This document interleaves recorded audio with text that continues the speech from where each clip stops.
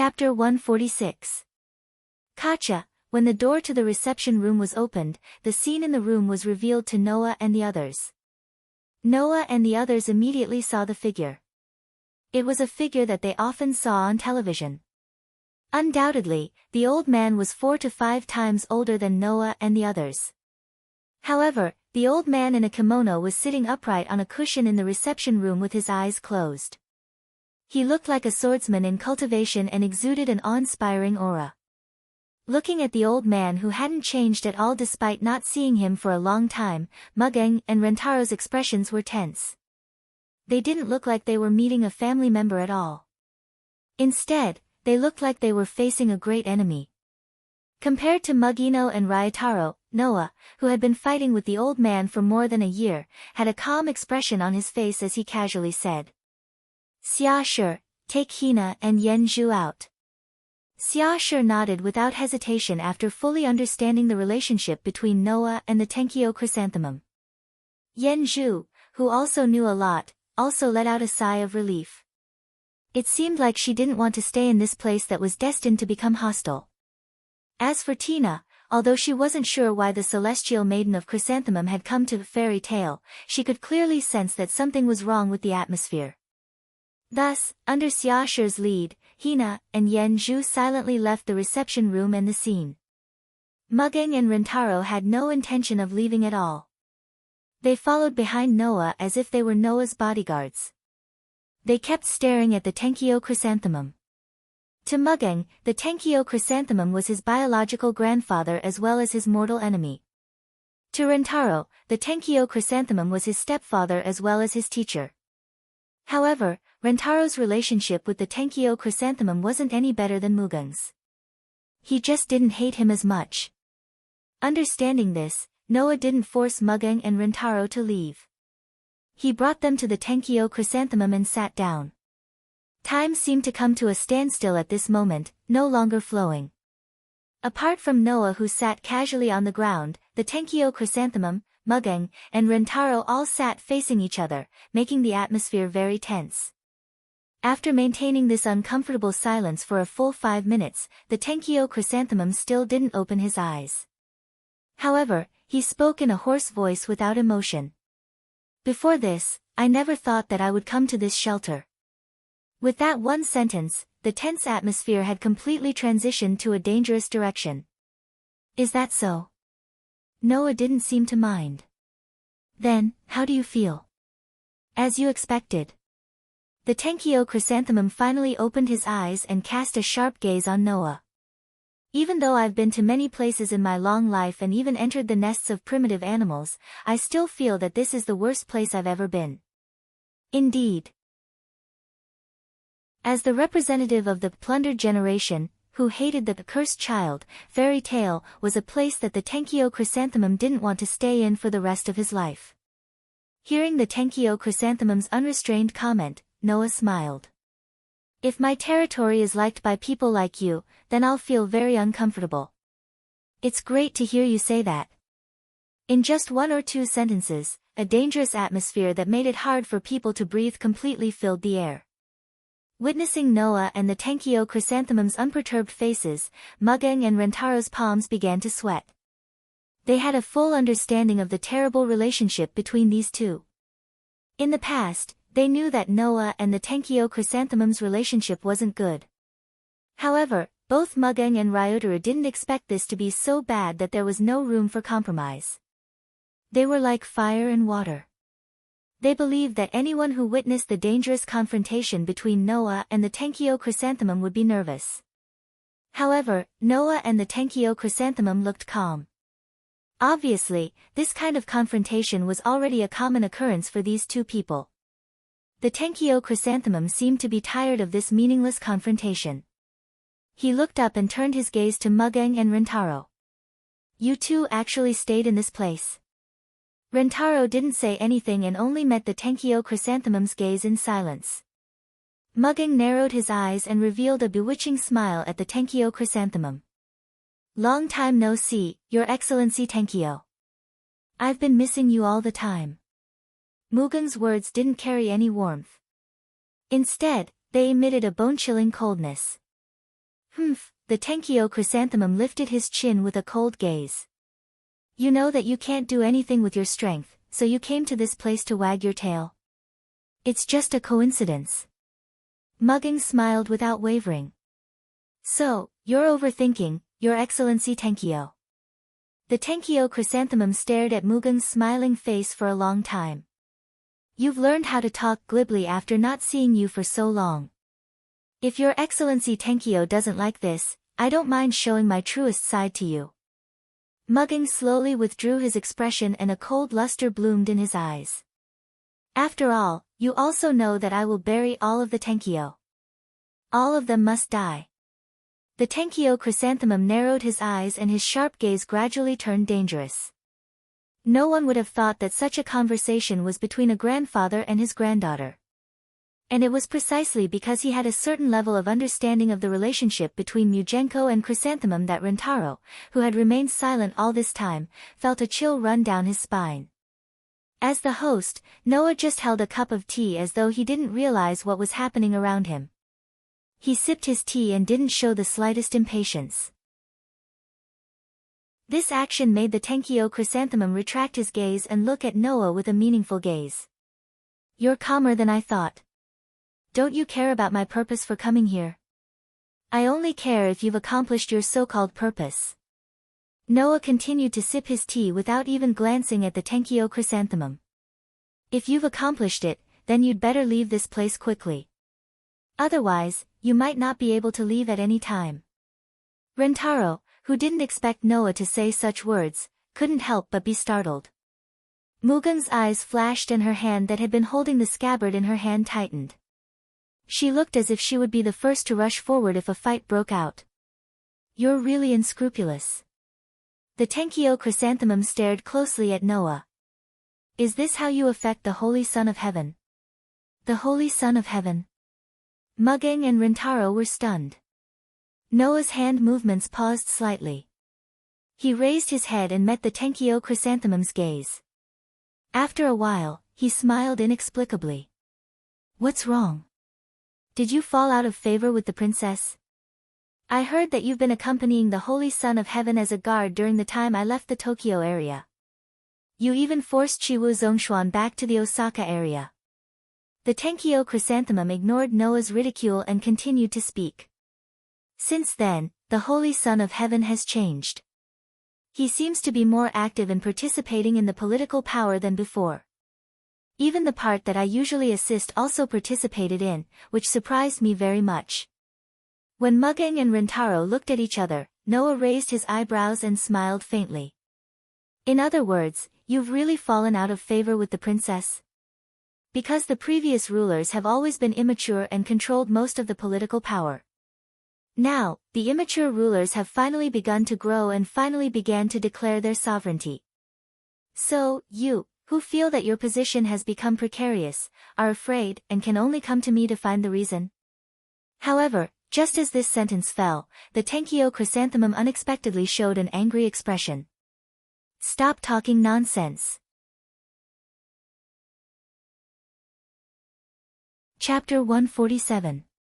The sudden roar of the celestial child, Chrysanthemum Prime, stunned everyone present, including Noah. Although the Holy Son of Heaven is indeed immature, she is the only one in the history of the Holy Son of Heaven that I respect. Only she can be called a true wise ruler. Chrysanthemum Prime lost his composure. I am happier than anyone that she can grow up. Even if she can stand alone one day, I will still stand behind her and assist her. As he said that, Chrysanthemum Prime's eyes seemed to be burning with raging flames. There was not a trace of hypocrisy in them, which told Noah and the others that these words were completely from his heart. Although it surprised Noah, Mugging, and Rentaro, this old man seemed to really respect and love the current Holy Son of Heaven. This couldn't be faked. Since the growth of the princess not only didn't make you feel threatened, but you are also proud of it, then why are you still saying this? Noah frowned. Isn't it your purpose to come here to investigate the reason why the princess changed? This is indeed my purpose, but what I care about is why the Holy Son of Heaven changed like this. Chrysanthemum Prime calmed down again with a solemn expression. What did you do to make the Holy Son of Heaven change like this? What did I do? Noah suddenly smiled. Do you think I would deliberately do something to change the princess? Hearing this, the celestial child Chrysanthemum Prime Minister fell silent. His confrontation with Noah had lasted for more than a year. Facing this opponent who came out of nowhere, Chrysanthemum's celestial child felt that he knew a lot about Noah. Therefore, Chrysanthemum Prime also knew that Noah wasn't the kind of person who would deliberately do something behind his back while he was away from Tokyo. Alas, Chrysanthemum Prime had personally witnessed the heavenly prince breaking away from his support and wanting to be on his own. Sage Son of Heaven didn't change like this when he left Tokyo, but when he returned, Sage Son of Heaven had changed. During this period of time, Noah had been accompanying Sage Son of Heaven as a guard. It was no wonder that Chrysanthemum would think that Noah had done something.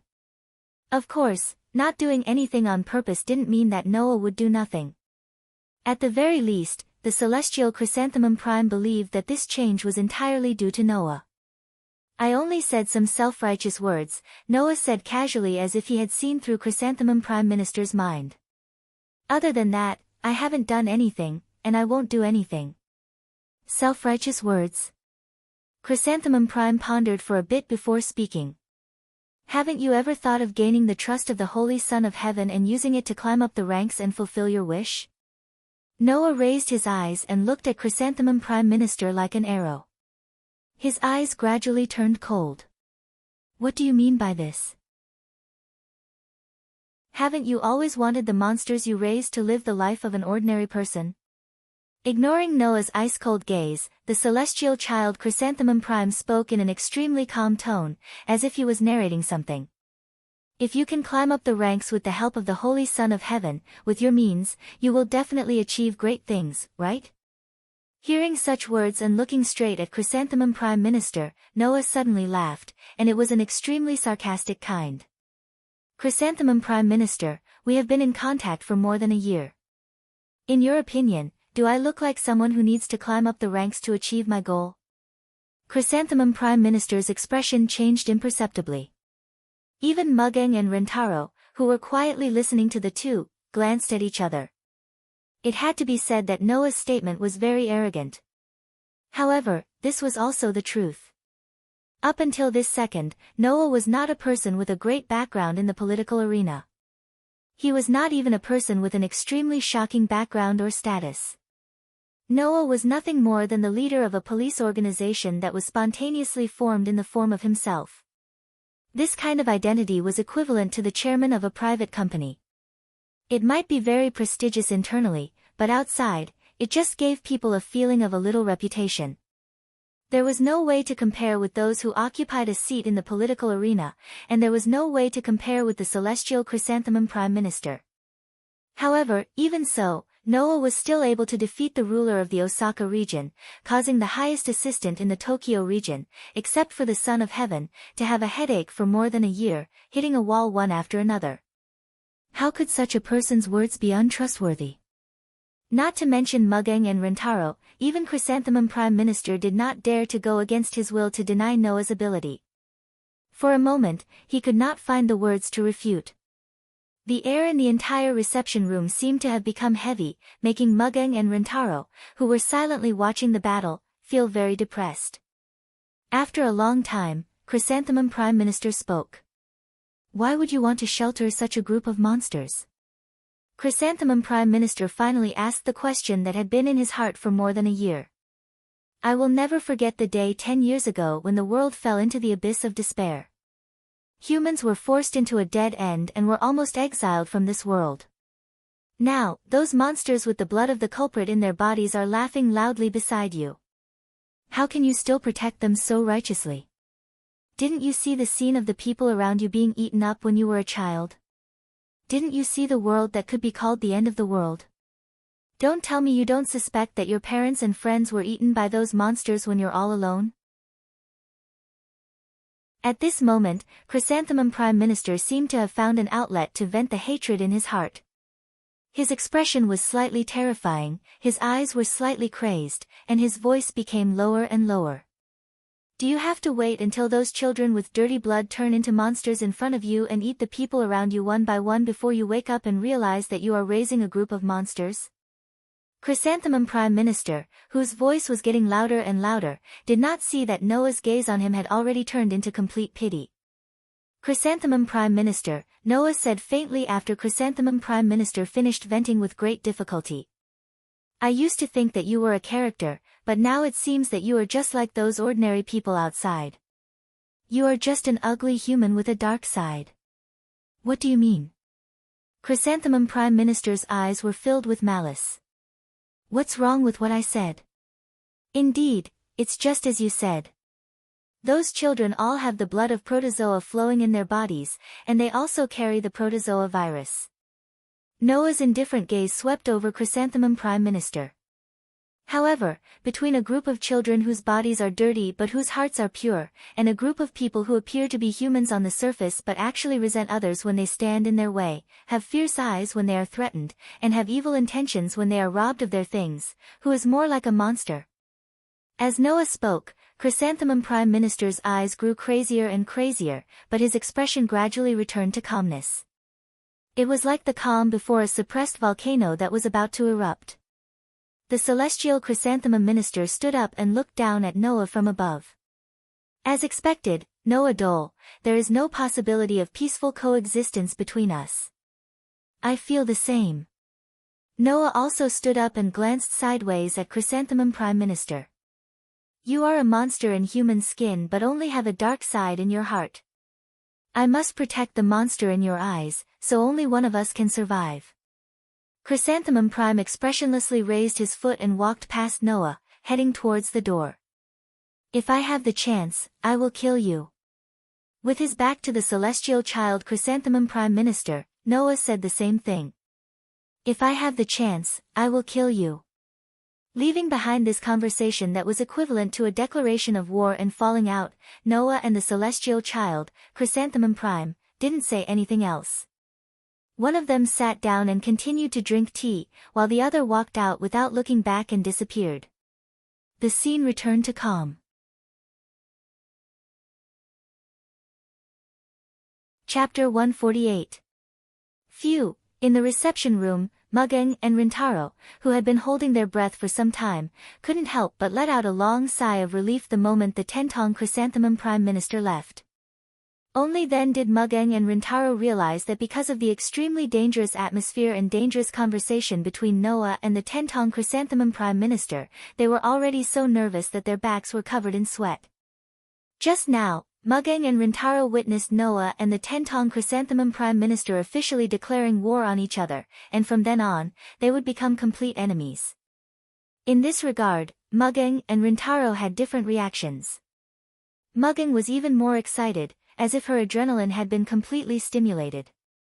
It made people feel that the person who just declared war on the Tentong Chrysanthemum Prime Minister was not Noah, but herself. Rintaro, on the other hand, was full of hesitation. Looking at Noah, who was leisurely drinking tea as if nothing had happened, he spoke with some concern.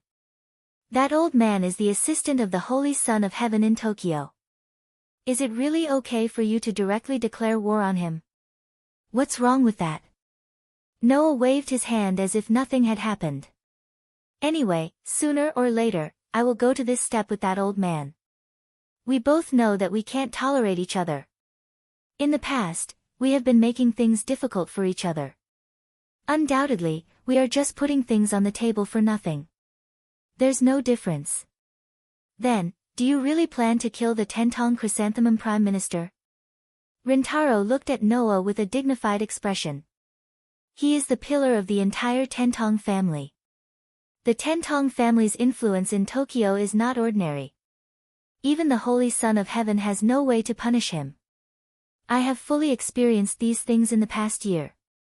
You don't need to tell me. Noah glanced at Rintaro. Do you think that if I am not prepared to bring down the entire Tentong family, I will declare war on that old man?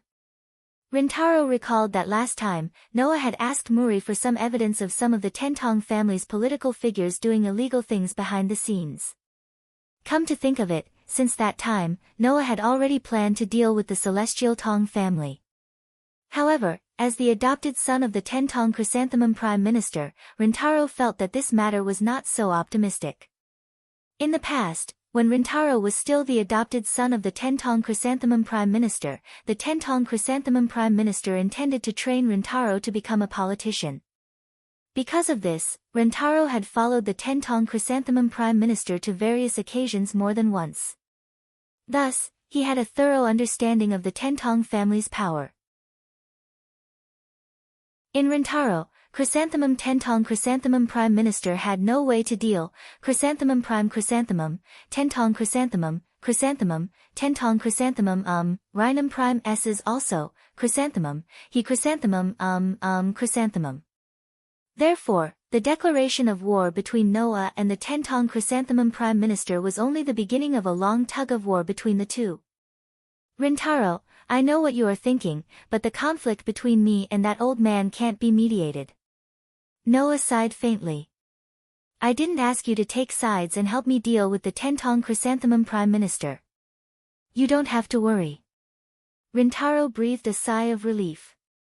Although Rintaro didn't have a good impression of the Tentong Chrysanthemum Prime Minister, the other party was also his stepfather.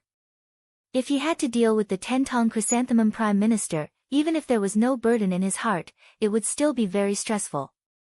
When necessary, Rintaro didn't mind helping Noah. However, if he was completely involved in the struggle between the two, Rintaro didn't have the confidence to keep up with the footsteps of these two opponents who were very terrifying in all aspects. Because of this, Rintaro didn't consider staying out of the matter, but he still had the idea of avoiding as much trouble as possible. However, just as Rintaro made such a decision, Mugging suddenly sat in front of Noah and looked at Noah with a serious expression. Then, how about letting me help you?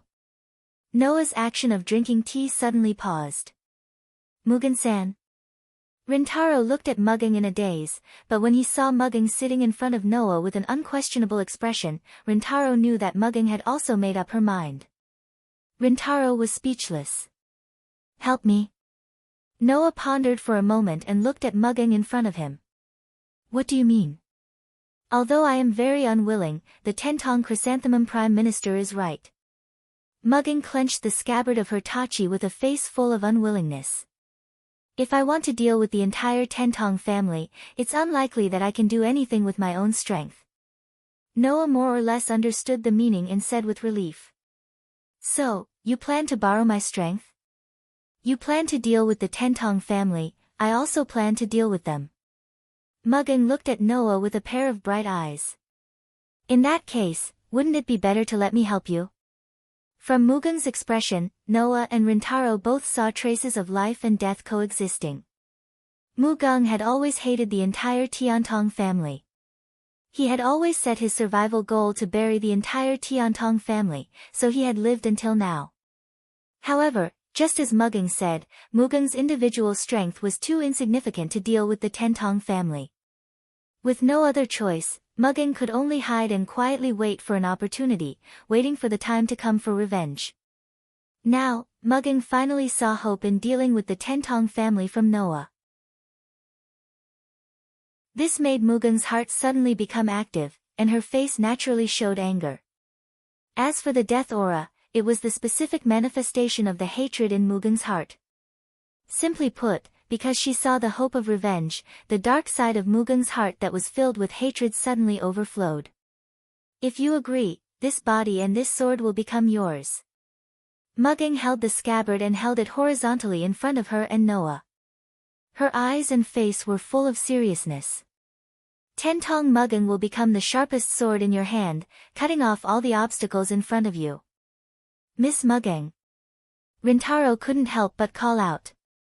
In the end, after calling out, he couldn't say a word. Noah stared at Mugging in front of him. His dark and deep eyes gradually flickered with a thoughtful arc. After a while, he said so. Even if I let you do the kidney transplant now? Mugging was suddenly stunned. The seriousness on her pretty face turned into hesitation. This time, Rintaro's eyes lit up. Mugen's kidney had always been problematic. This was something that people who were more familiar with Mugging knew. However, very few people knew that Mugging could actually do a kidney transplant to cure her old illness. It was just that Mugging had always refused to accept it. From the past until now, who knew how many years had passed?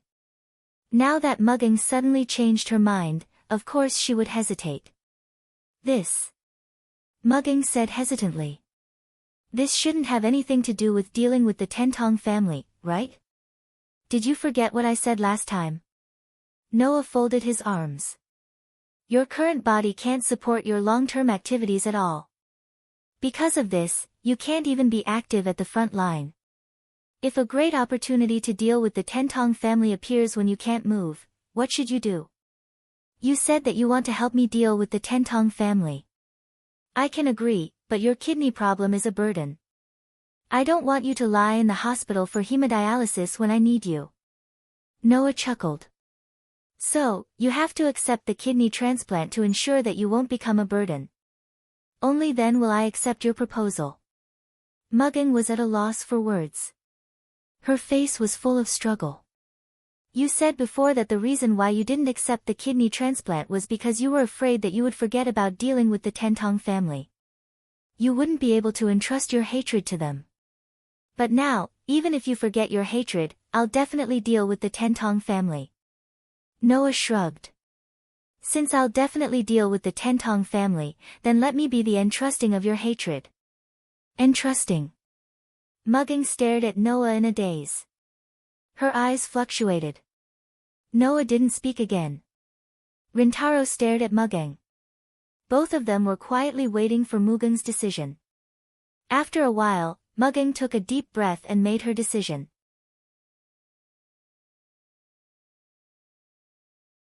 Chapter 149. The smell of disinfectant permeated the air, bringing with it an extremely pungent smell. In the cold corridor, Noah and Rintaro sat on a bench and stared at the door in front of them. It was the door of one of the hospital's operating rooms. At this time, the door was tightly shut, and the red light that indicated surgery was still on, indicating what kind of work was going on inside. Noah and Rintaro had been sitting there for quite some time. While waiting, the two of them didn't have a proper conversation. Of course, it wasn't that Noah and Rintaro didn't want to talk. It was just that Rintaro's current state made it impossible for them to maintain a normal conversation. Noah turned his head and looked at Rintaro, who was so nervous that he began to sweat. He shook his head helplessly. Rintaro, can you not be so nervous? Okay. Rintaro looked as if his soul had left his body. His forehead was still dripping with sweat. I know. Although he said that, Rintaro didn't seem to have any intention of relaxing. He even clasped his hands together tightly. Noah began to wonder if Rintaro had heard him. There's no point in being so nervous. Noah could only try to persuade him. The doctor said that with the medical standards in Tokyo, the success rate of this operation is very high. There's basically no risk. Why are you so nervous? You're right. Rintaro let out a long sigh. But I can't help it if I'm still nervous. You're right. Noah nodded his head in distress. Why don't you find something to talk about and I'll talk to you about it? Is that so? Rintaro pondered for a moment and said. Thank you. Noah couldn't help but be stunned by such a brainless thank you. What are you doing? If it weren't for you, Miss Mugen's problem might not have been solved. Rintaro seemed to be immersed in the topic. He clasped his hands and his eyes flickered slightly. Actually, Miss Mugen's kidney problem didn't just affect her body. I suspect that it even affected Miss Mugen's mind. Affected the mind? Noah was surprised. What do you mean? Ryotaro hesitated for a moment before speaking. Didn't you notice that Miss Mugen's behavior was too abnormal when she talked about the hatred with the Tiantong family? Abnormal? Noah could not help but recall Mugen's various past performances. Indeed, Mugen is completely different when he talks about the Tiantong clan. But that's also because he hates the Tiantong clan, right? If only that was the case. Ryotaro laughed bitterly. I have a friend who told me that Miss Mugang's mental state is very abnormal when she talks about the Tiantong family. Even her temperament changes, which is very puzzling. Therefore, she feels that Miss Mugang is likely to have mental hallucinations due to the kidney pain. Specifically, it should be that she can see her dead parents forcing her to take revenge. After hearing Ryuteru's words, Noah also had some doubts. In the past, Mugang's temperament would obviously change when she talked about the Tiantong family. The dark aura that resembled a malicious spirit that crawled back from the abyss had made Noah frown more than once. Now, after hearing Ryuteru's words, it was very likely that there was a mental problem. Perhaps Miss Mugang is also aware of this, which is why she refused to undergo the kidney transplant. Ryuteru sighed. After all, once the kidney transplant is completed, Miss Mugang is very likely to no longer see that kind of hallucination. Without the phantom of her dead parents forcing her to take revenge, she is very likely to forget the hatred. Therefore, she must rely on the pain and hallucinations to make herself remember the hatred. This is probably what Miss Mugang's inner thoughts are. Noah nodded heavily, his expression somewhat relaxed. In that case, you should be happy now, right? That's why I'm thanking you. Ryuteru also smiled lightly. To be honest, I really don't want to see Miss Mugang showing her hatred openly. It makes me feel very uncomfortable.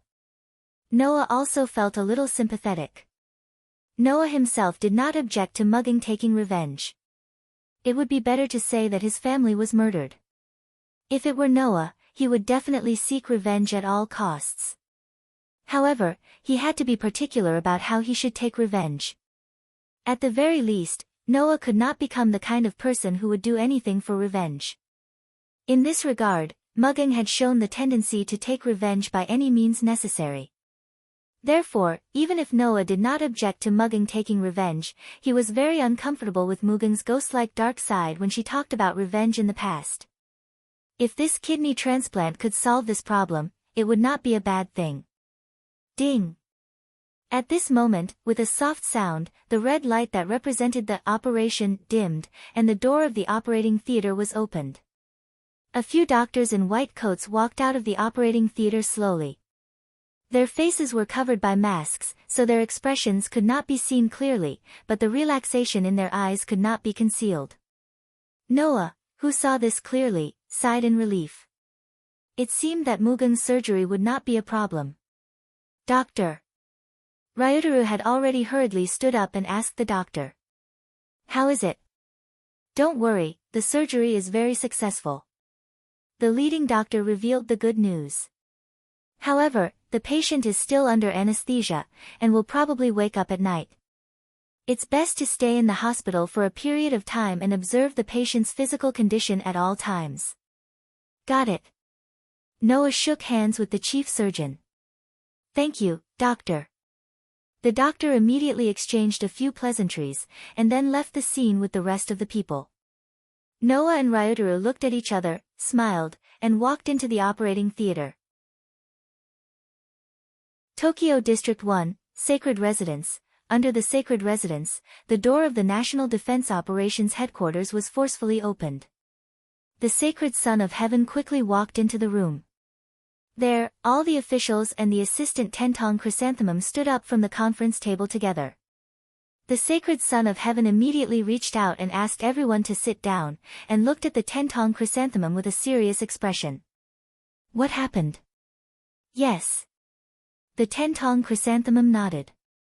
At 21:30 today, an unknown number of primitive animals appeared near Monolith 32 and attacked the self-defense forces.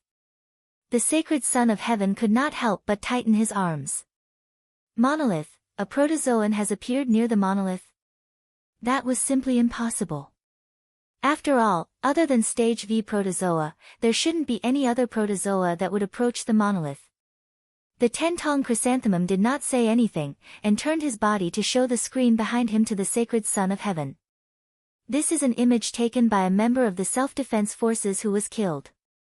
The Sacred Son of Heaven quickly narrowed his eyes and looked at the screen. On the screen, an overly blurry picture was displayed. It was a picture taken in the dark.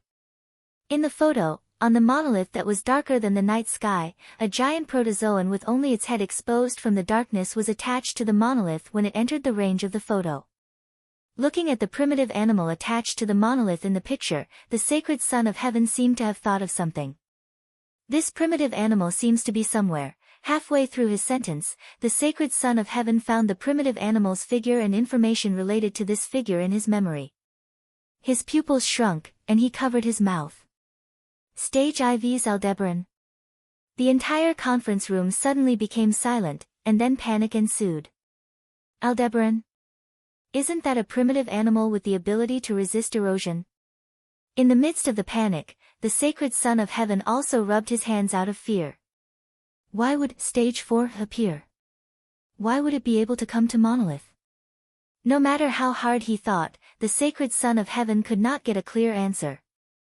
But there was one thing that was certain. Something big was going to happen in Tokyo.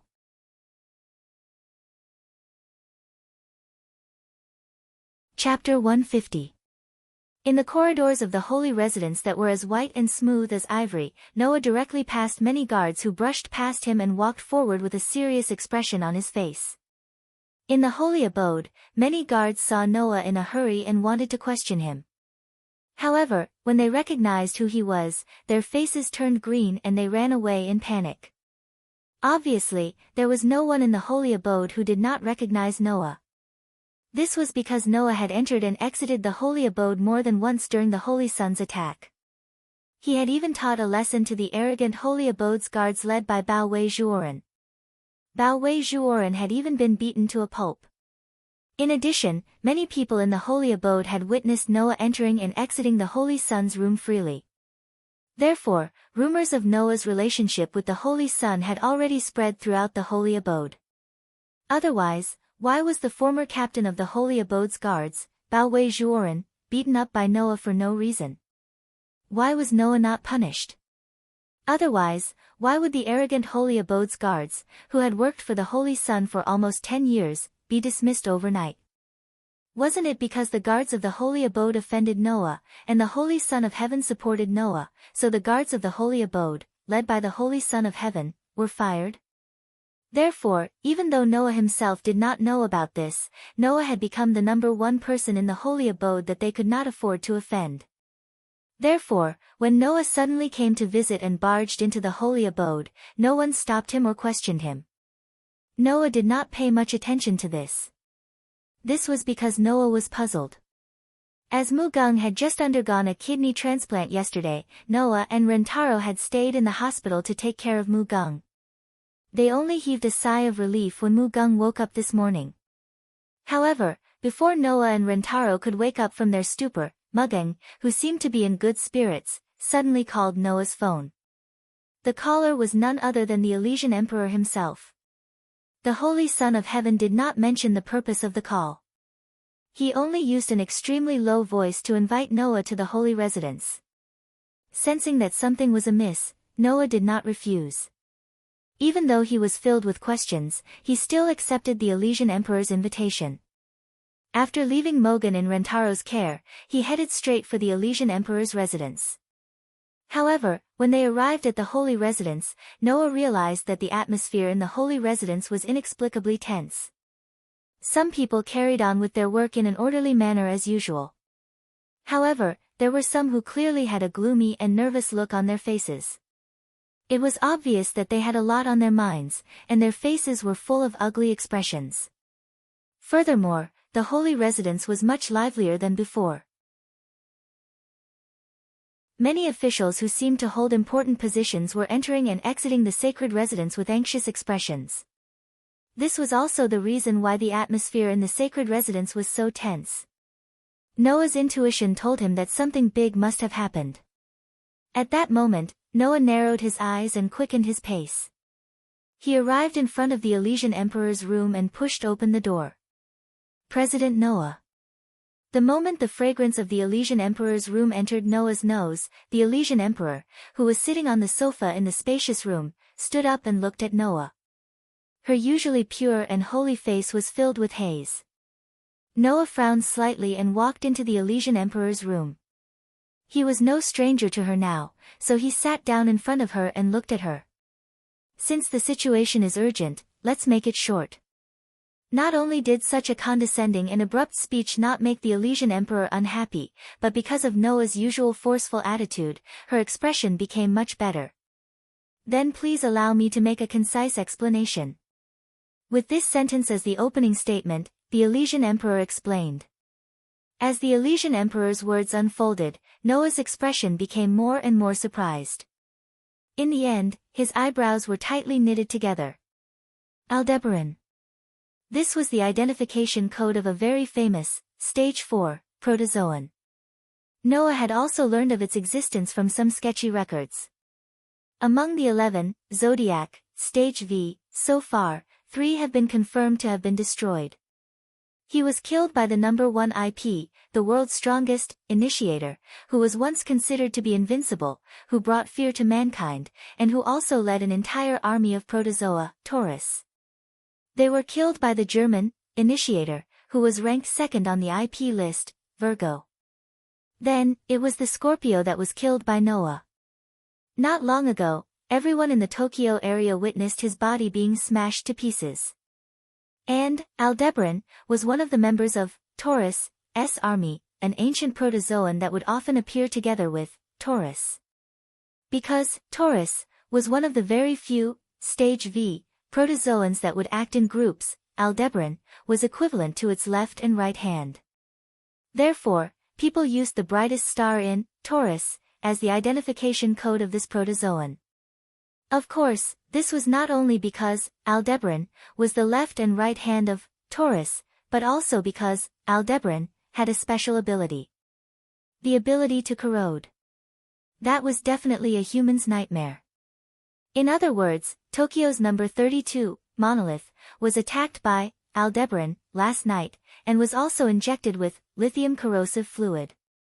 Noah sorted out the information he got from Shingzi, and slowly raised his head.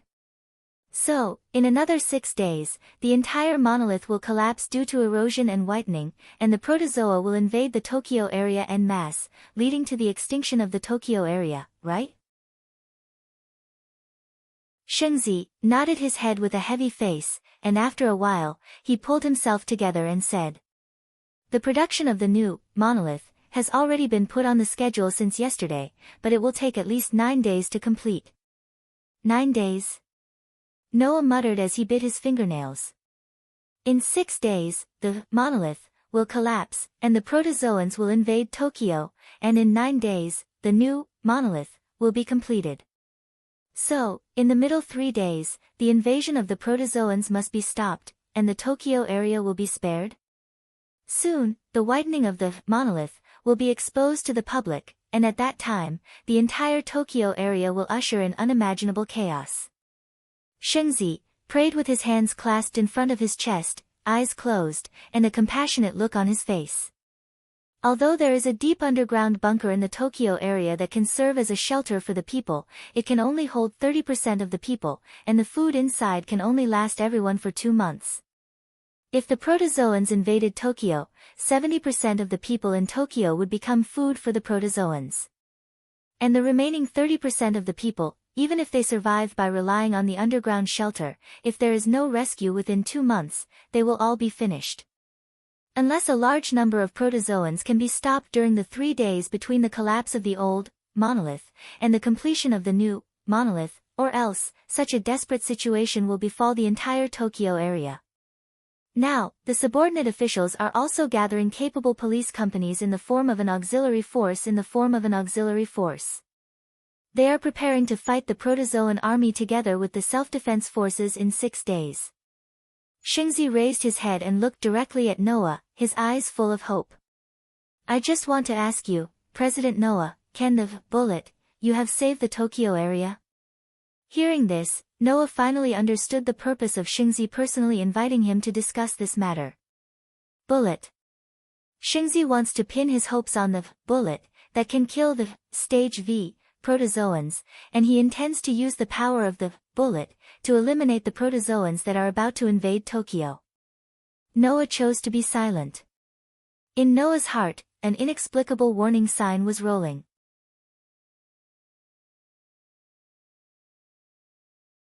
Chapter 151. In the ward filled with the smell of disinfectant, silence filled the air. Mugging was wearing a hospital gown and lying on the bed. Her white arm was exposed outside the quilt, and there was an IV drip on it. This made the usually proud and confident Mugging show a sense of weakness that outsiders couldn't see. However, those who observed carefully would be able to see it. Although Mugging, who was lying on the bed, exuded a weak aura, her face was rosy. It was a color that represented health. Mugging, who had completed the kidney transplant, woke up less than a day ago. Unfortunately, in less than a day, Mugging, who had regained consciousness, also received a terrifying piece of news that left him speechless and shuddering. The monolith collapsed. Mugging's rosy face was slightly dignified, and she bit her lips. Something like this actually happened. Miss Mugging, what should we do now? On the side, Rentaro sighed with a sad face. Just now, I also received an invitation to form an auxiliary force. Auxiliary force? Mugging also sighed. Has it already reached this point? As long as one had taken the police license exam, they would have heard of the term, support system, in the lectures for the police license exam. It was a policy that allowed the police to form their own teams to join the self-defense forces when the government took emergency measures. Therefore, the so-called auxiliary system referred to the police team system under the self-defense forces. Once this system was launched, the police could not only form their own teams, but also form their own auxiliary force. They would become the same as the self-defense forces, but also independent of the self-defense forces. There would also be a legion commander in addition to the captain of the auxiliary force, who would command all the police teams and conduct battle. Simply put, all the police would first find their own teammates, form a team, and then all of them would gather together under the command of a legion commander.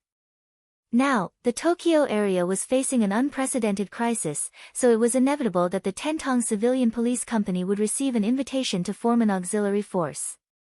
In other words, Rentaro, who received this invitation, had to find his own teammates as the captain of the auxiliary force and form a team. It's developed to the point where it's a headache. Mugging was speechless, then she looked at Noah, who had been silent the whole time, and asked in confusion. What's wrong? Noah raised his eyes slightly and looked at Mugging. After a while, he shook his head. I don't know why, but I have a bad feeling about this. Is it just a bad premonition? I thought that even you felt a sense of crisis. Ryutaru smiled bitterly. It's normal to have an ominous premonition. After all, the entire Tokyo region is facing a great crisis. No. That's not true. Noah kept these words in his heart and did not say them out loud. If only the entire Tokyo region was in danger, Noah would never have such an ominous premonition. This was because Noah did not have the slightest good impression of Tokyo. Whether it would be destroyed or not, Noah didn't care at all. Noah only needed to ensure that the people he cared about could survive. That was enough. Therefore, Noah knew that the ominous premonition in his heart was definitely not because the Tokyo region was facing a great crisis, but because the people he cared about were facing a crisis. It was this inexplicable ominous premonition that prevented Noah from giving a clear response to Seiko, who had high hopes for Bullet. Ignoring Seiko's anxiety, he subconsciously gave a perfunctory response. Noah would never doubt his own intuition. Therefore, after leaving Seiko and coming to the hospital, Noah had been worried about this matter. He did not care about the Tokyo region's crisis that everyone was concerned about. No matter what, we have to form an auxiliary force to protect the entire Tokyo region. Otherwise, everyone will die. Although Mugino was very concerned about Noah's strange behavior, he saw that Noah was silent, so he didn't ask anything. Instead, he turned to Rentaro and said, Rino-kun, have you thought about who you want to team up with? Ryutaru's expression suddenly became awkward. Needless to say, Ryutaru definitely had not thought about who he wanted to team up with. In fact, Ryutaru's road to team up was quite bumpy.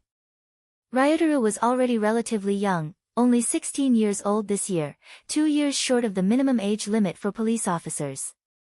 For the rest of the police officers who were mostly thugs, who would look up to Ryotaro. Moreover, Ryotaro's IP ranking was only 9,900. This ranking was very impressive in the eyes of the police officers who were not very capable, but the truly powerful police officers would only look down on such a ranking.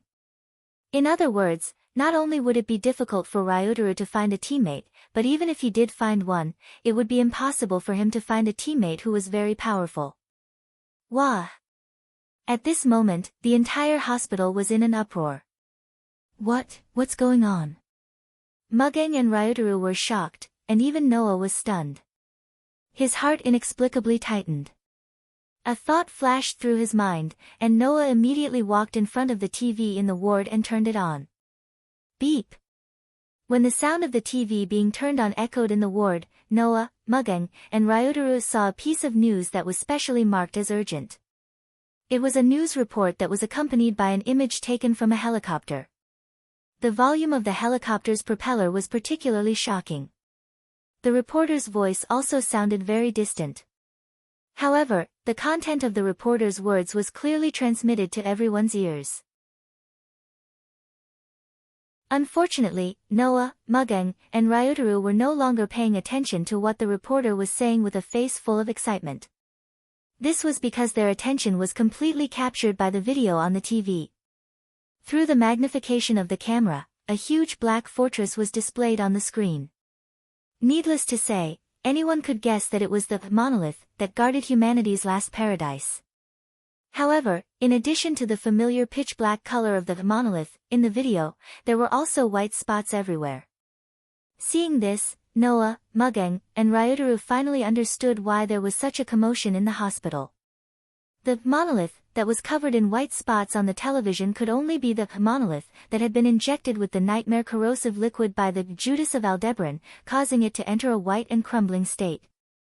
It seemed that the abnormality of the monolith in number 32 had finally been discovered. Of course, it was unlikely that an ordinary person would know what it meant for the monolith to undergo such a change. Therefore, the reason for the commotion was probably the scene behind the monolith. A large group of black monsters. A large group of primitive animals of different sizes and shapes gathered behind the monolith in number 32. They roared at the sky, and their scarlet eyes were filled with a murderous light that made people's hair stand on end. How could this be? Ryotaro muttered absent-mindedly. The whitening phenomenon of the monolith was not very intense. How could it be discovered so quickly? I'm afraid it was a coincidence. Mugen said hatefully. Humans are always paying attention to the monolith. After all, it's the biggest guarantee of survival in the apocalypse. There are so many people in the Tokyo area, so it's not strange at all for someone to pay attention to it and notice the abnormality. Noah nodded, he had the same idea. However, on the TV, the following words of the news writer made Noah's expression change. According to the latest news, there is a deep underground bunker in the Tokyo area, but it can only accommodate 30% of the population. The list of people is randomly selected by the computer and will only be announced on the day it is opened. Among these 30% people, there is also the cursed child. The ominous feeling in Noah's heart suddenly swelled to the highest level, and it made Noah finally understand why he had such a bad feeling. Not good. Without another word, Noya rushed out of the hospital window amidst Mugino and Rintaro's cries of alarm.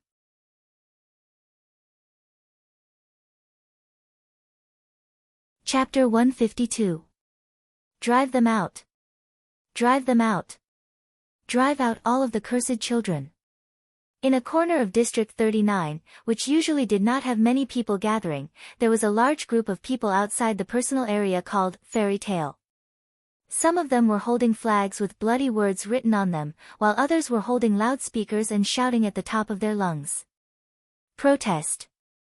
Seriously, protest. We can't accept this. Shouts like this continued to resound in the crowd of at least 300 to 400 people, and some of them even took advantage of the chaos to shout out chilling words. Kill. Kill them all. Let these monsters go to hell. Inside Fairy Tale, a lot of people had already gathered behind the entrance. Some of them stood far away, watching the scene, and some of them stood on top of the wall to observe the scene. Xia Shi, Hina, and Yan Zhu were the three people on top of the wall to witness this scene. At this time, Yan Zhu's usually cheerful little face was filled with fear, and she couldn't help but pull Hina's hand. "Hey, when will the president come back?" "I don't know." Hina shook her head, and her eyes were filled with worry as she looked outside. Why did this happen? It's very simple. Standing in front of Yan Zhu and Hina, Xia Shi's face didn't have the slightest bit of fear, and he said extremely cruel words with an indifferent tone.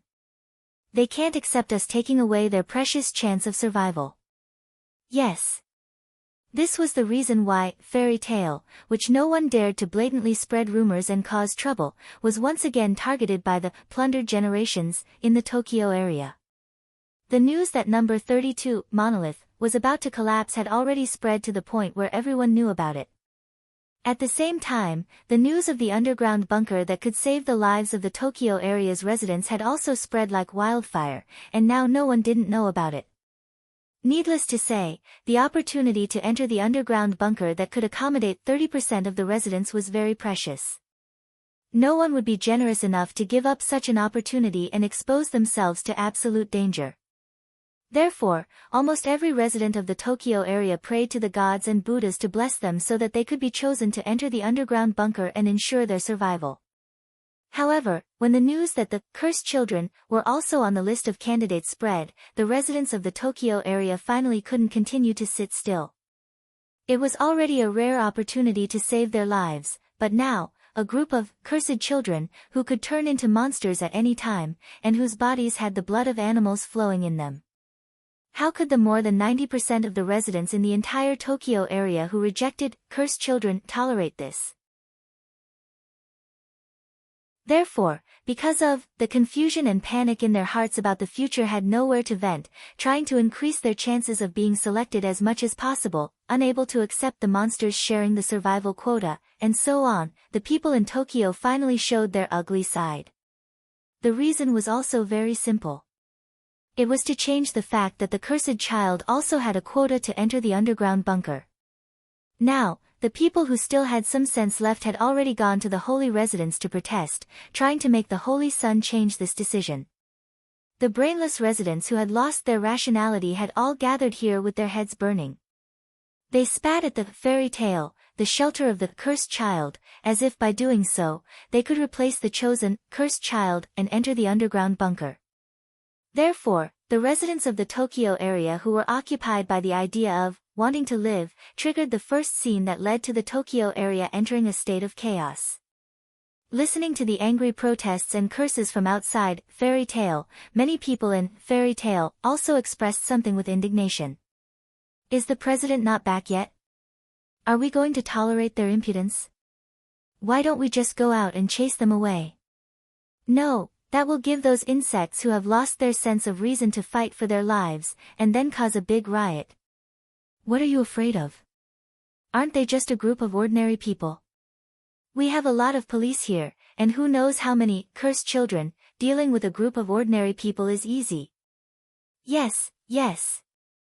That's right. Although most of the people in Fairy Tale were the cursed children, there were also many police officers, teachers, researchers, and other miscellaneous people. Even the oldest was only 10 years old, so the cursed children, who could be considered to be at the level of a child, seemed to be at a loss for what to do when the adults started making things difficult for them. They were also very afraid. However, other than the children, everyone else was angered by the adults. Seeing that the atmosphere was getting more and more tense, and getting worse and worse, the anger and ruthlessness in both sides were also rising by the second. Many children were already crying, making Xia Shi, Yan Zhu, and Hina a little anxious. Seeing that the children were scared to tears, the anger in the hearts of the adults in Fairy Tale was also successfully ignited. Go! Go out and teach them a lesson. Go! In an instant, many police officers took the lead and rushed out of Fairy Tale with angry faces. They're coming out. They're coming out. Go! Fight it out with them. Chase them out. The plundered generation, who had gathered outside Fairy Tale to cause trouble, also crazily raised all kinds of weapons in their hands, such as sticks, kitchen knives, baseball bats, and so on, in an attempt to turn the confusion of the future and the fear of not being able to survive into violence and venting it out. Bang! Just as the Fairy Tale people were about to rush out of the door, the plundered generations were about to go crazy, and the two sides were about to collide. A gunshot rang out, startling everyone present and causing them to raise their eyes and look over. On the wall of Fairy Tale, Xia Shi, Yan Zhu, and Hina also heard the gunshot and turned their gazes to the source of the sound, immediately revealing a joyful expression. President. The person who came was Noah, who had rushed over from the hospital. Raising the modified revolver with smoke coming out of the muzzle high above his head, Noah slowly raised his head. A pair of dark and deep eyes with a bone-chilling light swept over the brainless residents who were planning to rush into Fairy Tale aggressively. The next moment, a chilling voice echoed in the air. In 10 seconds, if anyone continues to stay here and cause trouble, I will exercise self-defense in the name of the owner of Fairy Tale and kill the troublemaker on the spot.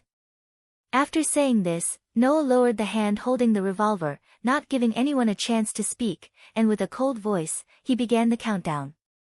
10, 9, 8, 7, as the countdown began, a ferocious aura that made everyone's hair stand on end rose from Noah's body, causing the brainless residents to stiffen. The fear of death in the depths of their hearts suddenly erupted. Run! After someone shouted this, flags, sticks, horns, and other items with bloody words written on them were thrown to the ground in a series of palipala sounds. All the residents who had gathered to cause trouble also panicked and fled in all directions, scattering like birds and beasts. Oh oh oh oh. Inside Fairy Tale, regardless of whether it was the adults or the children, they all erupted in cheers as if they had won a victory. President, brother.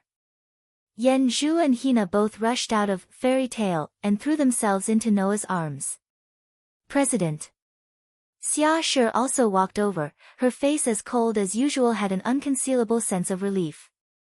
Hugging Yan Zhu and Hina, Noah nodded at Xia Shi, glanced at the brainless residents who were running away in a hurry, a haze flashing in his eyes.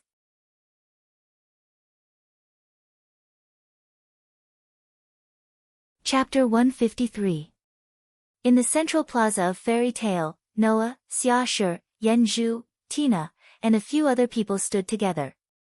In front of Noah and his group, there was a pile of packages that either had a timer or were tightly wrapped in waxy yellow tape. There were at least 500 to 600 packages. Looking at the bags piled up in front of them, Noah, who was always good at controlling his emotions, Xia Shi, who was indifferent, Tina, who had a sloppy personality, the innocent Yan Zhu, and the rest of the people present all had ugly expressions on their faces. Not long after, around them, there were quite a few people who were carrying similar packages. With ugly and serious expressions, they piled the packages in front of Noah and gnashed their teeth in anger. President, we found another 20 or so. 20. Tina said in disbelief. Then with the ones on the ground, wouldn't there be a total of 754? Liar. Yan Zhu cried out in fear. If that's the case, then once all of these things are lured away, Fairy Tale. Fairy Tale, at that time, I'm afraid there won't be any Fairy Tale anymore. Xia Shi spat out words of anger, which was rare of him. That's 754 bombs. That's right. Bombs. Piled up in front of Noah and his group were all bombs with extraordinary power. Moreover, these bombs were all dug up from various corners of Fairy Tale not long ago. It was just like what Xia Shi said. Once all of these bombs were detonated, saying that Fairy Tale would no longer exist might be a bit of an exaggeration, but for the people of Fairy Tale, it would definitely be a disaster that could topple their existence. Bastards! They actually dared to do this. Standing behind Noah, the people of Fairy Tale cursed out angrily. Their eyes and faces were filled with anger that could not be extinguished. Even Xia Shi, Yan Zhu, and Tina were the same. Noah, who was standing in front of everyone, clenched his fists tightly. Anger, coldness, sharpness, and coldness flashed across his dark eyes. Everything that could be expected flashed across his eyes. There was never a lack of crazy people in this world. Now, the Tokyo area was facing a great possibility of direct extinction. Under such circumstances, the madness that was suppressed in people's hearts that was usually controlled by reason, along with the fear of death, was completely vented out. An opportunity to enter the underground bunker triggered the conflict between the Tokyo residents and the cursed children. However, that was nothing. The truly terrifying people were those who were completely crazy. In order to survive, people who could do anything. For example, those who wanted to reduce the candidate list as much as possible in order to increase the chances of entering the underground bunker. Simply put, those who wanted to be able to enter the 30% range to kill people, increasing their chances of being selected by reducing the number of candidates. Another example was those who stole, robbed, gambled, and risked their lives in order to get a ticket out of the Tokyo area that was about to become a hopeless situation. It had only been half a day since the news of the collapse of Monolith 32 was known to the world in the form of news. However, in the recent period of time, the plane tickets that could leave the Tokyo area had already been sold out crazily. In order to get such a ticket, people had already fallen into a frenzy. Now, even if you were casually walking on the road, you could be directly knocked out by a stick and searched. And now, the bombs that were buried in every corner of Fairy Tale not long ago in front of Noah and the others were undoubtedly the masterpieces of the former. Noah had been aware of it for a long time. When he found out that the ominous premonition in his heart was that the plundered generation was about to target the cursed child because of the list of candidates to enter the underground bunker, Noah felt that in this conflict of life and death, the plundered generation would definitely not be as simple as in the past. Facts proved that Noah's intuition was right.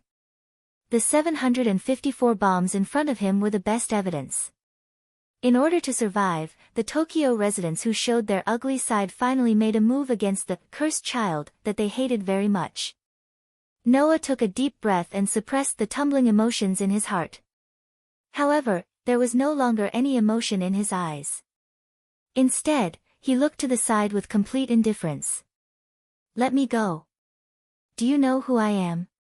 The one who shouted such a sentence was a tall, thin man with sinister eyes like a snake. That was a person who was not unfamiliar to Noah. "I am the captain of the Holy Residence Guards."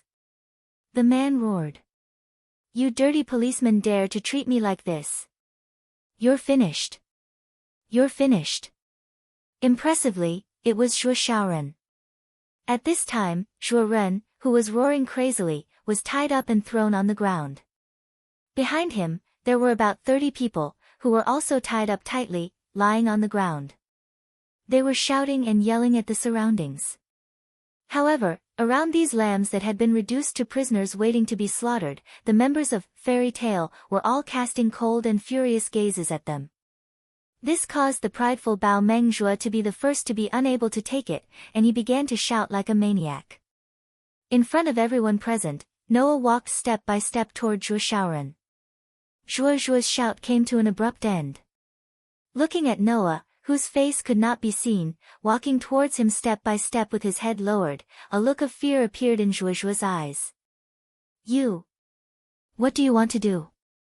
Noah still had his head down and walked in the direction of Zhuo Xiaoren.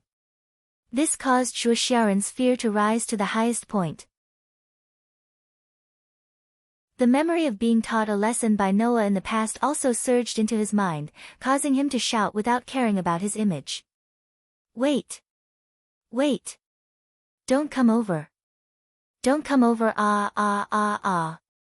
Amidst the screams, a strong and powerful kick mercilessly landed on Zhuo Xiaoren's chest. Bang! Puchi! Zhuo Xiaoren spat out a mouthful of blood. His body flew out and heavily landed on the ground not far away. However, almost at the same time, the foot that had just kicked him ruthlessly once again stepped on the chest of Zhuoren Baowei. Bang! Ah! Zhuo Xiaoren let out a painful scream.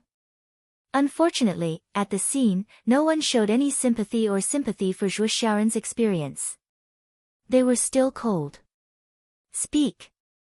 Forcefully stepping on Zhuo Xiaoren's chest, Noah coldly looked at him.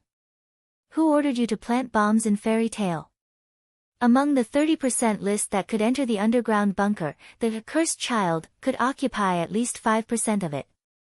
In order to ensure that at least 5% of the slots would fall into their hands, many people didn't mind committing murder in Fairy Tale and killing all the cursed children to empty the slots. However, although Shuo was fired, it was not difficult for him to get a plane ticket out of Tokyo. Therefore, among the people here, the group of former guards of the holy abode led by Shuo definitely did not come for the quota. It was more likely that they were seeking revenge or were ordered by someone else. Otherwise, how could an ordinary person obtain a total of 754 bombs so easily? Ugh! Ah! Shuo opened his mouth wide like a scream. He wanted to say something but was tortured to the point where he could not speak. Take all these people with you. Noah kicked Shuo out again. Turning around, he did not care about Shuo, whose life or death was unknown. As he walked in the direction of the door, he squeezed out this sentence. Let's go to the holy abode.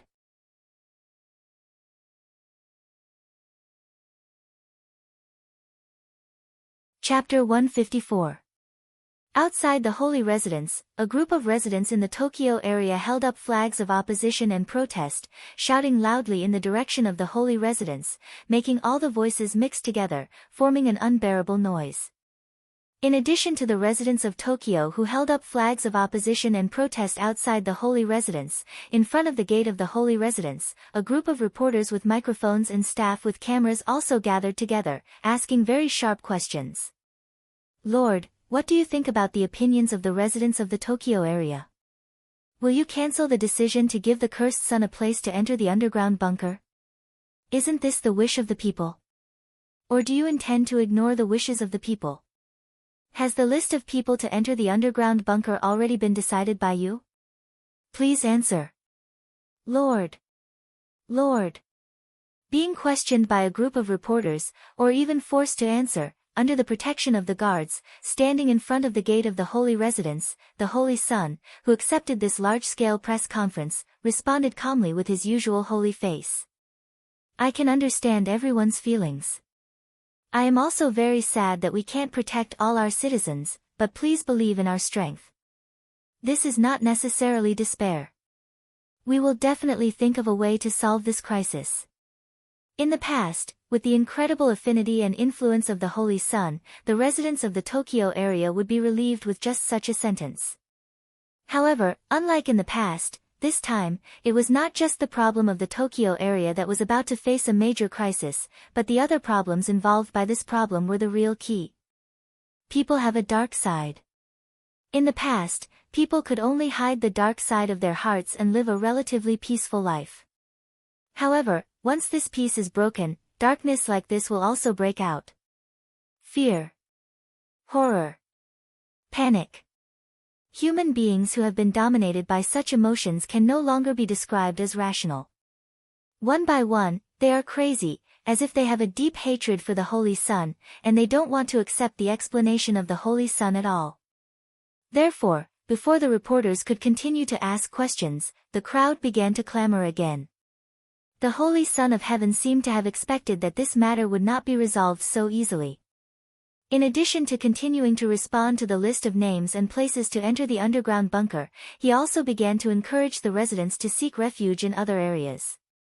However, the number of planes was overwhelmingly insufficient. Therefore, the words of the Holy Son of Heaven did not ease the tension that enveloped the entire Tokyo area. Under such circumstances, the ugly side of human beings was completely revealed. Some people have already begun to criticize the Holy Son of Heaven for being incompetent, for not being able to protect the Tokyo region, for not being qualified to be the ruler of Tokyo and so on. Some people angrily scolded the Holy Son for being muddle-headed. He did not use the rare life-saving opportunity on the people, but instead gave it to the accursed child. He simply did not care about the lives of the people. Some people even started to make personal attacks on the Elysian Son of Heaven's female identity, causing the scene to become chaotic. If this continues, the residents of the Tokyo area, who can't control their emotions, may directly turn into violent mobs. Moreover, once the violence of the thugs exceeded the level that the police and autonomous patrol could handle, then the entire Tokyo area could develop into a state of anarchy and chaos. Even without the attack of the primitive animals, it would transition into a chilling and barren land. Looking at the people in front of him who have completely lost their minds and were dominated by the madness in their hearts, the Holy Son of Heaven's face was still calm, but there was unconcealable sadness in his eyes. He had to show peace. This is the philosophy that has always been in the heart of the Holy Son of Heaven. However, looking at the chaotic situation in front of him, the Holy Son of Heaven felt that everything he has done in the past was in vain, and the feeling in his heart was imaginable. Of course, the Holy Son of Heaven also knew that these people did not really want to vent their violence, but because of the fear, panic, and terror in their hearts, the people of the Tokyo area fell into a situation where they could not control themselves. This is the bad side of human beings. An unavoidable bad side. Therefore, I must understand. While telling himself this, the Holy Son of Heaven couldn't help but think of the boy who was not afraid of power, not afraid of his identity, extremely strong, domineering, and not lacking in gentleness in front of him, and left a particularly deep impression on him. Naturally, the Holy Son of Heaven also involuntarily thought of the other party's words. I don't find a reason to protect the Tokyo area, to protect those who only have hatred left, and to treat a group of children cruelly. How much did these words fit in with the current situation? Thinking of this, the Holy Son of Heaven's heart was depressed, but he still had to maintain a calm face. Unfortunately, it didn't take long for this calm to be completely broken.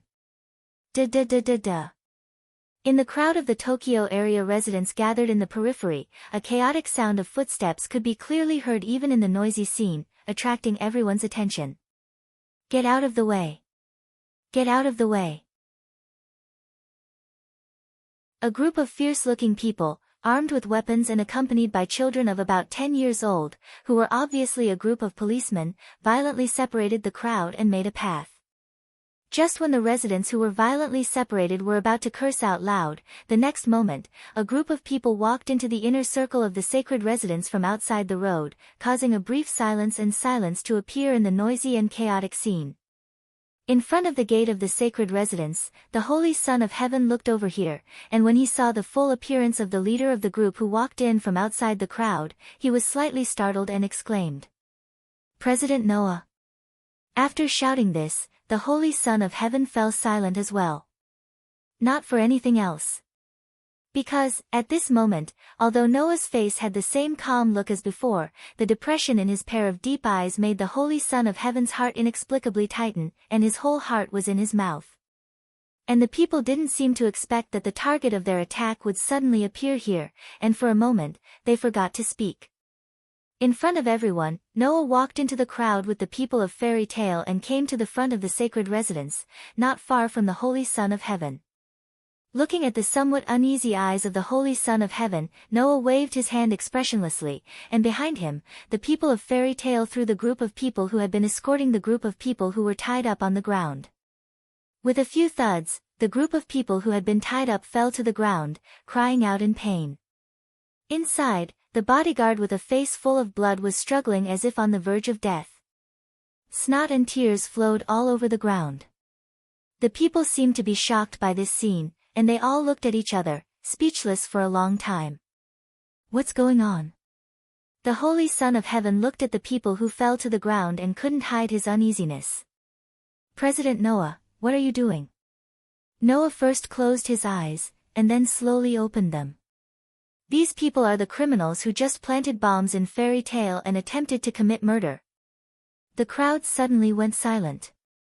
Noah's short sentence was enough for everyone to understand the whole process of the whole thing, and even the cause and effect of this incident.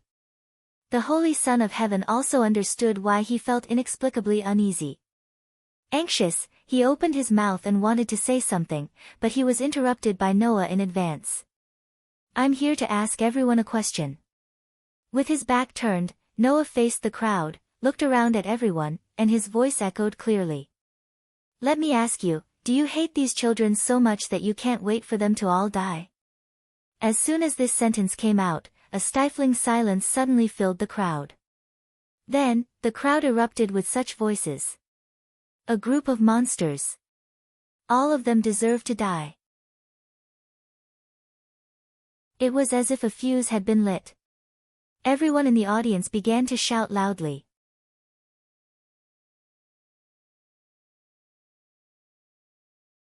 Chapter 155. In the square of the holy abode, the angry shouts of the residents of the Tokyo area continued to reverberate, as if Noah's question had angered everyone.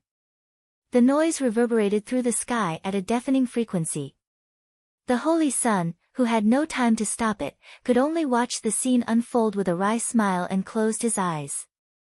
The residents in front of him, who had been overwhelmed by their emotions, did not know what the consequences of their actions would be. But the holy son, who already had a certain understanding of Noah, knew. Next, things would not end well. In the face of the angry shouts from all around, the people of Fairy Tale did not waver. They only cast their eyes on Noah, their eyes full of trust. After getting along with each other for a whole year, everyone in Fairy Tale knew that Noah would never let them suffer a loss. Is this your answer? In the face of the angry shouts from all directions, Noah's voice was like a whisper, but the coldness contained in it made the surrounding voices disappear in an instant. Immediately, Noah's eyes swept across the audience. Everyone who met Noah's gaze was frightened by the coldness in his deep dark pupils.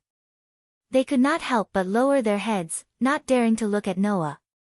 Noah retracted his gaze after looking around at the residents and said faintly, "Don't worry, I'm not going to give you a chance. If this is your answer, then, today, I will satisfy your request." After saying this, Noah turned around and looked directly at the Holy Son. In a clear voice, he said a sentence that shocked the audience. "Holy Son of Heaven, all members of Fairy Tale have withdrawn from the selection of spots to enter the underground bunker. We ask Holy Son of Heaven to give these spots to the residents of Tokyo." The Holy Son was suddenly stunned. Not only the Holy Son, but also the surrounding people were all stunned for a moment. Oh oh oh oh oh. When they came to their senses, the residents looked at each other and broke out into cheers. Undoubtedly, this was taking away the chance to live, indirectly taking away the lives of others. There were at least 1,000 residents of the Tokyo area here, but they did not feel guilty at all. As if they had won some kind of victory, they cheered in unison. In response to this, the members of Fairy Tale who were standing in the middle of the crowd all had their own reactions, but none of them said anything. This was a sign of absolute trust in Fairy Tale. Even if, now, Noah's decision was equivalent to cutting off their last chance to live in the Tokyo area. At the moment when all the people around cheered in unison, Noah sneered. In the next second, Noah's words froze the cheers of the audience.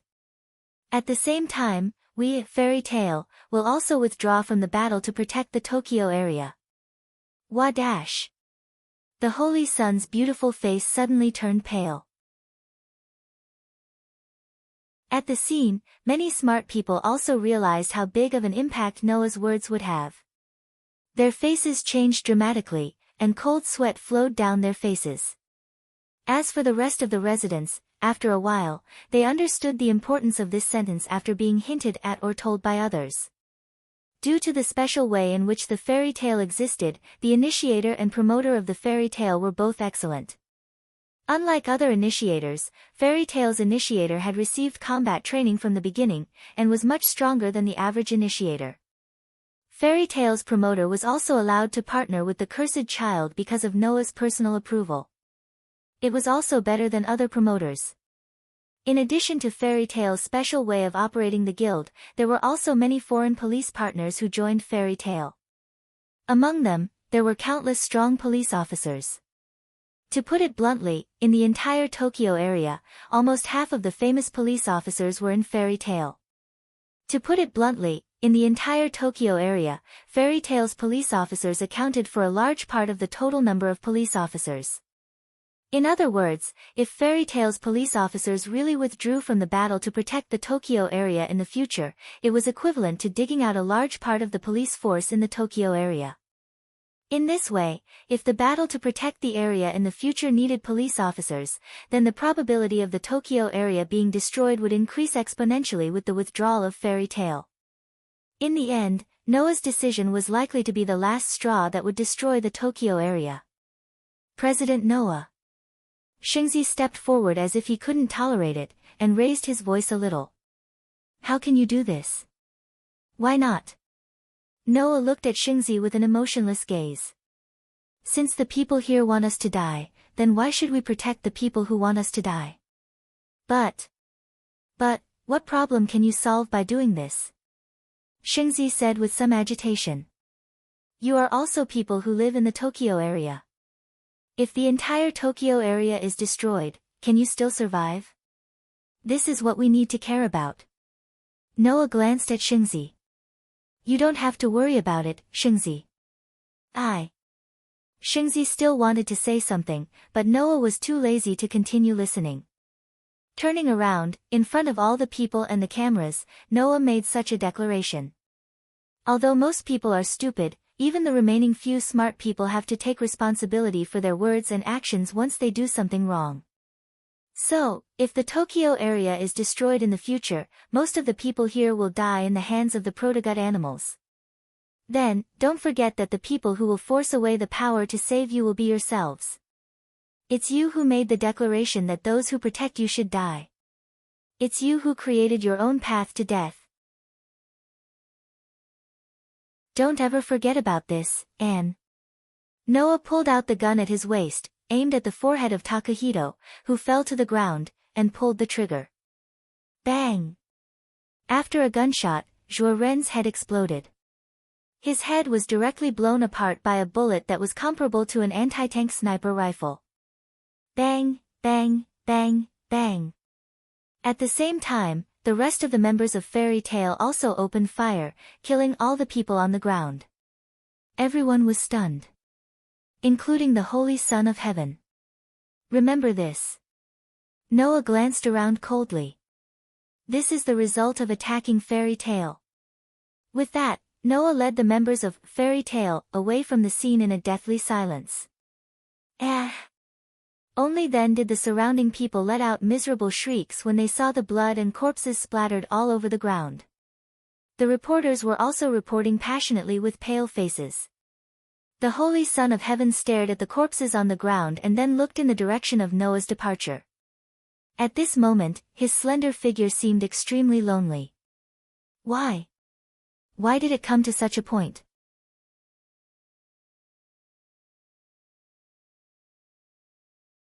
Chapter 156.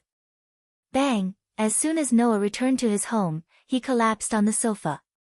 His face, which did not change even when he was in front of all the members of Fairy Tail, was now filled with exhaustion. President, brother, Xia Shi, Yen Zhu, and Hina looked at Noah, who collapsed on the sofa with a tired face. Their eyes were filled with heartache and worry. But even so, there was no way to get rid of Noah's exhaustion. It was not physical exhaustion. Instead, it was the mental and emotional exhaustion. Noah was really disappointed. Very, very disappointed. Although he already knew that this world was too desperate and chaotic, and that the humans in this world were also very unbearable, Noah did not expect them to be unbearable to this extent. Undoubtedly, the cursed children were all contributing their strength to protect these ordinary people and fight against the enemies of humanity. Why could these people still have a face as if the heavens were on their side, and it was natural for them to hate the cursed children, and to reject the cursed children as a matter of course? Moreover, more importantly, they could still treat the children who were protecting them as monsters, and without a care in the world, they could still make declarations like, all of them deserve to die. Did they know how ugly their actions were? Did they know that what they were doing was discrediting all of humanity? Did they know that they were personally taking revenge on their saviors? Did they know that by doing this, in the end, they were only weakening the power and hope of humanity to defeat the primitive animals, and in the end, the people who were harmed were themselves? From the moment he made up his mind to protect Fairy Tale, Noah was mentally prepared to become enemies with all the humans who were hostile to the cursed children. However, Noah still did not expect that there were so many people like this. It seemed that even in the plundered generation, there were radicals and stabilizers. The radicals were those who hated the cursed children very much. The stabilizers were those who usually rejected the cursed children and hid their hatred deep in their hearts and did not show it. Now, in the face of a life and death crisis, these people all tore apart their disguises and showed all the ugliness and hatred in their hearts, and there was no way to hide it anymore. So, until now, Noah knew that the people who were hostile to the cursed children were not only more than he thought, but also more ruthless. Noah was already disappointed. He was disappointed in the humans of this world. However, even so, those people were still people.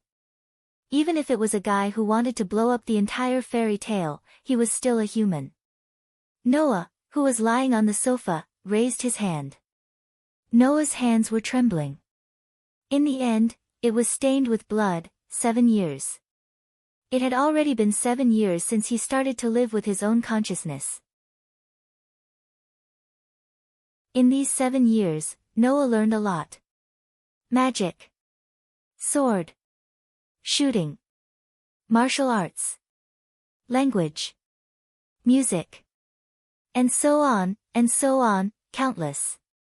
And today, it was the first time in 7 years that Noah learned something that he did not want to learn. Killing. The bodyguard was the first person in Noah's life that he had killed with his own hands. Before this, only monsters or primitive animals died in Noah's hands. This was the first time for him to kill a human. Even if the other party was the kind of person that he hated the most. President. Xia Shi came in front of Noah without him noticing. He reached out and held Noah's trembling hand, and a pair of clear eyes looked straight into Noah's eyes. Big brother. Tina also made her way over to Noah with an earnest expression as she held onto his hand tightly. President. Even Yen Zhu also came in front of Noah, although her face was a little pale, she still firmly held Noah's hand. Noah's trembling hand suddenly steadied, and his heart also calmed down. Looking at the 3 little girls who were looking at him with a face full of concern, he laughed bitterly. Sorry, I made you worry. Please don't say that. Xia Shi shook his head. We know very well who you are doing this for. Brother killed those people in front of so many people, it was also to intimidate them, right? Tina also smiled gently. Undoubtedly, only by telling those people what will happen if they attack Fairy Tale, then the same thing will not continue to happen in Fairy Tale, right? You killed people to protect us. Yen Zhu's face was full of guilt. So, the ones who should be apologizing should be us. So you've seen through it all? Noah forced a smile. I thought it was very difficult to see through me, I didn't think that this time, I was seen through by you 3 little girls. When the 3 of you grow up, you will definitely be smarter than me, right? Xia Shi, Yen Zhu, and Tina only shook their heads, but didn't say a word. They held Noah's hand tightly, as if they wanted to take away the fear in his heart of killing someone for the first time, and continued to exert strength. In the police, many of them were either ruffians or criminals who had committed serious crimes. Supervisor Jiang wasn't just a ruffian, at the same time as the police, it wasn't as if he hadn't done some immoral things. Killing people was one of them. And Xia Shi, who had followed Supervisor Jiang, had also killed people under Supervisor Jiang's orders. So, Xia Shi understood Noah's feelings very well at this time. As for Tina, there was no need to talk about it. As a former assassin, Tina had learned who knows how many assassination methods, and it wasn't as if she hadn't personally killed someone before. And even if she had done it before, Tina would still feel scared every time she killed someone. So, Tina was also the one who understood Noah's feelings the most. On the other hand, Yen Zhu had always lived under the protection of Noah and Fairy Tale, plus her partner was Rintaro, so naturally she didn't have the experience of killing people. But, Yen Zhu thought about it. If she killed someone, what would it be like? Thinking about it like this, Yenju also understood Noah's feelings. Noah heaved a faint sigh at the sight of Xia Shi, Yenju, and Tina's comforting expressions. Don't you guys care about my decision? This time, not only did Noah give up the opportunity to enter the underground bunker for Fairy Tail, he also gave up on protecting Tokyo, and planned to watch from the sidelines. The former was a chance for a few people to save their lives, the latter could lead to the destruction of Tokyo, and Fairy Tail would also suffer. No matter how you look at it, Noah's decision seemed to be forcing Fairy Tail into a dead end. But even so, Fairy Tail's people still chose to trust Noah and follow Noah's orders. Regarding this, Noah was indeed moved, but it was hard to guarantee that the people who trusted him wouldn't feel uneasy. Xia Shi and Tina looked at each other before replying in unison. We respect the president's, brother's, decision. I also respect the president's decision. Yenju said loudly, but her voice became weaker. But, what should I do about Rintaro? Yenju. Noah patted Yenju's little head. You don't have to worry about my decision, go participate in the war without worry. Yenju was stunned, and then became anxious. This concubine is also a member of Fairy Tail. I know. When I said that, I didn't mean to deny that you're not a member of Fairy Tail, Noah explained. But, if you don't do anything, Rintaro will be in danger, you have to protect him. This concubine understands. Yenju nodded in relief. I'll protect Rintaro. Noah smiled, turned his head, and looked at the sky outside the window. Hopefully, there won't be any more accidents.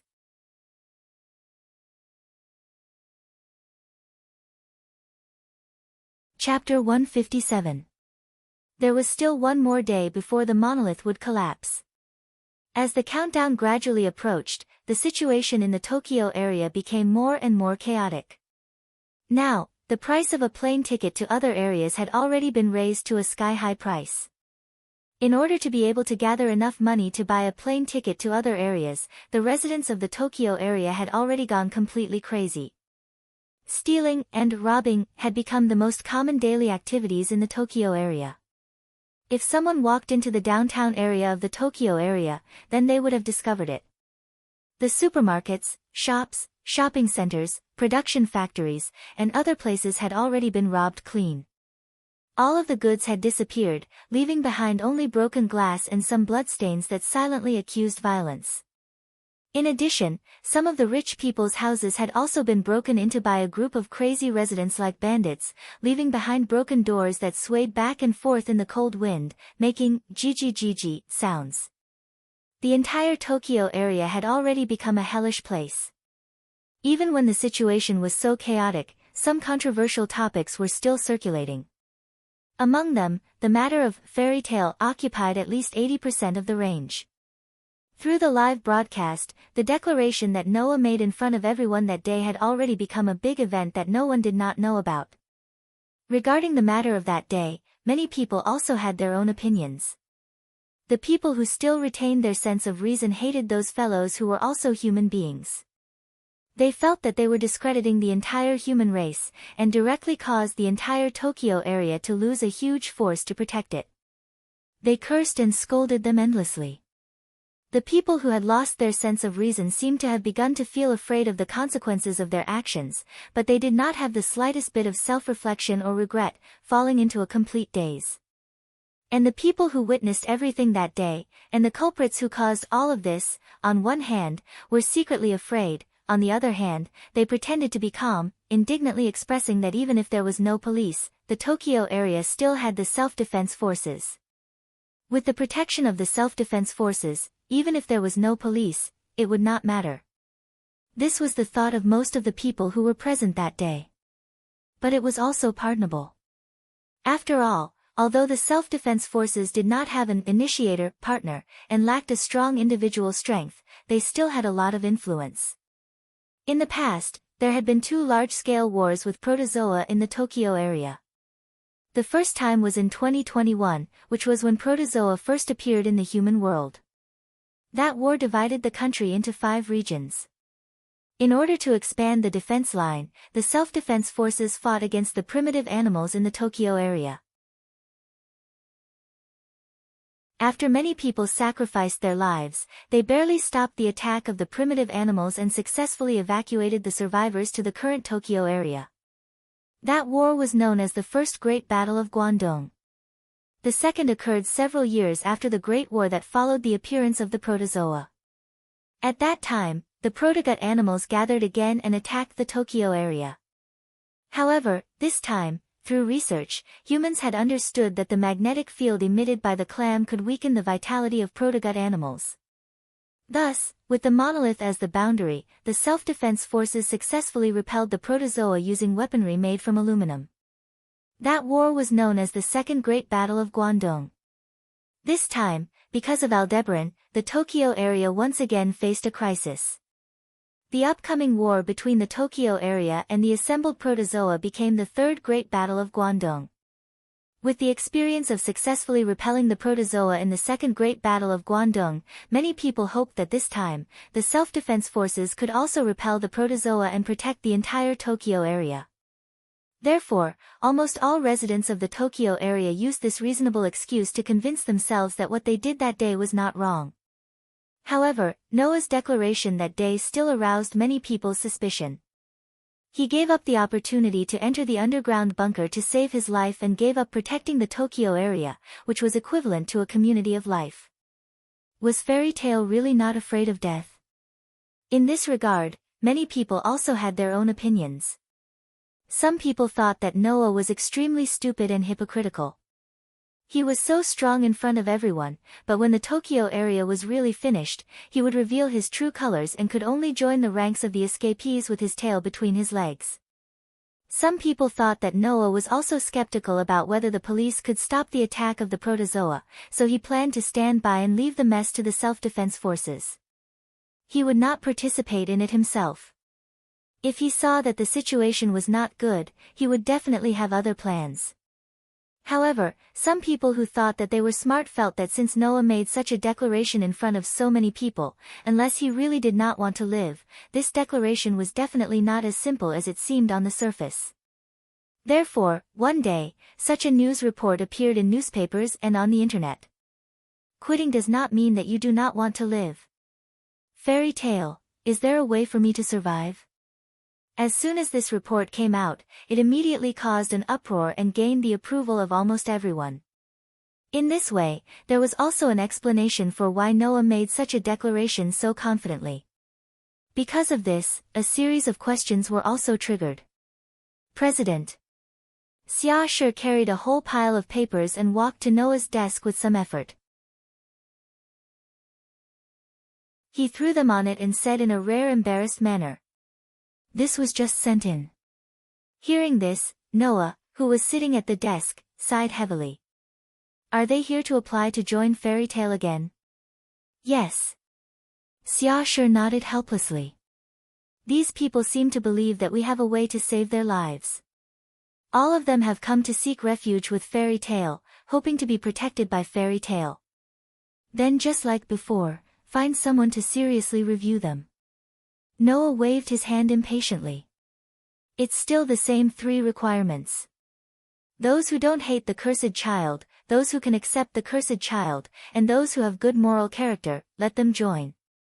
The rest of you, chase them out. Got it.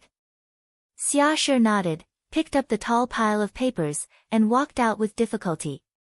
As for Hina, she had already come here 10 minutes ago with a pile of applications like Xia Shi. At this time, the door was opened again. Same as before. Noah said without looking up. Just find someone to review them. However, this time, Noah did not wait for a crisp answer, but a silence. Noah, who was puzzled, looked up and saw a man and a woman. It was Rintaro and Mugino. Why are you here? Noah looked at Mugino with some surprise. Is your body okay? The most basic movement is no longer an obstacle. Mugino answered honestly. But if you want to fight, I'm afraid you'll have to wait for a while. Then it's not a problem. Noah shrugged. Anyway, it's best to see you healthy. Mugino smiled. On the side, Rentaro, who had been silent all this time, looked up at Noah and whispered. Have you really made up your mind? The words came out of nowhere, but Noah smiled indifferently. I knew you would come to me. You knew? Rentaro was slightly taken aback. That's right. Noah met Rentaro's gaze.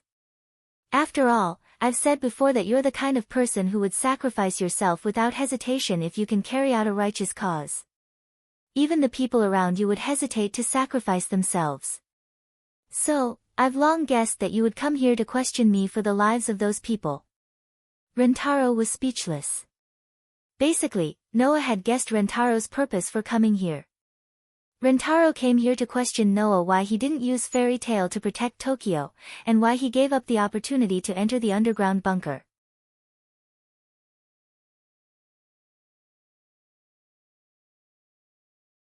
Chapter 158. Noah once said in front of Rentaro that Rentaro was the kind of person who would sacrifice himself for the greater good. At that time, Rentaro even refuted him, saying that he wasn't the kind of person who would die early. Unfortunately, Ryutaru's questioning had exposed the essence of righteousness hidden deep within him. I just don't understand why you're doing this. Rentaro clicked his tongue, as if he was a dead duck who refused to admit his mistake. It's not for the greater good. Is that so? Noah looked deeply at Rentaro. Do you really not understand why I'm doing this? Rentaro opened his mouth, but he was at a loss for words for the second time. It would be a lie to say that he didn't understand why Noah was doing this. After all, even an idiot would know that Noah was representing the fairy tale to make such a declaration.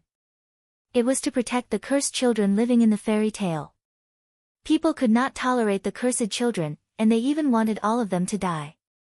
Noah, on the other hand, wanted to protect these children so that they could live happily. Therefore, Noah made such a sound on behalf of these children who were used to being bullied. It was just like what Noah said before. Standpoint. Because of the difference in standpoint. Therefore, Noah had to stand on the opposite side of the entire Tokyo area. Even if that's the case, there's no need to use such an extreme method, right? Rentaro couldn't let it go. Are you really going to watch the entire Tokyo area die in the hands of the protogut animals? Why not? Noah said indifferently. Since they can casually say that they want us to die, why can't we just watch them die? You're too extreme. Rentaro said loudly. Just because they don't treat you well, you're going to watch them die. That's why I said, Rentaro, I'm not like you. Noah was still as calm as ever. If someone hurts the people around me, then I definitely won't be able to persuade myself to let them go for the sake of the so-called righteous cause. Fairy tale will always exist for the sake of her family and companions. I should have told you that before. Rentaro's expression was conflicted. He still couldn't let it go. Mugen, who had personally witnessed the conversation between the two, could only sigh inwardly. From Mugento's point of view as a bystander, both Noya and Rentaro's statements were correct.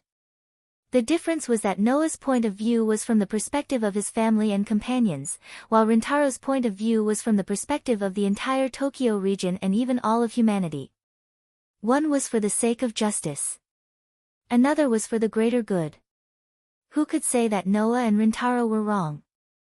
Rentaro seemed to understand this as well. He also understood that he couldn't force others to work hard to protect others. That sounded very noble, but unfortunately, how many people could do that? Even Rentaro couldn't be sure that he didn't have a selfish side. Moreover, Noah wasn't being selfish. He wasn't just trying to protect himself. He was simply giving Rentaro a taste of his own medicine. If others treated him well, he would treat them well. If others didn't treat him well, he would return the favor 100-fold. The president of the fairy tale was Noah Doria. This was the most basic principle of how he conducted himself in this world. Rentaro, who could understand this, sighed dispiritedly. But you're also causing a huge impact, aren't you? Noah's declaration not only made the fairy tale stand on the opposite side of the entire Tokyo area, but it also caused all kinds of problems. Fairy tale had other means of survival, which led to a large number of people requesting to join fairy tale in an attempt to obtain the protection of fairy tale was one thing. Noah's actions also caused three major impacts. The first was that some people had already begun to propose the abolition of the new law of primitive animals. The reason was also very simple. It was because Noah had publicly announced that fairy tale would no longer contribute to the protection of the Tokyo area. A group of officials in the Tokyo area felt that there was no need to give basic human rights to the cursed child, who did not protect humans. However, this proposal didn't have any effect. The reason was that the cursed children in the fairy tale didn't represent all the cursed children. Moreover, the fairy tale also had people other than the cursed children. According to this argument, if the cursed children in the fairy tale didn't work, then the human rights of all the cursed children would be abolished. If the fairy tale people didn't work, then the human rights of all the human beings would be deprived. Therefore, this proposal was still in a state of controversy. At present, as long as there were no accidents, it would be depressed sooner or later. Second, on that day, Noah brought the fairy tale people and killed a group of people led by Takahito in front of everyone's eyes. Killing people in front of everyone's eyes caused a large number of people to react violently. The people all believed that this kind of organization that would casually kill ordinary people was a complete criminal and terrorist organization. They should all be arrested and brought to justice, or even sentenced to death. Unfortunately, this argument was also controversial. This was because the group of people led by Takahito was a felon who wanted to plant a bomb in the fairy tale. On the other hand, the members of fairy tale, led by Noah, were basically all police officers. They had the most basic right to crack down on crimes. Shooting and killing felons was not considered a crime. It could only be said that they were carrying out the right to self-defense and the right to take control of the situation. However, the fairy tale shot the captured criminals on the spot in front of everyone, which made many people feel that this was already in the category of wantonly killing criminals. Therefore, this issue had been debated for a long time. As for the last issue, it was the impact of the actions of the residents of the Tokyo area that day. After Noah announced that he would not participate in the war, the residents of Tokyo who rejected the cursed children for various reasons showed that it didn't matter if there were self-defense forces, even if there were no police. This attitude made many police officers who were eager to protect the Tokyo area feel disappointed. They were all angry and disappointed. They worked so hard to protect the Tokyo area with their lives, but in the end, they were treated like this. Who wouldn't be disappointed? Coupled with the news that the fairy tale had other means to save their lives, many police officers who chose to go to the battlefield because they would die if they did not protect the Tokyo area no longer had any worries. One by one, they chose to join the fairy tale and joined the ranks of those who did not participate in the war. These three effects made the already chaotic Tokyo area even more chaotic. This was what Rintaro was referring to. What's wrong? Noah could not help but laugh in response. You think this is my fault? That's not what I meant. Rintaro stuttered. As mentioned before, Noah's approach was not wrong. Or rather, when people were treated badly, it was impossible for them to repay evil with good. That was human nature. At this moment, Mugen, who inadvertently looked out the window, narrowed his eyes and shouted in shock. How is this possible? Hearing Mugen scream, Noah and Rintaro, who were about to start a new round of debate, were stunned. They followed Mugen's gaze and looked out the window. The next moment, the scene that was imprinted in their eyes made Noah and Rentaro's pupils constrict. A feeling of shock started from the soles of their feet, rushed up their bodies, and spread to the top of their heads.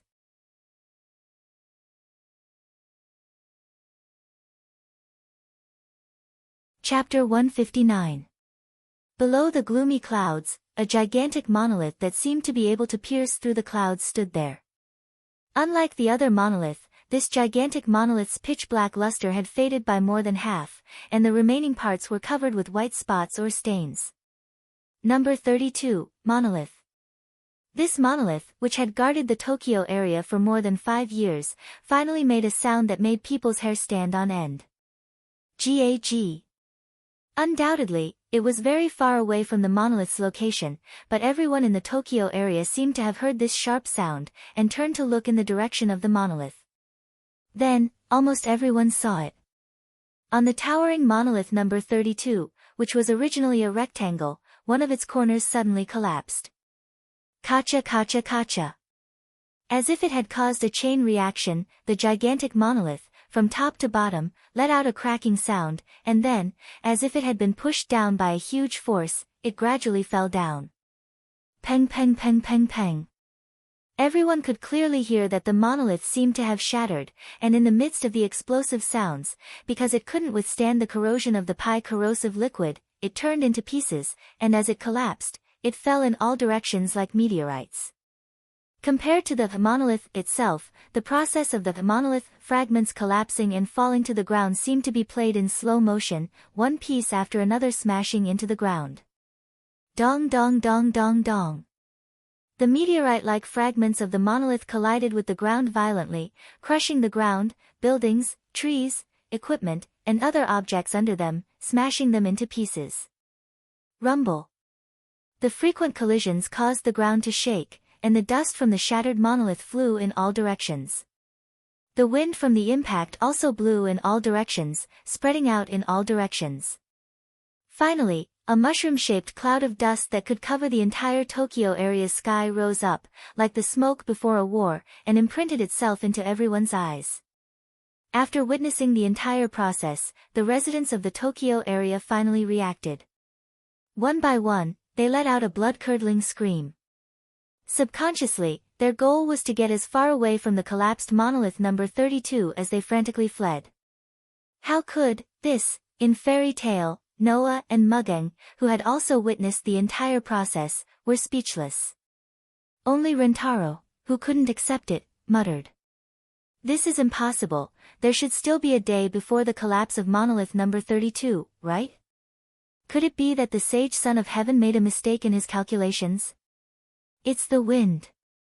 Noah looked at the sky, and saw the clouds being blown away by the strong wind, and the dust and smoke in the distance, and said in a deep voice. The wind has toppled the monolith. Hearing this, Mugen finally reacted. Riki-kun. Mugen shouted at Rentaro. Quick!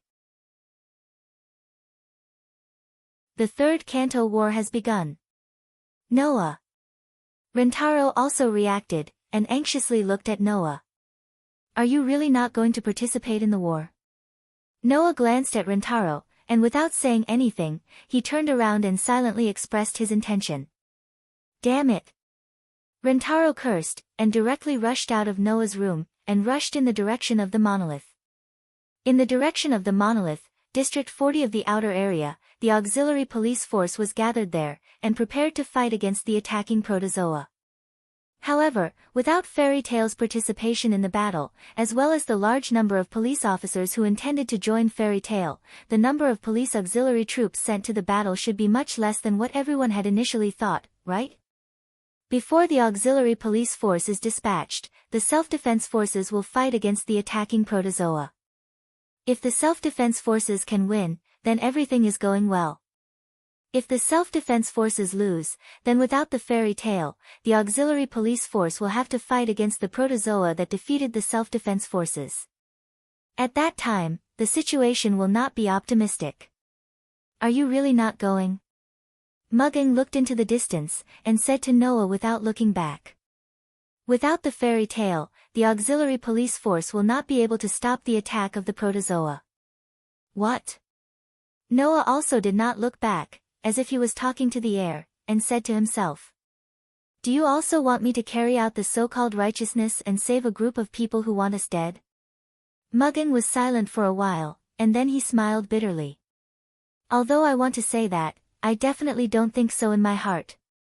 Hearing this, Noah raised his head in confusion. What do you mean? What do I mean? Mugen lowered his head and murmured. I mean that I envy you, because you still have the chance to protect your family and friends. After that, Mugging also walked out of the room and left the scene. Looking in the direction where Mugging disappeared, Noah closed his eyes. Mugging changed. He became not only immersed in hatred, but also immersed in memories. Thinking about it, the success of the kidney transplant surgery will free Mugging from the abyss and let him enter a new world, right? Fairy Tale, the main building. This was the place where the police officers of Fairy Tale gathered in the past to receive commissions, submit completed tasks, receive rewards, and record their results. The commission board with the commission list was a bulletin board on the side wall that could be seen as soon as he entered the door. Pushing open the door of the main building, Noah walked into the main building. President. At this moment, in the main building, almost all the police of Fairy Tale gathered here. When they saw Noah come in, they immediately greeted Noah. Noah nodded, then walked forward in the middle of the crowd that automatically separated, and came in front of a huge screen. It was a large electronic screen used on weekdays for various emergency notifications and relaying relevant reports in the Tokyo area. At this time, the big screen was broadcasting the live broadcast of the collapse of the monolith on number 32. Originally, there would not be this kind of live broadcast on the battlefield. However, Noah had ordered someone to place a camera and a bug in the sky above monolith number 32, so that the situation there could be broadcasted back. Therefore, Noah could clearly see what was happening there at this time. The shocking dust and debris brought by the collapse of monolith turned into smoke, forming thick clouds that covered the sky of the entire Tokyo area. The Tokyo area self-defense forces position also seemed to have been directly attacked by the monolith's smoke and dust that was blown over by the wind. Under such circumstances, on the big screen, the self-defense force and a group of attacking monsters began to confront each other. Roar! Roar! Woo! The various roars of the protozoa were clearly transmitted throughout the main building through the high-power bugs on the electronic eye. Through the live broadcast on the big screen, Noah saw a huge figure in the middle of a large number of protozoa, under the support of a large number of protozoa, running in the direction of the Tokyo area. Looking at the huge figure, Noah slowly narrowed his eyes. Former Taurus Legion subordinate, Aldebaran.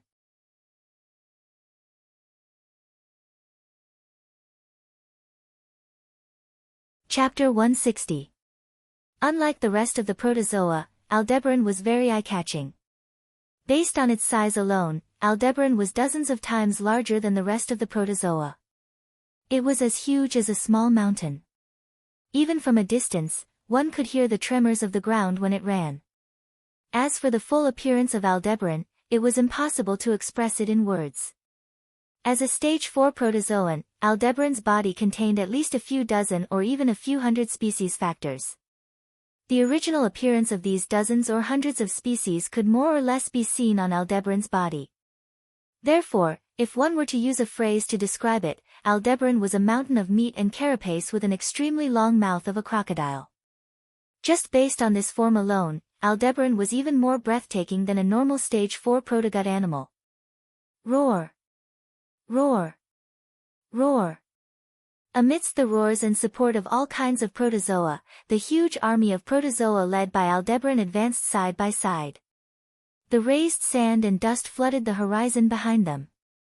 Bang! Then, with such a dull sound as the source, the artillery from the self-defense forces camp fired in unison. Self-propelled cannons, tank cannons, autocannons, and all kinds of long-distance artillery shells fired at the same time.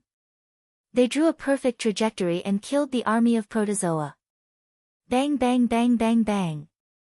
The sound of explosions rang continuously throughout the entire battlefield. From the big screen, a group of police officers led by Noah who stayed in the main building saw the front row of protozoa being blown away.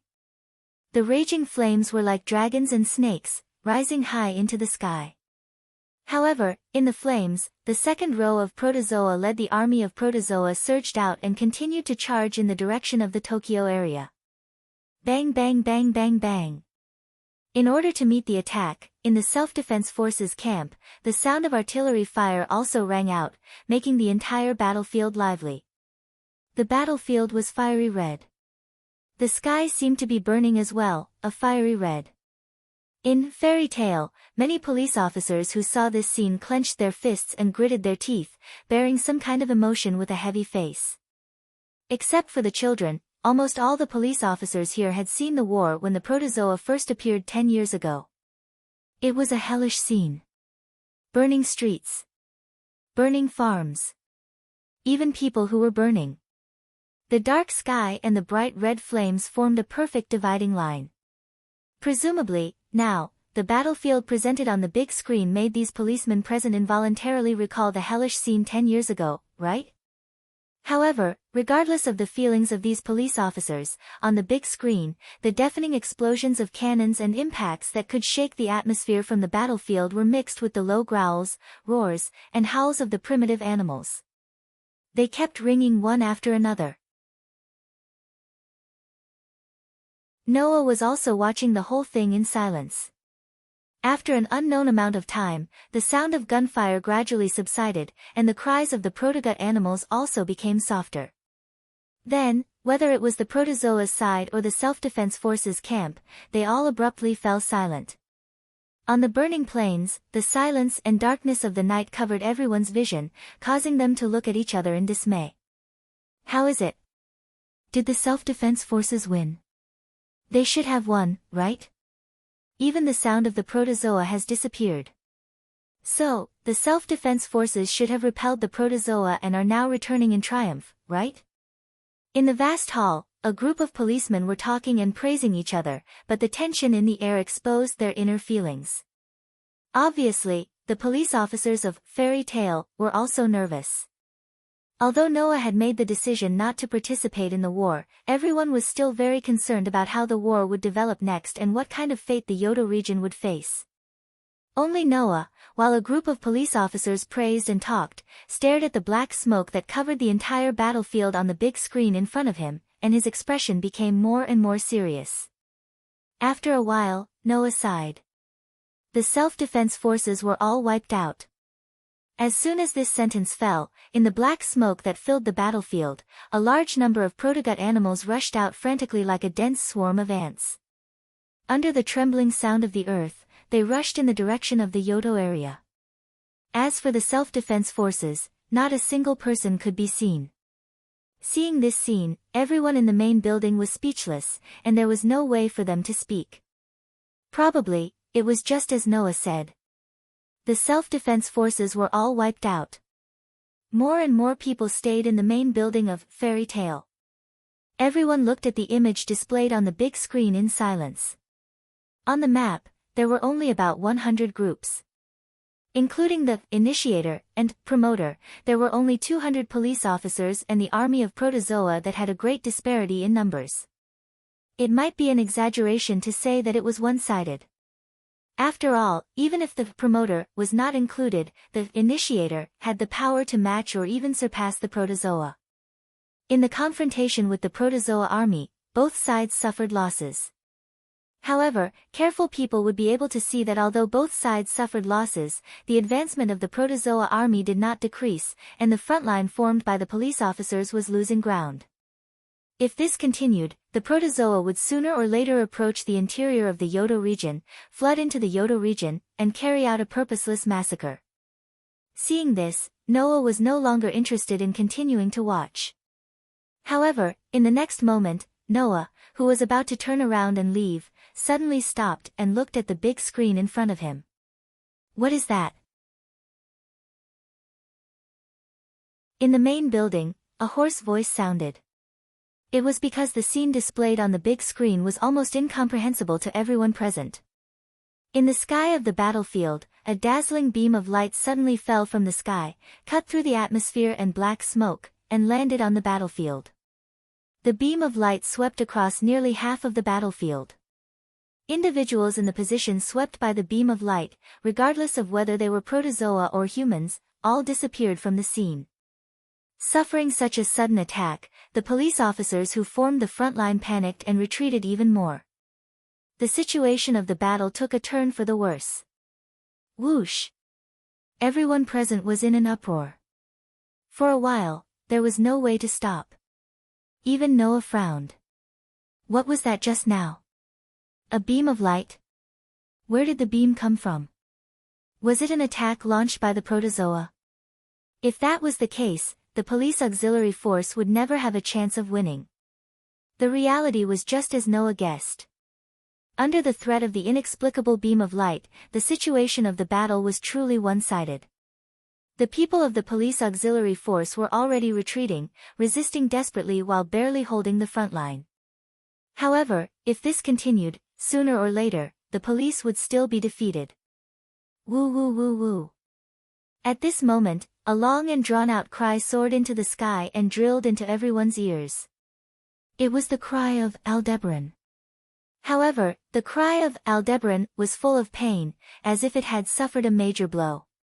When the cry of Aldebaran sounded, the protozoa that were originally attacking suddenly stopped attacking and began to move at the same time. The caterpillar-type protogut animals that crawled on the ground, as well as the insect-type and bird-type protogut animals that flew in the sky, gathered around the fifth sign of Bai. It was as if they were using their bodies as shields or to protect the fifth sign of Bai, protecting it. Under the protection of a large number of flying protozoa like mosquitoes, Aldebaran turned around and retreated. Looking at the protozoa army that gradually turned into a blurry shadow on the big screen, everyone began to discuss noisily. It seemed that because Aldebaran was injured, the protozoa army chose to retreat. The Yoto region temporarily escaped the disaster. Noah closed his eyes, turned around, and walked out of the main building. Just like that, the first scene of the Third Kanto War ended with the total destruction of the self-defense forces and the retreat of the protozoa army.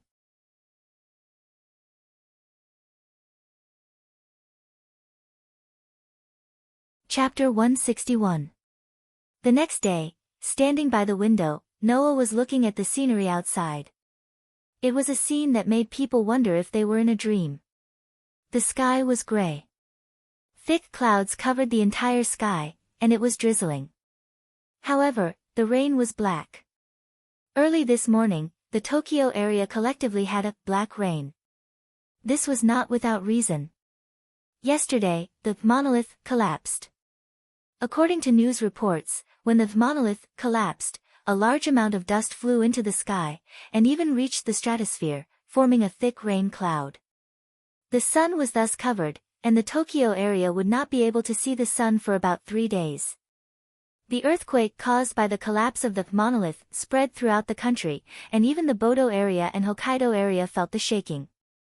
The seismic waves from the collapsed monolith circled half the Earth, and the Pikes Peak Meteorological Observatory in Colorado, USA measured the seismic waves and recorded that the Earth's atmospheric pressure rose by 0.3 HPa. The latest meteorological observation model showed that the white dust from the monolith and the dust that was swept up would be affected by the west wind and would spread to the north. It was estimated that the Hokkaido area would also be affected by the dust. Now, the black rain that fell on the entire Tokyo area was caused by the dust that was swept up when the monolith collapsed, and the dust from the monolith dissolved in the rain. The government said that although the black rain looked very vicious, there were no harmful substances in it, and even if the residents went out, they would not have to worry about the impact on their bodies. However, a lot of people were still skeptical about it. At the very least, no one would want to be drenched in the ominous rainwater that seemed to corrode their bodies at such a time. Therefore, including Fairy Tale, basically no one wanted to go out today. If possible, Noah also hoped that he would not go out. Unfortunately, reality was very cruel, and it shattered the little extravagant hope in his heart. Not long after, Noah's door was opened. Xia Shi and Tina entered Noah's room together in a dress. They looked at Noah, who was standing by the window and looking at the dark sky outside, and called out in a hesitant manner. "President, brother." Hearing this, Noah did not turn around and continued to look out of the window. "What's the matter?" Xia Shi and Tina glanced at each other. After a while, Xia Shi opened his mouth to speak. "There are guests outside." "Customer?" Noah's self-deprecating voice echoed. "Are you really here as a guest?" Xia Shi and Tina fell silent at the same time.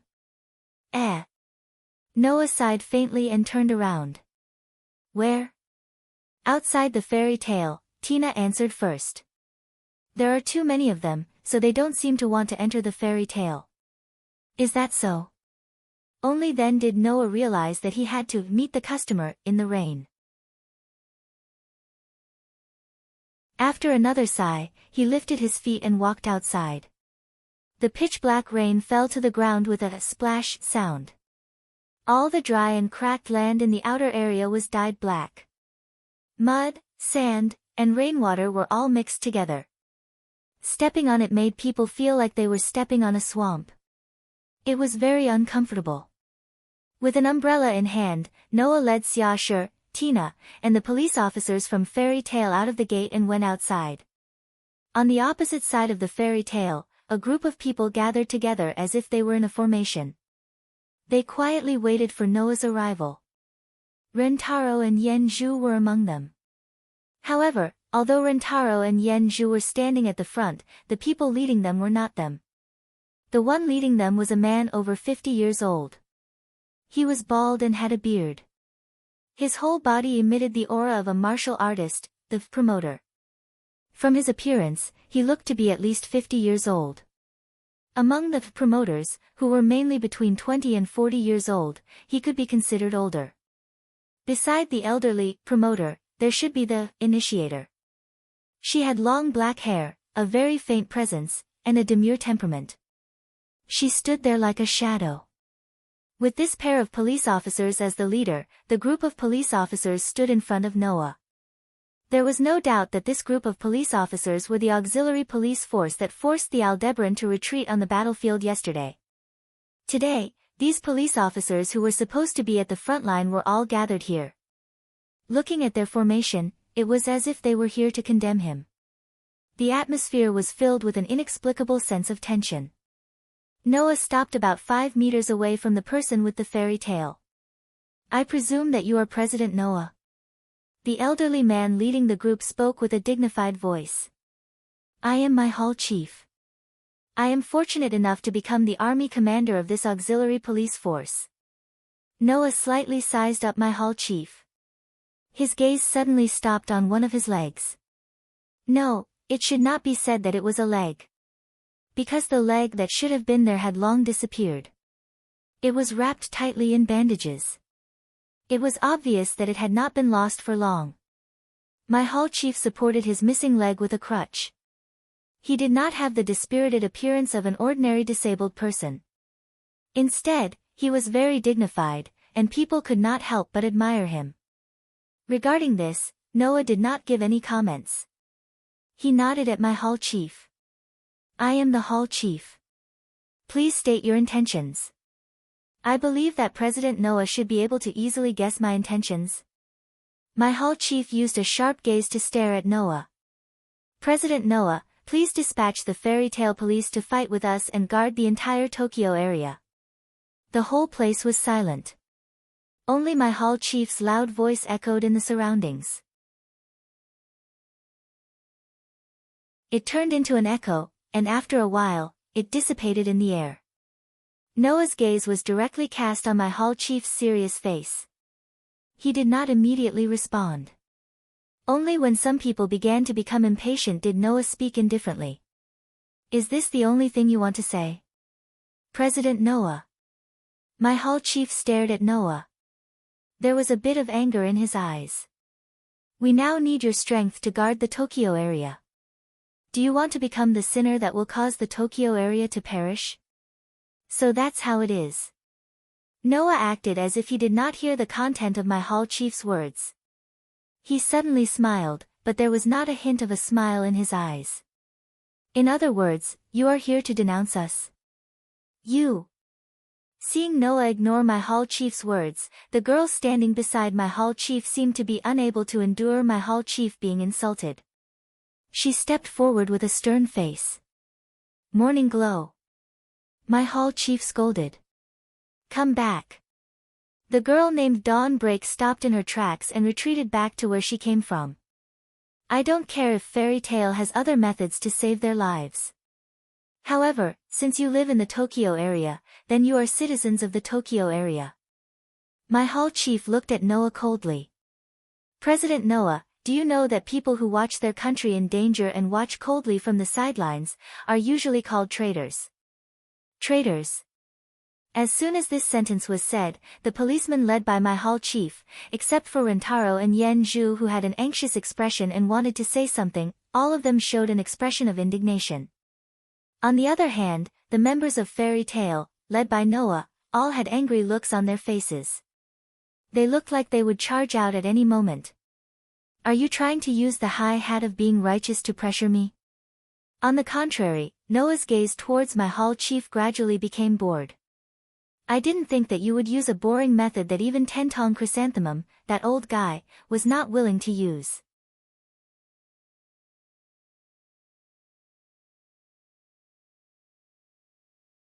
Chapter 162. Clearly seeing Noah's uninterested expression, my hall chief tightly frowned, and his gaze on Noah became sharper and sharper. It wasn't just me, Captain Takamasa.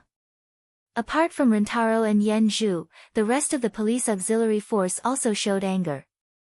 Obviously, they were very dissatisfied with Noah's words. Noah said this, isn't he saying that my hall chief pretended to be sanctimonious and pretended to be arrogant? Since my hall chief said this, then let me ask you, have you ever seen a country's people say, all of you deserve to die, to their companions living in the same country? Not giving my hall chief any chance to explain, Noah held an umbrella and looked directly at my hall chief through the dark rain. My hall chief, you said that people who watch their country in danger and coldly watch from the sidelines, most people will call them traitors and traitors. Then, do you know that people who have been protecting them not only don't feel grateful, but are full of hatred? Most people will call them biting the hand that feeds them and biting the hand that feeds them? Everyone in the police auxiliary force was suddenly speechless. Not to mention the promoters in the auxiliary police force, just the initiators, all showed depressed and sorrowful expressions. Needless to say, Noah's words completely entered their hearts. President Noah, I understand your feelings, but the people are ignorant, we can't let them do whatever they want. Sensing that their morale began to decline, my hall chief quickly said. Even if the people in the Tokyo area are not worth saving, this land is still our country. Even if it's not for the sake of the people, we still have to protect this country, right? Even my hall chief said the words not for the sake of the people.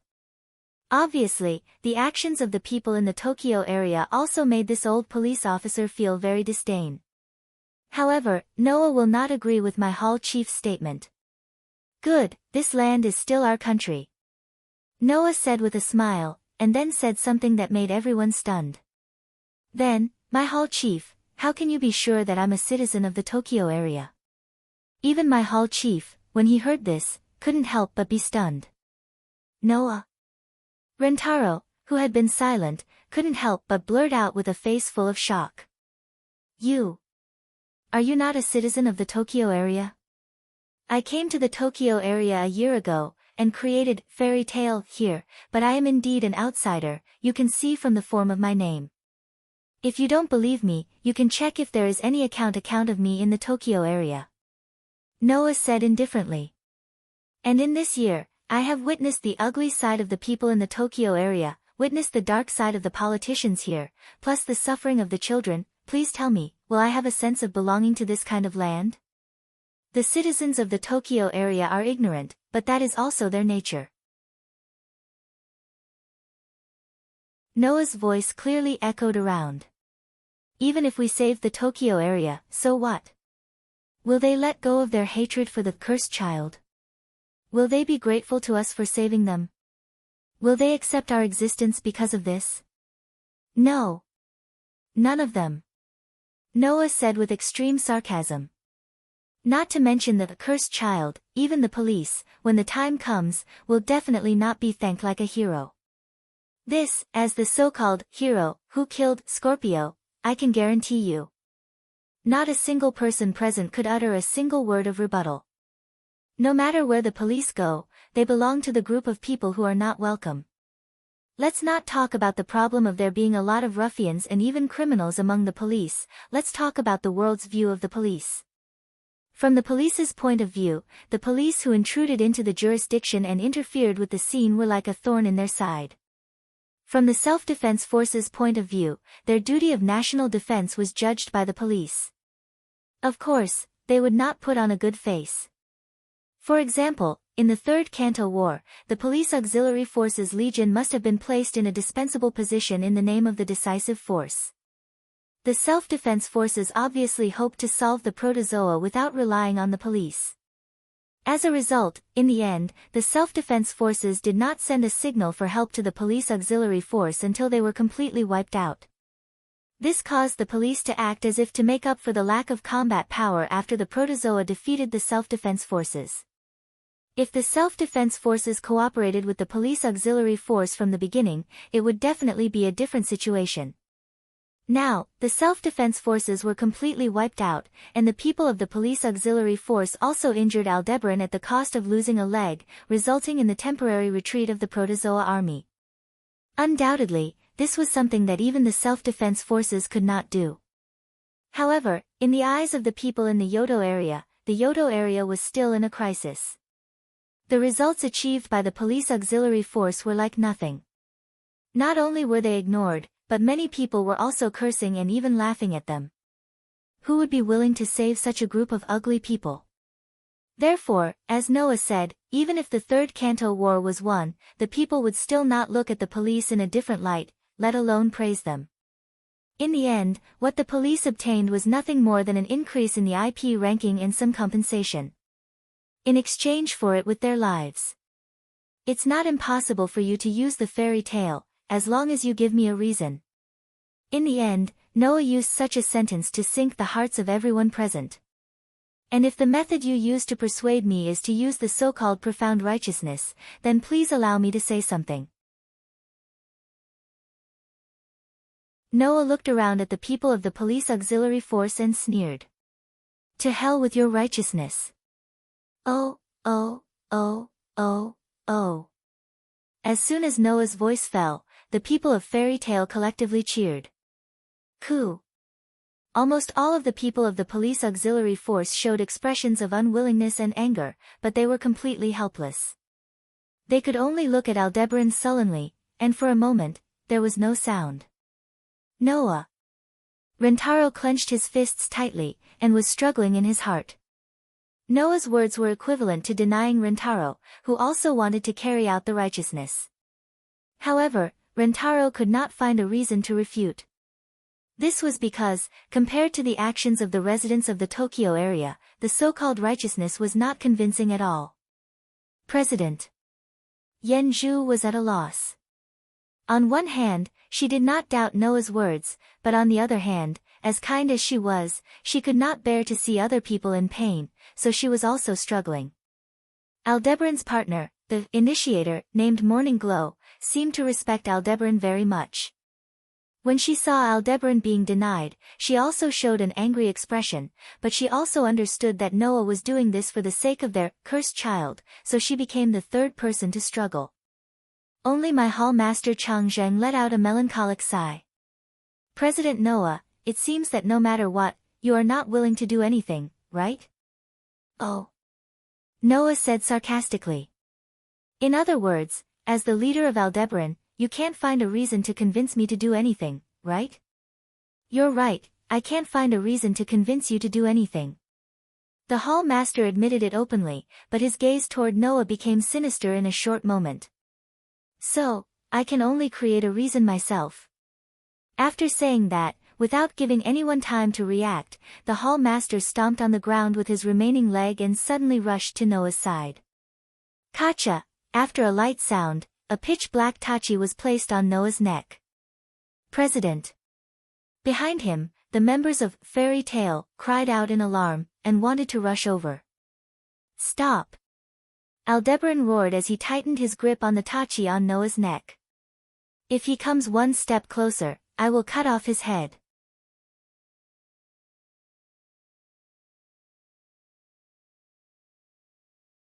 Chapter 163. If he takes another step closer, I'll chop off his head. Following Nagamasa's roar, the members of Fairy Tale all stopped in their tracks with a regretful expression on their faces. President Xia Shi, Hina, and Yen Zhu all cried out in alarm. Xiaoshi and Hina, who were closer to Noah, immediately raised their guns and aimed at Nagamasa. However, when they saw the black katana Nagamasa was holding against Noah's neck, they froze in place, and only worry remained on their faces. Nagamasa. Ryotaro looked as if he had never expected that his clan chief would suddenly do such a thing. He took a step forward and shouted out loud. "What are you doing? Captain Rikimi, please shut your mouth." Nagamasa looked at Ryotaro coldly. "I have my own way of doing things, I don't need you to criticize me." "You." Ryotaro gritted his teeth and stared at Nagamasa as if he wanted to bite off a piece of meat from him. "Is this the righteous cause you insist on?" "I told you, I have my own way of doing things." Nagamasa coldly replied. "It's not your place to criticize me." "Bastard." Ryotaro also showed a regretful expression. On the other hand, Noah, who was being held hostage by Nagamasa, didn't panic in the slightest. In fact, he even had a small smile on his face. "So that's how it is. If you can't convince him, you'll just take him down." "That's exactly what a police officer would do." "I can't help it. If I didn't do this, I really wouldn't be able to find a reason to convince you." Nagamasa closed his eyes and said expressionlessly. "So, now, can I ask President Noah to mobilize Fairy Tail?" "So you're willing to do anything to achieve your goal?" Noah curled his lips. "No wonder you can become the leader of a group of outlaws. You're like an ambitious and ruthless person. I've underestimated your cunning. No matter what you say, you won't be able to shake my determination." My cousin tightened his grip on the knife, bringing it closer to Noah's neck. "Guild leader Noah, please cooperate.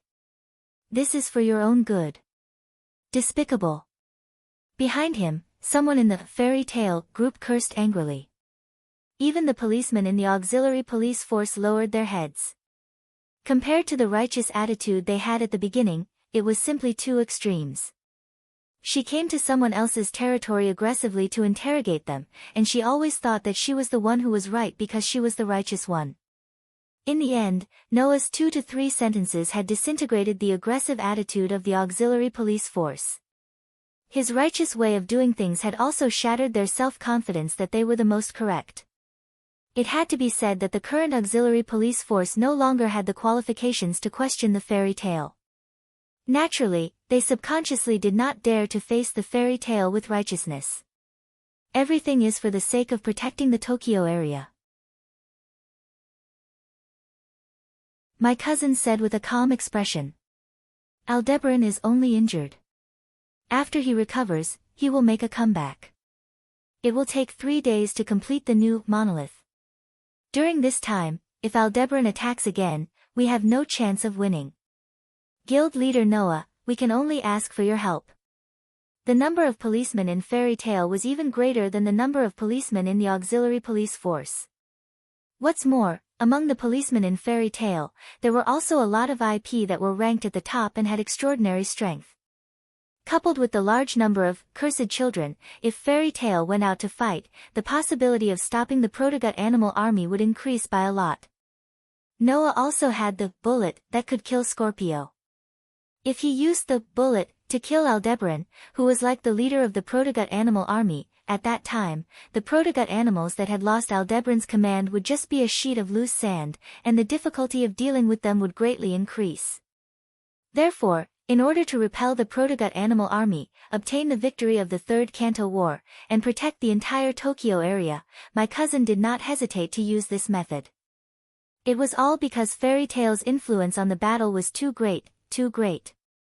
My cousin had no other choice.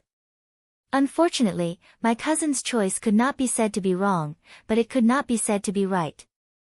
The reason why it could not be said to be wrong was very simple, it was because this method was indeed the most efficient method. The reason why it could not be said to be right was even simpler. My cousin had misjudged the strength. I do not deny that although your method was not the most correct, it was the most efficient. Noah looked straight ahead, and his voice drilled into my cousin's ears. "It's just that, you can't possibly think that you can take me down like this, right?" Hearing this, My cousin's pupils suddenly constricted, and a sense of alarm suddenly rose in his heart. My cousin's expression changed, and without hesitation, he swung the sword on Noah's neck and placed it horizontally in front of his chest. Clang! In the next moment, a gorgeous sword light flashed out of the air without warning, and heavily fell on the sword that was placed horizontally in front of my cousin's chest. Clang! The sound of steel colliding with steel rang out. Humph! Our hall master Zheng only felt an extremely frightening force suddenly hit his saber, and the vibration caused the web between his thumb and forefinger to rupture. His entire body seemed to have been hit by a mountain, and with a muffled groan, he was sent flying, and fiercely smashed into the ground not far away. Goo! The pain that was transmitted from his back caused his head to feel numb. It was a long while later before he woke up. With a flip of his body, he stood up with one knee on the ground. He raised his eyes and looked in Noah's direction. It was only at this moment that my cousin noticed. On the opposite side, in the hands of Noah, who was still being held hostage by my cousin just a second ago, an extremely dazzling knight's sword appeared out of nowhere. Oh! Holding the knight's sword, Noah glanced at my cousin who was kneeling on the ground not far away. As expected of the IP-ranked 275th police officer, to be able to dodge my sword, even if I didn't use my full strength, it is enough to prove that your skills are not bad. My cousin didn't reply, but his face was full of seriousness. He miscalculated.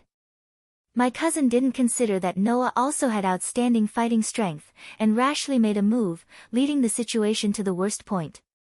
The people of the auxiliary police force finally reacted, other than Rentaro and Yen Zhu who didn't know what to do. Everyone else ran behind my cousin. Chao Xia even stood in front of my cousin and looked at Noah with vigilance. The people of Fairy Tale sneered as they stood behind Noah, and already pulled out their weapons. Xia Shi and Hina stood beside Noah with faces full of anger, as if to protect him from another sneak attack. I'm the hall leader. I believe you understand that although your method is the most efficient, it's also the most risky, right? Noah slowly sheathed the sword in his hand back into the scabbard in the side pouch and looked at Hall Master Changzheng. Because if you fail, it means that you have to start a war with me, Fairy Tale, with the already understaffed police auxiliary force. President Noah. My cousin's face finally showed signs of wavering, and loudly roared. The auxiliary police force is used to fight against protozoa. Do you want the last hope of the Tokyo region to be buried in your own hands?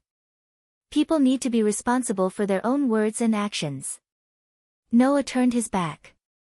This sentence, I should have said it in front of everyone in the Tokyo region. As soon as Noah finished speaking, the people of Fairy Tale collectively raised their guns and pointed them at the auxiliary police force. The people of the auxiliary police force also immediately set up their guns and started firing. Seeing that a dispute was about to start because of different principles, someone finally stood up to stop it. Stop!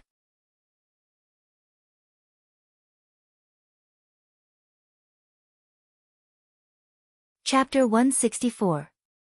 Between Fairy Tale and the auxiliary police force, a figure appeared. It was as if he was blocking the muzzles of both sides. Even though his face was dripping with sweat, he still opened his arms and stood between the two without any warning. Rentaro! Yen Zhu exclaimed in shock. Noya! Rentaro stared at Noya's back as he walked past him. Stop it! Noah didn't reply. He maintained his posture with his back turned for a full 10 seconds before he sighed. In the end, you still decided to stand up. Ryutaru was left speechless. He took a deep breath and laughed bitterly. Our common enemy is the protozoa. Furthermore, Tokyo is facing a huge crisis right now. I can't let you kill each other. You have to understand, Rentaro. Noah turned around and faced Rentaro. Killing each other means harming one's own people. We're on the same side. Rentaro took a step forward and said agitatedly. We're all Tokyo police force, yet you're pointing your guns at each other. Isn't that killing each other?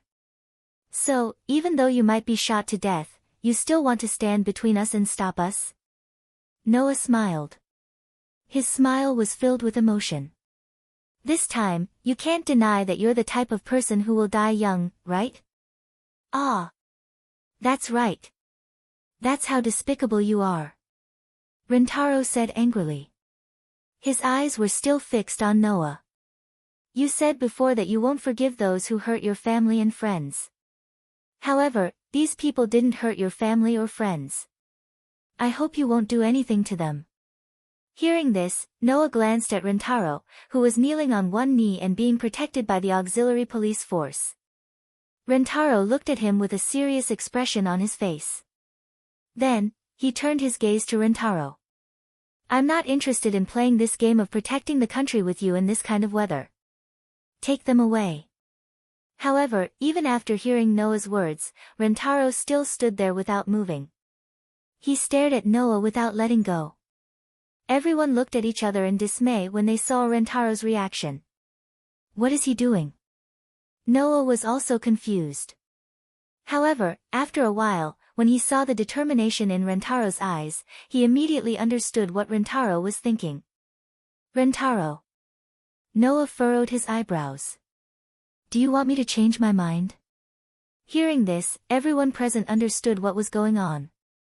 Rintaro was also trying to persuade Noah to bring Fairy Tail into the war.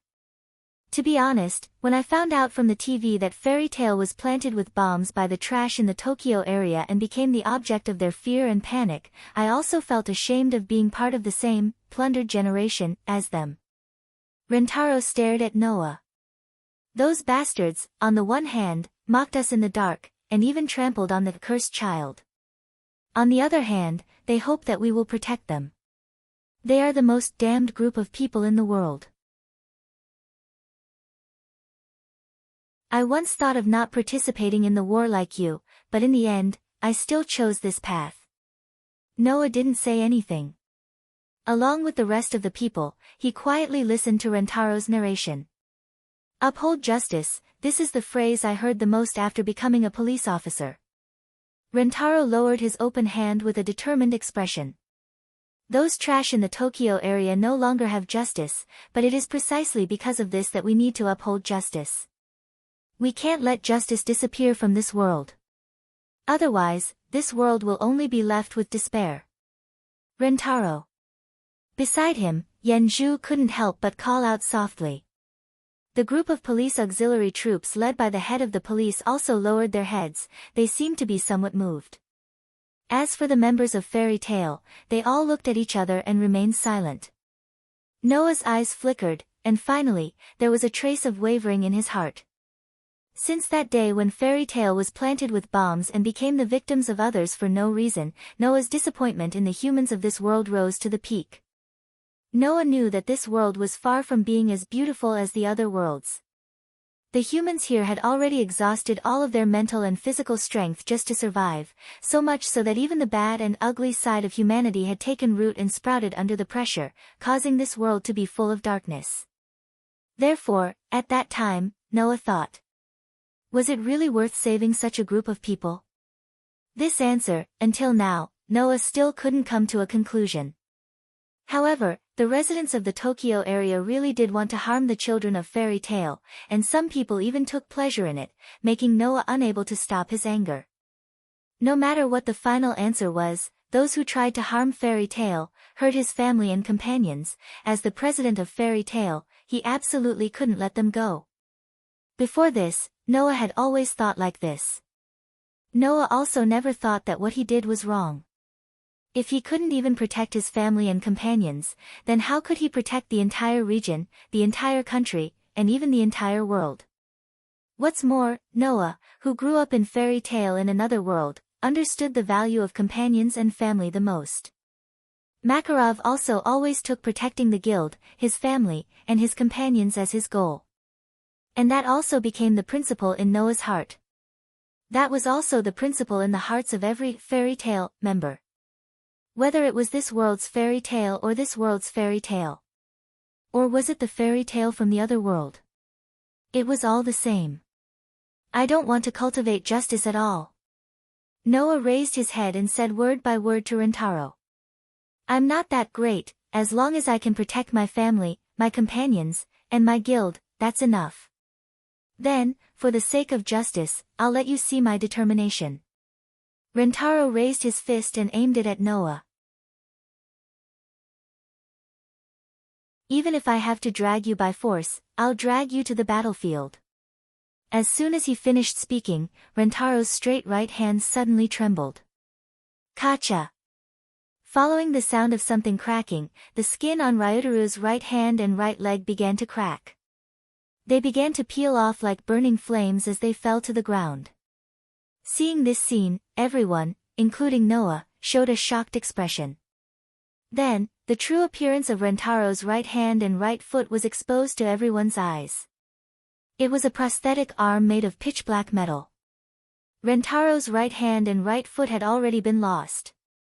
Now, in place of his real right hand and right foot, the prosthetic arm that was attached to Rentaro's body was clearly a mechanical prosthetic arm made of pyrolite. Not only his right hand and right foot, but one of Rentaro's eyeballs also started to rotate, and like a switch, a geometrical image appeared within it. Even his eye was a specially made prosthetic eye. That posture was just like, how could this be? Hina was the first to speak in a daze.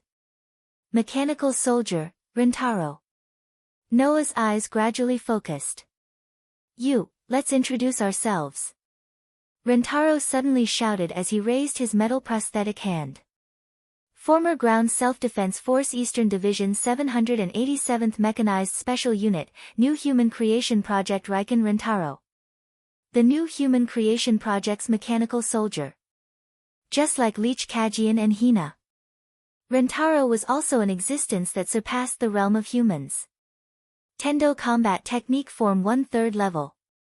Rentaro suddenly got into a charging posture and pulled his metal prosthetic arm behind his back. Boom! Following the sound of an explosion, a golden eggshell bounced off Rentaro's prosthetic arm. Reindeer ambush. Taking advantage of the momentum generated by firing the cannon, Ryutaru dashed forward in Noah's direction.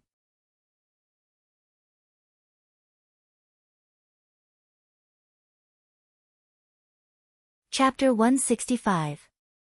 Whoosh! In front of everyone present, Ryutaru's body turned into a blur under the powerful thrust. The prosthetic arm on his right hand seemed to have fused with his body, turning into a long spear.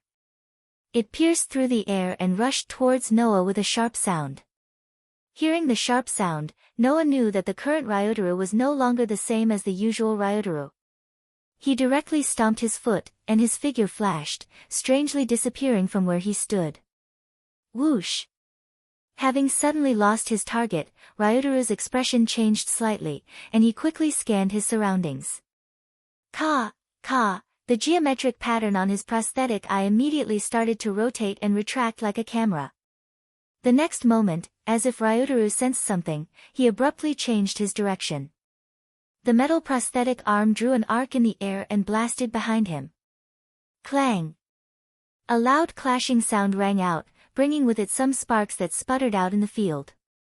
Ryutaru's fist that was blasted behind him collided with a dazzling knight sword that suddenly appeared behind him. Ugh! Noah was shocked when he felt the tremendous force coming from the knight sword in his hand. It must be noted that Noah's body had not only been tempered for a long time, but it had also been strengthened countless times by the gastronomic virus. Even so, Noah felt some resistance from the force coming from Ryutaru's fist. It was easy to imagine how powerful Ryutaru's punch was. Little did he know that Ryutaru was even more shocked. The metal used in Ryutaru's prosthetic arm was not ordinary lutetium. It was another type of metal called super lutetium. It was a next-generation alloy with lutetium as the base and a mixture of rare and ordinary metals. It had a hardness and a melting point several times that of ordinary lutetium. Ryutaru's prosthetic arm was also equipped with 10 bullets for his wrist and 15 bullets for his feet. By using the thrust generated by firing these bullets, Ryutaru could obtain extraordinary attack power. It was a super attack power that could even destroy a stage 4 gastronomic virus in one hit. In the end, Noah blocked it with ease. Naturally, Noah did not know the shock in Ryutaru's heart.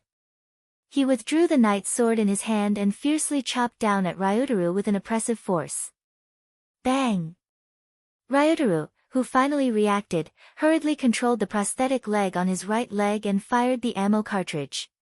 His body immediately used the thrust of the cartridge to glide past like a gliding fighter jet. At the same time, a thruster-like force erupted from his feet as he retreated rapidly. Clang! The knight's sword with a sharp sword light flashed past Ryutaru's original position and cut through the air. Noah's gaze and his body tensed up. And he shot out like an arrow and chased after Ryutaru. In the field, two figures suddenly flashed and appeared. Not long after, they met each other. Clang! The knight's sword clashed against the metal fist as Noah and Rentaro exchanged a fierce blow. Thump! Thump! Thump! Thump! As the strong wind spread, Ryutaru took more than 5 steps back. On the other hand, Noah did not even take a single step back. Obviously, in terms of strength, even if Ryutaru unleashed the power of a mechanized soldier, Noah still had the upper hand. Noah's body turned into a black line and rushed toward Ryutaru. Every time his foot landed, it would leave a half-inch deep footprint on the ground. His powerful momentum was like that of a humanoid gastronomic virus, and it was extremely shocking. Seeing Noah rushing toward him with the momentum of a thunderbolt, Ryutaru finally understood that he had underestimated Noah. Tendo-style combat art form 2, 14th level. Ryutaru clenched his teeth and spun around. The spinning speed was so fast that it caused him pain. He stared at Noah, who was getting closer and closer, and let out a low roar. Hidden Zen. Xian Ming Hua. Ryutaru's right leg, which had turned into a black lightning bolt, lashed out like a whip and fired the cartridge again. Huff! Huff! Huff! Huff! Every time Ryutaru kicked out, a shadow of a leg would appear in front of him.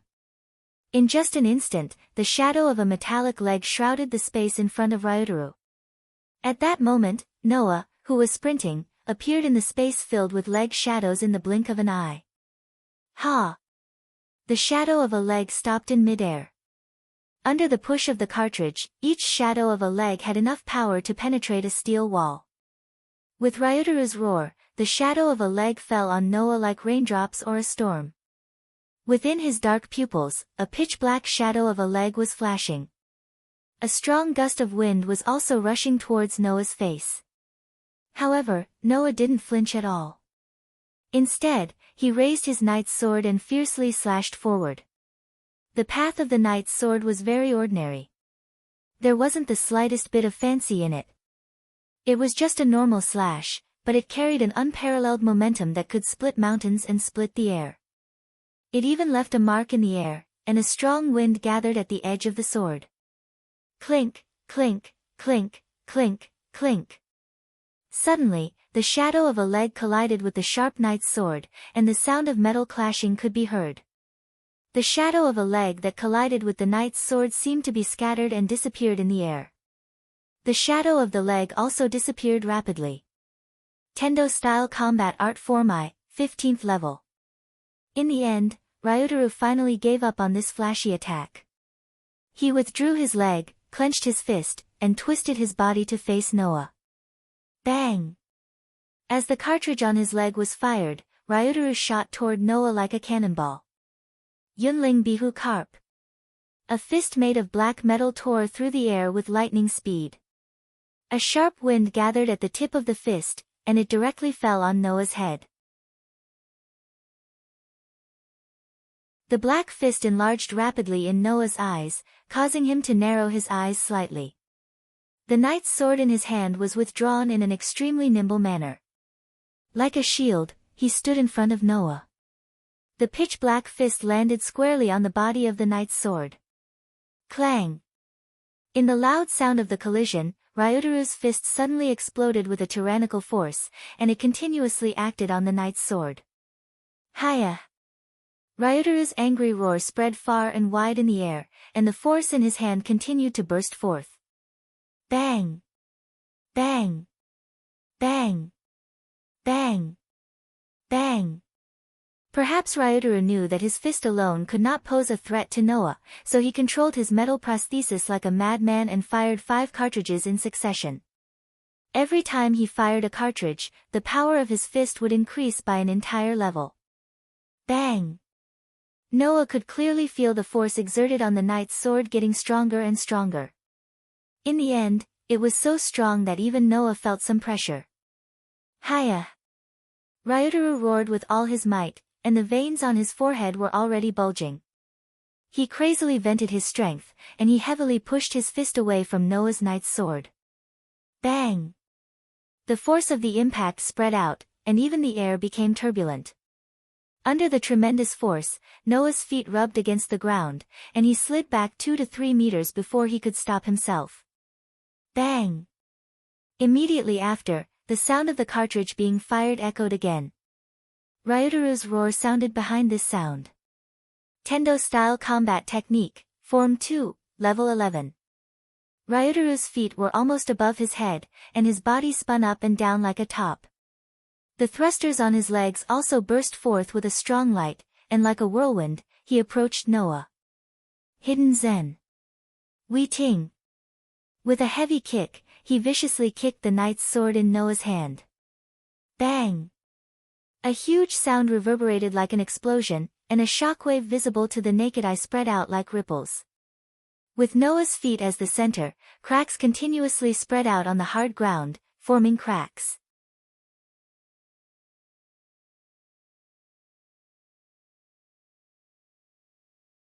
Chapter 166. Bang! Under everyone's watchful eyes, the ground in front of the 2 combatants began to crack inch by inch with a muffled sound. Like a spider web, cracks began to spread across the ground. The shockwaves from the impact spread outwards, causing the ground to crack inch by inch and send gravel flying in all directions. Many of the spectators felt a stinging pain on their cheeks.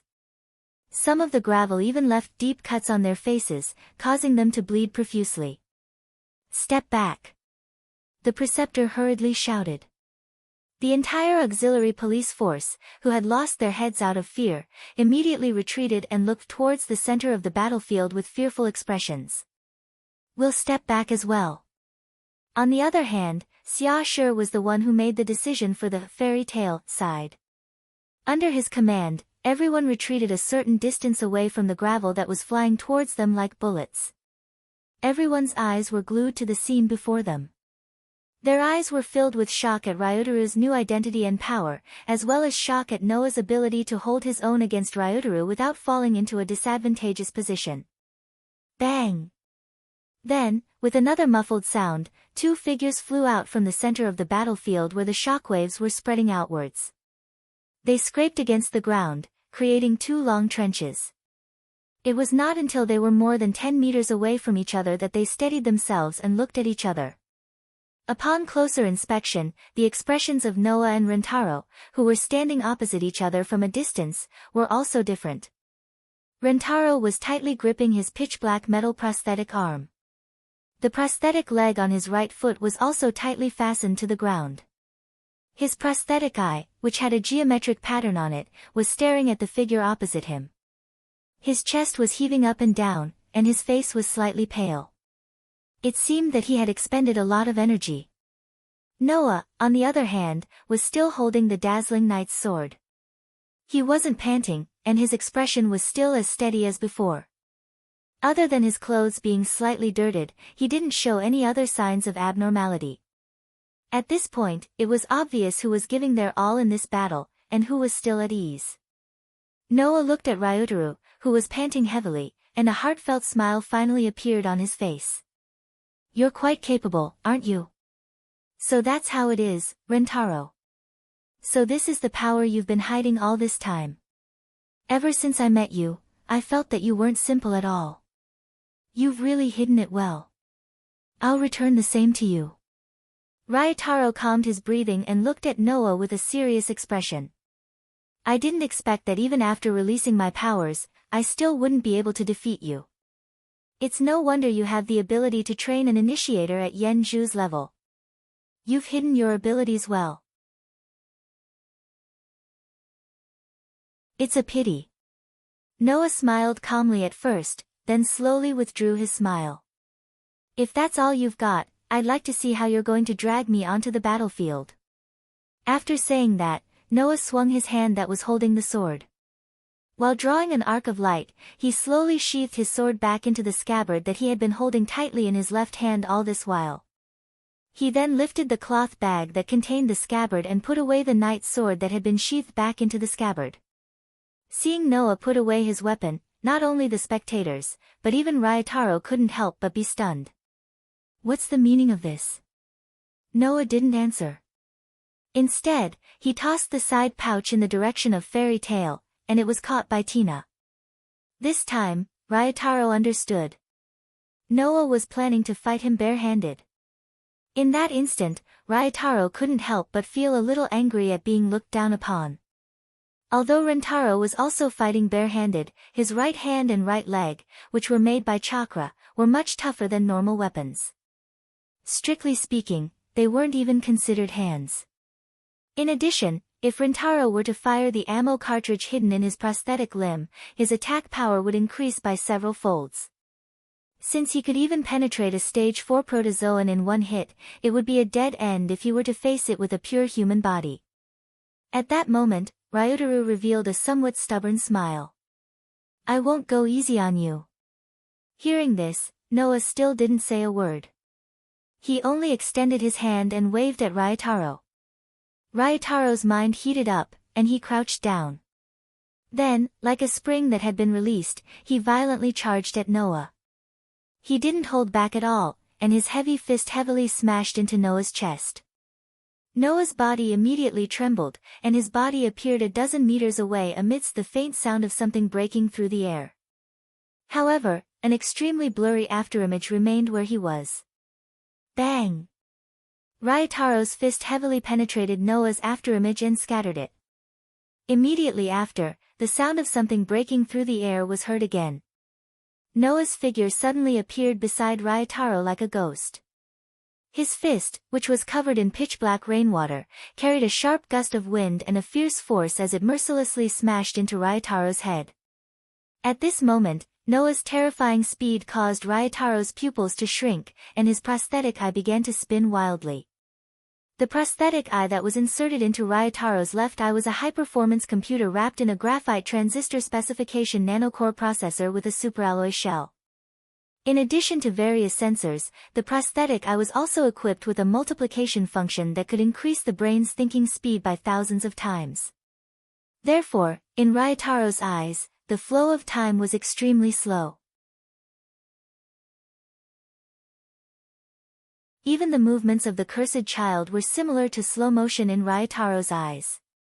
It was precisely under such circumstances that Ryotaro was able to keep up with Noah's speed, agility, and movements that far exceeded that of a human. He also relied on his extremely high attack power to contend with Noah. However, now, Noah's speed was so much faster than before that Ryotaro, who had a special prosthetic eye, almost couldn't react in time. Almost like a conditioned reflex, Ryotaro tilted his numb head back. The fist, which carried a sharp gust of wind, immediately swung past Ryotaro's face, causing him to feel a burning pain on his face. Unfortunately, before Ryotaro could rejoice, Noah, who had flashed to his side, suddenly twisted his elbow and smashed it down. A sharp gust of wind formed at the tip of his elbow, and the ear-piercing sound caused Ryotaro's eardrums to sting. Ryotaro's expression changed. He hurriedly clenched his fist and threw an uppercut with his metal prosthetic arm, which heavily collided with Noah's elbow. Bang! As the ripples of the force spread out, the faint sound of bones rubbing against each other could be heard.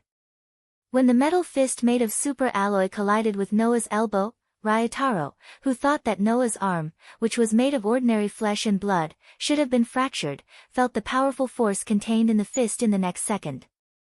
His face turned slightly pale, and under the powerful force, his body was directly smashed to the ground. Bang! With Ryotaro's body as the center, cracks spread out from where he landed. Humph! Ryotaro immediately let out a muffled groan. An unbearable pain came from his back. which was smashed to the ground, causing Ryutaro's mind to go blank for a moment. Whoosh! At this time, Noah did not stop for a moment. He bent his toes slightly and kicked Ryutaro's head, who was lying on the ground. From the looks of it, if Ryutaro was kicked, he would probably pass out on the spot. The strong wind that came straight at his head made Ryutaro's brain work in time. With a whoosh sound, cold sweat broke out all over his body.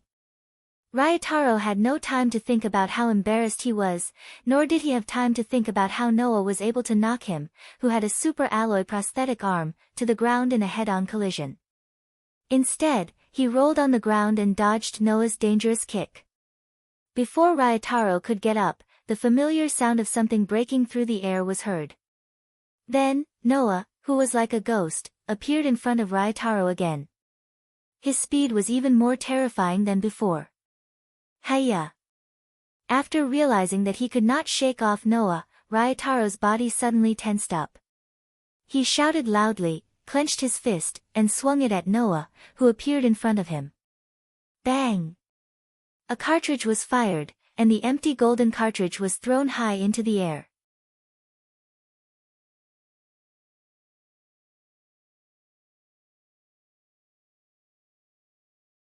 Chapter 167. Bang! 2 golden cartridges were hurled into the air by the sound of the cartridge being fired. One was thrown from Rentaro's foot.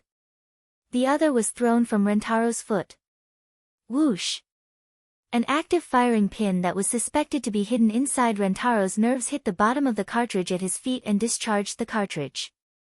The movable thrusters at Rentaro's feet immediately spurted out sparks.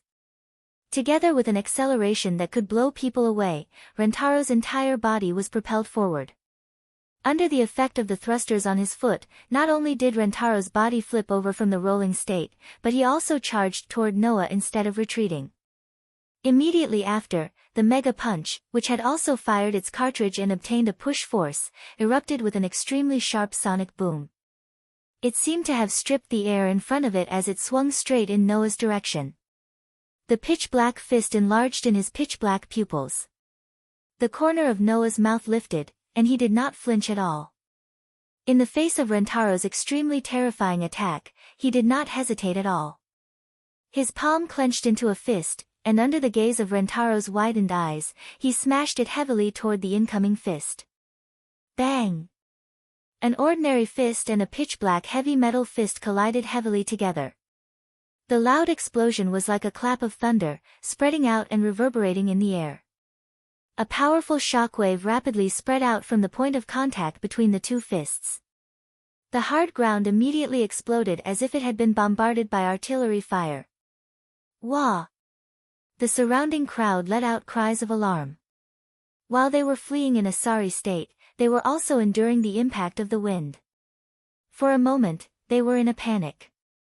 The impact of the collision naturally did not affect Noah and Rentaro at all. Ha! Noah's arm that had punched out slightly bent, then straightened up again. Under the push of Noah, he punched out with all his might. Ryutaru's face paled.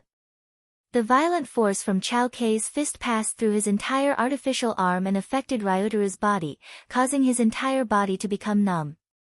His shoulders trembled rapidly, and his pitch-black artificial leg made a loud stomping sound as he retreated. Every time his foot landed, it would leave a deep footprint on the ground.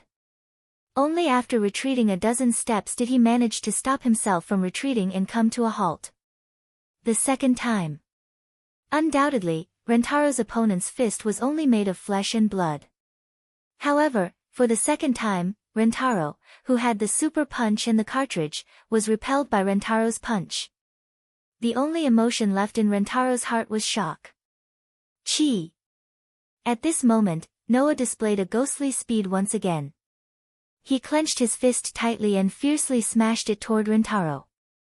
Ryutaru was taken aback. He could only raise his right hand to block in front of him. Clang! Noah's fist heavily smashed into Rentaro's super punch, causing an unbelievable sound that sounded like steel clashing against steel.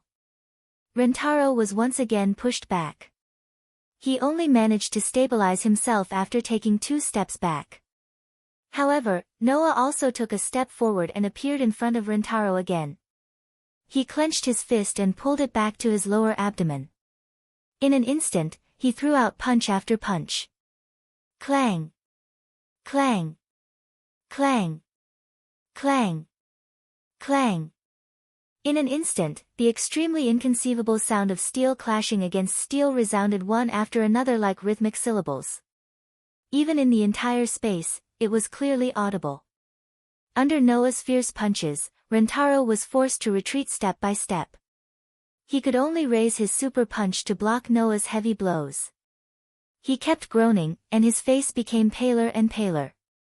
Witnessing Noah chasing after Rintaro like a ferocious beast, with every punch that he threw out causing a loud sound to ring out, and every step that Rintaro took back caused the ground to be smashed into pieces, everyone present was speechless. Gulp, someone swallowed a mouthful of saliva. Are they human?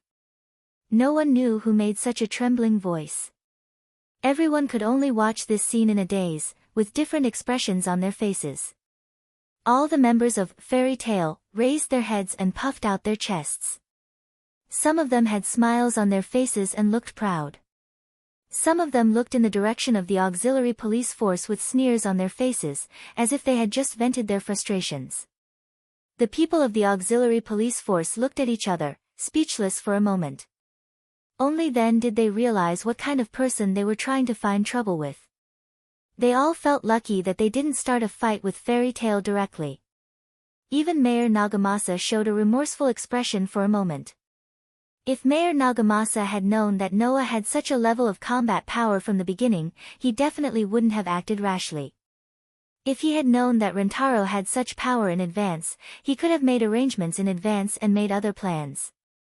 Only Yen Zhu was watching the intense battle between Noah and Rintaro. He secretly broke out in cold sweat for both sides.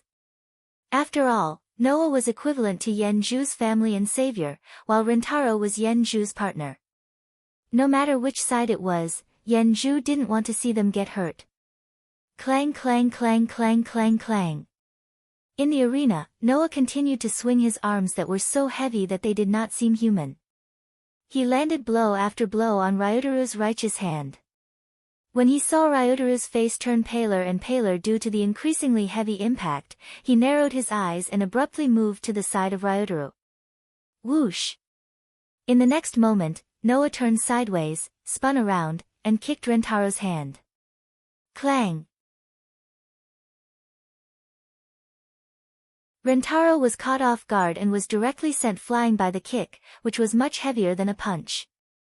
His body was like a kite with a broken string, bouncing backward for more than 10 meters before he stabilized himself and landed on the ground with his foot.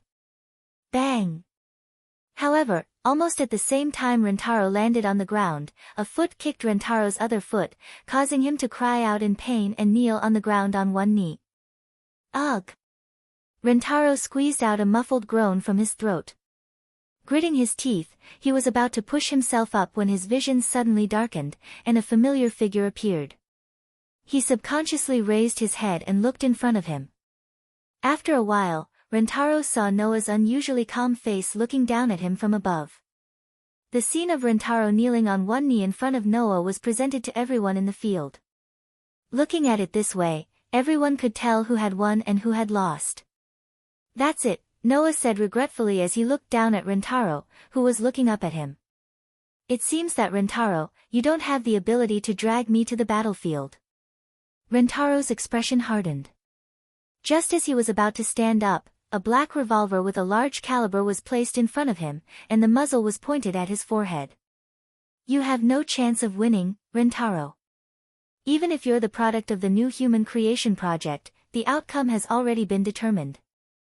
Noah's tone was a little indifferent. If you want to continue, I won't hold back anymore. Rentaro's expression suddenly changed drastically. After a while, it turned into a strong sense of unwillingness. Are you still holding back? Noah didn't respond. Instead, he put away his gun, turned around, and walked toward Fairy Tale. Everyone around him lowered their heads and remained silent. Seeing this, Rentaro couldn't take it anymore and shouted. Are you really not going to do anything? Noah. Noah didn't even turn his head as he continued to walk toward Fairy Tale. All the members of Fairy Tale obediently followed him. Damn it! Rentaro punched the ground with all his might. Rentaro. Yenju couldn't bear to see Rentaro like this and turned her head away. At this moment, President Noah.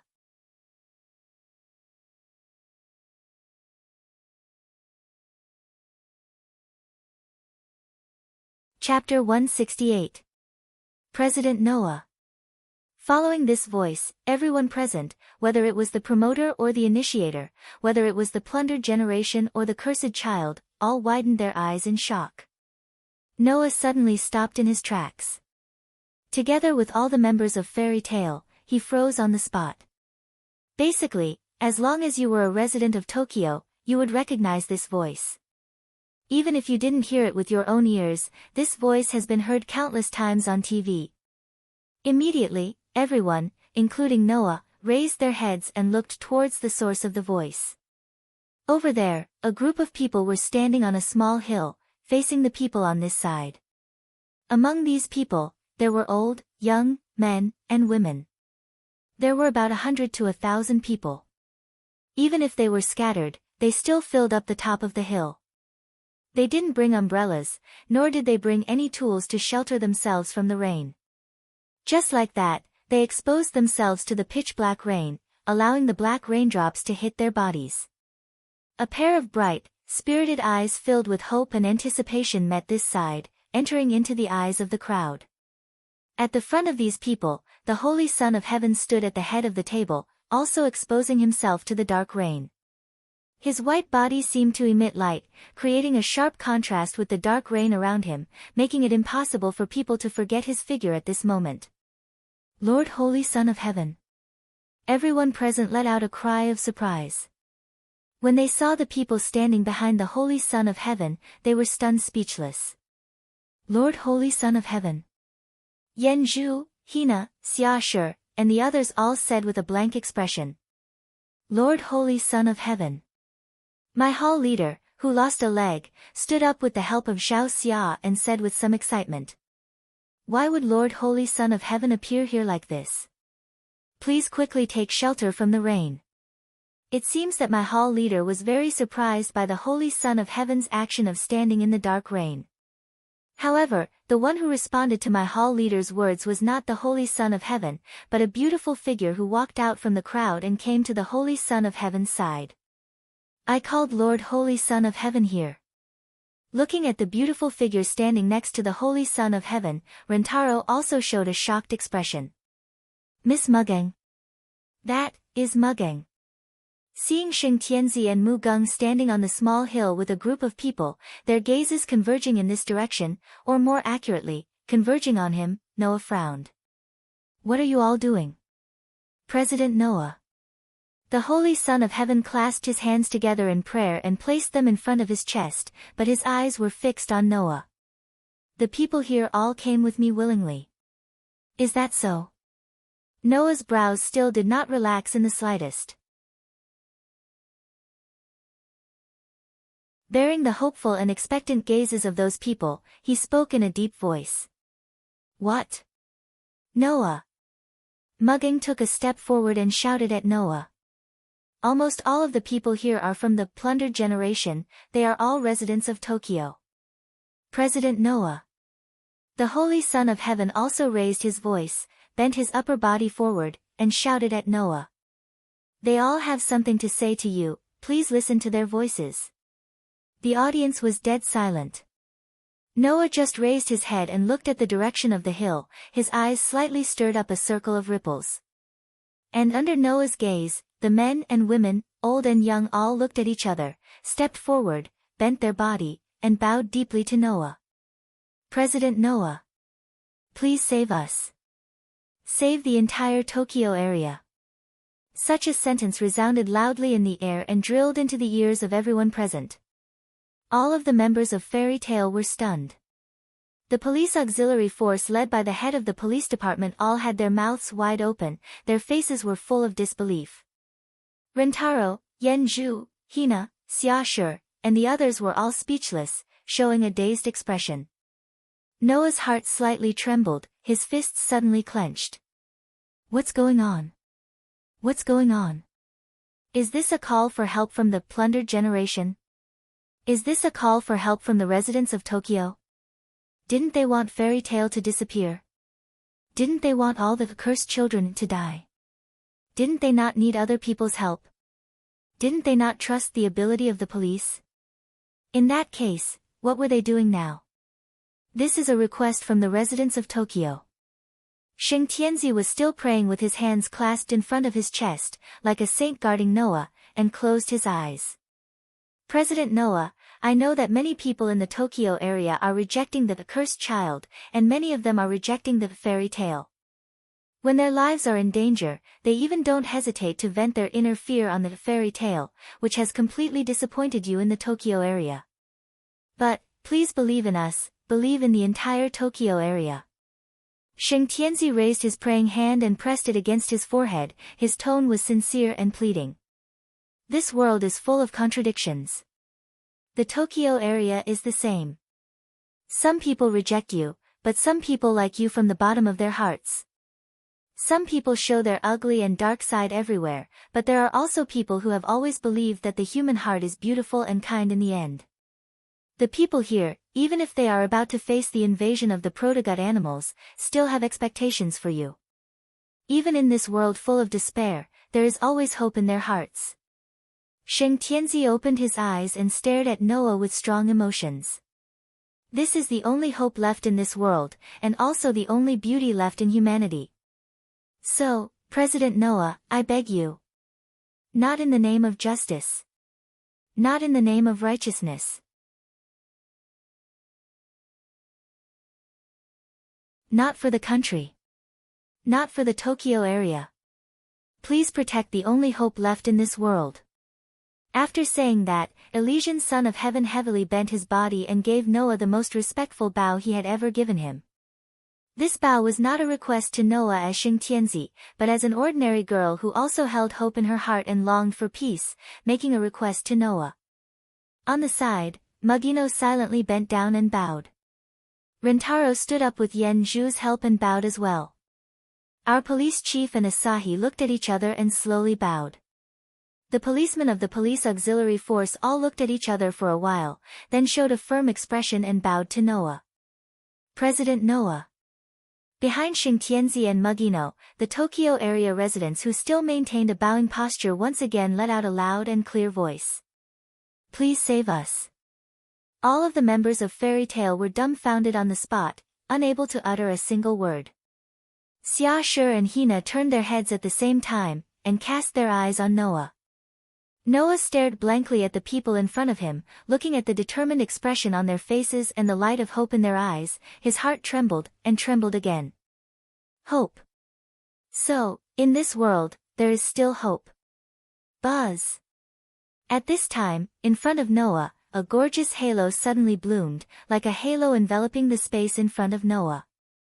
This gorgeous halo, no one present could see it. Noah was the only one who stared at the halo in front of him. An uncontrollable ripple appeared in his dark eyes. In the halo that no one could see, a dreamlike object was suspended there. It was a piece of feather. A piece of feather, that seemed to have been cut in half, with less than half remaining, was suspended in the crystal-like crystal ball, emitting a white halo. That was the most fundamental reason why Noah came to this world after searching for more than a year in this world. World Fragment. The world fragment, that couldn't be found for a long time, now, in this world's last remaining hope, appeared in front of Noah.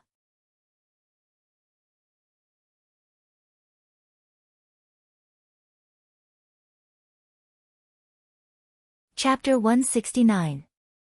Walala. The dark rain continued, mercilessly hitting the ground of the entire Tokyo area. In the cold air, outside the area that belonged to the fairy tale, groups of people stood in different directions, but they all bowed in the same direction and did not get up for a long time. In the position where everyone was bowing, all the members of Fairy Tail were silent, their gazes converged on Noah's body, not opening their mouths to say a word. Noah, on the other hand, was looking in front of him, looking at a piece of broken feather suspended in a white halo and a crystal ball like crystal that outsiders couldn't see. His heart couldn't calm down for a long time. The world fragments that were lost in different worlds existed in different forms. From the beginning, Noah knew that if he wanted to find the world fragments, it wouldn't be an easy task. Because, some of them only needed to find the location of their existence to appear in front of Noah, some of them existed in an unknown form, some were just scattered in a certain place, some were hidden in a certain object, some needed to be found, and some needed to meet certain conditions to appear. Now, the world fragments that existed in this world, after meeting certain conditions, automatically appeared in front of Noah. Until this moment, Noah finally understood why he couldn't find the world fragments, why there was no news about the world fragments, and why this world didn't even give Noah any hints. It turned out that this world fragment had existed in his side from the beginning. But it needed to meet the conditions to appear. That was, in this world full of despair everywhere, showing hope. Noah's hand involuntarily reached in front of him, holding up the world fragment that no one could see in front of him, whispering a voice that no one could hear. Do you also think that I should protect the little hope left in this world? The world fragment slightly trembled, as if it was whispering something to Noah, making Noah's heart melt. In this 1 year in this world, Noah was used to the darkness, used to the ugliness of human nature, used to despair, and used to the bad nature of human beings. Because of this, Noah also missed his original world very much, but he didn't know when this world started to freeze his heart. Now, the grudge in Noah's heart finally completely dissipated. Because, Noah knew. In this world, beautiful things still existed. Still, there was hope. Rumble. Suddenly, the ground shook as if it was turned upside down. What's going on? At the scene, everyone was shocked, looking up and looking into the distance. Following that, the scene that entered everyone's eyes caused almost everyone to reveal a look of horror. Rumble. On the other side far away, at a place that seemed to be the other end of the horizon, billowing smoke and dust filled the air, rising high into the sky like burning flames. Roar! Roar! Woo! Amidst the billowing smoke and dust, large and small, grotesquely shaped, and ferocious xenomorphs rushed out like a school of fish. With roars and tremors on the ground, they crossed the national border, crossed the plains, and rushed toward the interior of the Tokyo area. After a day, the army of protogut animals that retreated for a short time finally launched another attack on the Tokyo area. In the center of the protogut animals swarming over like ants, a huge exotic beast walked with heavy footsteps, lifting an extremely long-mouthed crocodile that was more than half its body. It raised its head and let out a roar. Woo woo woo woo. The long and drawn-out roar finally woke everyone up from their shock as they reacted. Quick! Rentaro was the first to yell. Quickly organize the battle line. Men! My hall master Zhang Zheng roared. Quickly protect Lord Elysium and leave this place. On a small hill, Elysium was protected by Mugeng, who was holding a katana tightly behind him. Together with the residents of the Tokyo area, they were a little panicked. Including Elysium, there were at least 1,000 ordinary people here. If the police were accidentally involved in the battle between the protogut animals and the protogut animals, it would be a real disaster. Just as the police were about to organize the battle line and launch a resistance, while some of them covered the ordinary people led by Elysium and tried to evacuate, a figure suddenly walked out of the crowd, past everyone present, and walked forward. Looking up at the army of protogut animals that swarmed towards him like a school of fish, Noah's footsteps were clear and audible even in this chaotic space. As he walked forward step by step, he spoke word by word, his dark pupils flashing with a soul-stirring spirit. All of you, back off. Everyone was stunned. All of you back off. What does this mean? Ignoring everyone who was stunned on the spot, Noah was like a warrior who overestimated himself and wanted to challenge a scourge. Under everyone's gaze, he stopped and showed everyone his back. I'll believe in this world one more time. As if there was no endless deadly monster army in front of him, Noah's voice slowly sounded. Hope, don't let hope disappear from this world. Don't let me down. Leaving this sentence, Noah's gaze seemed to be able to penetrate space and swept across the protogut animals in front of him. In the next moment, a vast sea of magic surged out from Noah's body like raging waves. Ding! With a light sound, a bright brilliance shot up from the ground where Noah was standing. Like a light pillar, it stood beside Noah. Ding ding ding ding ding ding. As if triggering a chain reaction, under the influence of the monstrous magic power, dazzling brilliance burst out from the ground around Noah and surrounded Noah's body as if they were protecting Noah. Ding! Immediately after, as if a bell had suddenly rung from the horizon, an extremely gorgeous geometric pattern expanded at the top of the brilliance that surrounded Noah. It emitted a dazzling brilliance as if it wanted to cover the entire sky. Upon a closer look, in the center of the geometric pattern, there was a pattern similar to the coat of arms on the back of Noah's hand. At that moment, it was as if a solemn movement was playing. Together with the dazzling brilliance, it filled the world. Noah, who was in the center of the dazzling brilliance, was like a god descending from the sky, exuding an astonishing majesty. This incomprehensible scene caused everyone present to fall into a daze as if they were in a daze. It was only then that Noah stretched out his hand and placed it in front of him as if he was hugging a sphere. The monstrous magic power poured into Noah's hands like a flood, turning into a dazzling ball of light that illuminated the entire world. No matter what kind of monsters you are, there's no room for you to appear here. Noah slowly raised his head and looked ahead with a sharp glint in his eyes. Disappear. As soon as his voice fell, Noah abruptly closed his hand that was holding the dazzling ball of light. The fairy law. Activate. As Noah closed his hand, the dazzling ball of light exploded and turned into a burst of sacred light. Hum. The sacred light soared as if it wanted to fill the entire world. It spread out like a tide and instantly shrouded the entire space. Holy light surged toward the charging army of primitive gut animals, completely enveloping them within. Woo woo woo woo. All of a sudden, with Aldebaran in the lead, all of the protogut animals let out a mournful roar. Their bodies gradually turned white under the illumination of the holy radiance as if they had turned into stone statues. In the next second, they shattered into gravel and disappeared into the world. Looking at the protozoa being destroyed one by one under the suppression of the sacred light, the crowd was unable to recover from their shock for a long time. And this scene seemed to have become eternal, lasting for a long time.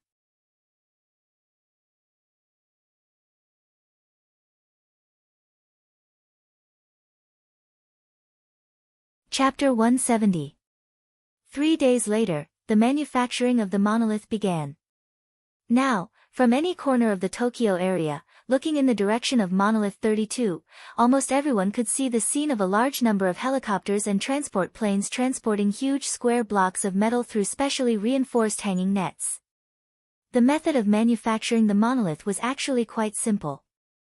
Similar to the method of building the pyramids, the manufacturing of the monolith was first to build up pieces of metal, then use a large number of transport planes and helicopters to airlift them to the site, use a special adhesive stronger than the metal used to bond planes and spaceships to combine them, and finally pile them up to a height of 1,618 kilometers and a width of 1 kilometer. Now, the manufacturing of the monolith had just begun, and the height of the new monolith was not even 100 meters. In order to prevent the protozoa from taking advantage of the situation, presumably, the manufacturing of the monolith would be the most important matter in the entire Tokyo area. For the time being, people could see a large number of helicopters and transport planes at work. And during the time when the manufacturing of the monolith began, people who had left the Tokyo area with plane tickets began to come back one after another, and people who stayed in the underground bunker also came out. The once chaotic Tokyo area seemed to have returned to the past, and people were still smiling as usual, as if nothing had happened. However, some things, as long as they were not visible on the surface, it did not mean that nothing had changed. At least, during the time when Tokyo was facing a crisis, those who robbed, stole, hurt others, and even killed people for money were all brought to justice. Those who showed an ugly and unbearable side of humanity were also shunned by the people around them. It was estimated that for a period of time, they would have to live like the cursed child, like a rat crossing the street. At the same time, in the news, a report called The Third Great Kanto War was presented to the public in the form of a report. It was the cumulative damage of the Tokyo area caused by the continuous fighting with the Stage V, Protozoa, Scorpio, at the end of April 2031, and with the Stage 4, Protozoa, Aldebaran, in mid-July of the same year. The details are as follows. The combat strength of the Tokyo Ground Self-Defense Force decreased by 83%. The combat strength of the Tokyo Maritime Self-Defense Force was reduced by 45%. The combat strength of the Tokyo Air Self-Defense Force was reduced by 95%. In short, even if the self-defense forces in the Tokyo area were not finished, they would be greatly damaged for a long time and would not be able to recover their former glory. On the contrary, it was another statistic of damage that shocked everyone. The number of police partners officially registered by the Tokyo Police Force decreased by 13%. This part of the damage came from the Third Great Battle of Kanto and the fifth constellation of Bai. That time in Scorpio constellation, other than the 20 to 30 teams that were killed by Lee Ching-yin and Leech Benet Jr., the rest did not suffer any injuries. This time, due to the conflict between Fairy Tail and a portion of the residents in the Tokyo area, most of the police gave up on participating in the battle and joined Fairy Tail, which minimized the damage to the police. Therefore, the damage to the police was the least. Of course, if it wasn't for the fact that Captain Nakamura repelled the fifth constellation of Bai at the cost of one of his legs, the entire police auxiliary force would have been wiped out on the battlefield. Therefore, now that the self-defense forces were in a state of great damage, the Tokyo area would probably use the activity of the police as the theme for a long time. Finally, this report ended with the following sentence. It was said that the Tokyo area was the first in the world to avoid the fate of extinction after the monolith collapse disaster in the past 10 years.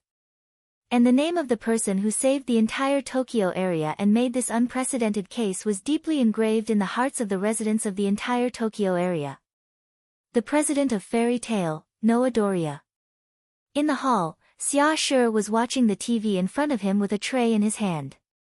On the television, with Seiko leading the way, Rintaro, Yenju, Nagasaki, Morning Xia, and the rest of the police officers who had performed outstandingly in the Third Kanto War were giving a celebratory speech and being interviewed by the reporters. Even Mugang and Hina were among them. At this time, Seiko was apologizing to the guests and reporters present. It wasn't because Song Tianzi had done something wrong. Instead, it was because a certain hero who had saved the Tokyo region had skipped the celebration and wasn't present. Song Tianzi was representing this hero to apologize to everyone present. Seiko calmly answered one question after another while being interviewed by the reporters with a faint helpless look. Xia Shi turned his head and cast his gaze on the culprit who was sitting on the sofa reading a document. President, this celebration ceremony was held for you. You skipped it without saying a word. Is it really okay? What does it matter? Noah looked at the document in his hands seriously, but he seemed to be a little indifferent to Xia Shi's words. And it doesn't count as skipping it. I asked Hina to go in my place, right? But people in the Tokyo area want to see the hero who saved them, not a substitute. Xia Shi shook his head.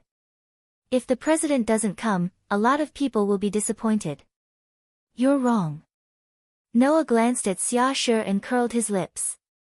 If I go, more people will be disappointed. At that time, in front of the entire Tokyo area, Noah made a declaration that he wouldn't participate in the war.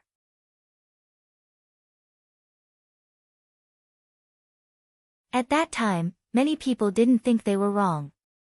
Because these people didn't think that a small fairy tale could save the entire Tokyo area. Unfortunately, now, Noah saved the Tokyo area, which was equivalent to slapping those ugly people in the face and telling them who saved them. So, today, there should be a lot of people who are very unhappy with this celebration ceremony held for Noah. And even if Noah didn't come, these people's faces weren't very good. After all, just a moment ago, led by Seiko, Rintaro, mugging, and other police representatives from the Tokyo area had collectively criticized the Tokyo area residents for spreading rumors and causing trouble. The Tokyo area residents who went to Fairy Tale to ask for Noah's help had also expressed extreme indignation during the reporter's interview. Even the police chief had righteously reprimanded them for what they had done. After today's celebration ceremony, it is believed that many Tokyo area residents who woke up from their hot-headed state will regret what they did, and those who didn't repent will be more jealous of Noah and the fairy tale. However, their jealousy will soon be completely used by Noah. It didn't take long for Noah, who was looking at the documents in his hand, to show a smile, but the smile was a little cold. Taking out his mobile phone, Noah dialed a number. After waiting for a while in the busy tone of the phone was picked up by the owner on the other end of the phone. Without waiting for the other party to speak, Noah spoke directly. "The time is right. The plan we talked about before can now be carried out."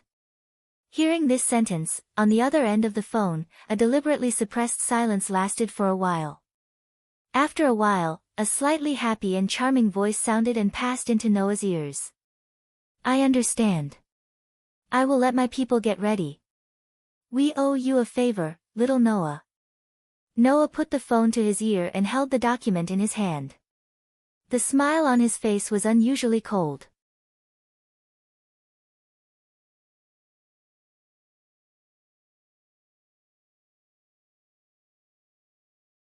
Chapter 171. The next day, when the residents of the Tokyo area were still feeling the lingering fear of surviving a disaster, a document was suddenly leaked from various channels. The records in the document also began to spread like wildfire, spreading throughout the Tokyo area in just a day.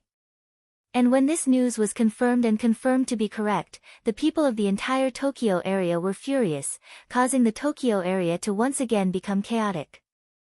It was a record of the information related to the number 32 monolith, which caused the attack of the Protozoa army in the past, causing the entire Tokyo area to fall into a crisis of extinction. Nowadays, in order to prevent corruption or binding of public projects, the public bidding system was adopted for public projects. However, in this way, the process would become relatively complicated. The construction of the monolith was a project that needed to be time-sensitive. Therefore, the construction of the monolith project was generally handed over to the construction contractor directly under the command of the Ministry of Transportation and Transport. In other words, in other projects, the embezzlement of the project's startup funds may be prevented because of measures to prevent corruption, but in the construction of the monolith project, it was impossible to completely eliminate this possibility. This document that spread like wildfire recorded that a part of the construction funds of the number 32 monolith was misappropriated for no reason, and became the private property of the person in charge of the construction of the number 32 monolith. And at that time, the person in charge of the construction of the number 32 monolith was the Deputy Minister of the Ministry of Transportation and Transport of the Tokyo area, Tendo Mujino's elder brother of the same father, Tendo Kazuhiko. Once this piece of evidence was leaked, everyone who received the news immediately understood what was going on.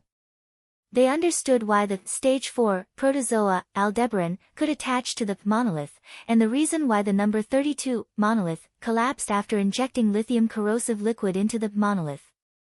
All of this was because Tian Tong and light had mixed in other cheap materials during the construction of the monolith, thus embezzling a portion of the construction funds for the construction of monolith number 32. In other words, the reason number 32 monolith was able to be injected with the nightmare corrosive fluid by the Stage 4 Aldebaran was entirely because there was a problem with the monolith itself. Tendo and Hikaru were the fuse that ignited the Third Great Kanto War, the culprits that plunged the entire Tokyo region into crisis. Suddenly, the residents of the Tokyo area were furious and began to parade or demonstrate in groups, making the entire Tokyo area restless. This was especially true for those who had angered Noah in front of the holy residents due to the incident in the Tokyo area.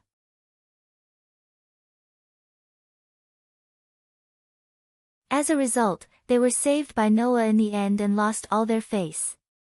They were even more shocked and angry. It turned out that the culprits who exposed their true colors and made them lose face, being questioned in person, and being isolated by the people around them, were Tendo and Hikaru. Understanding this, these people were all furious and started to make a ruckus.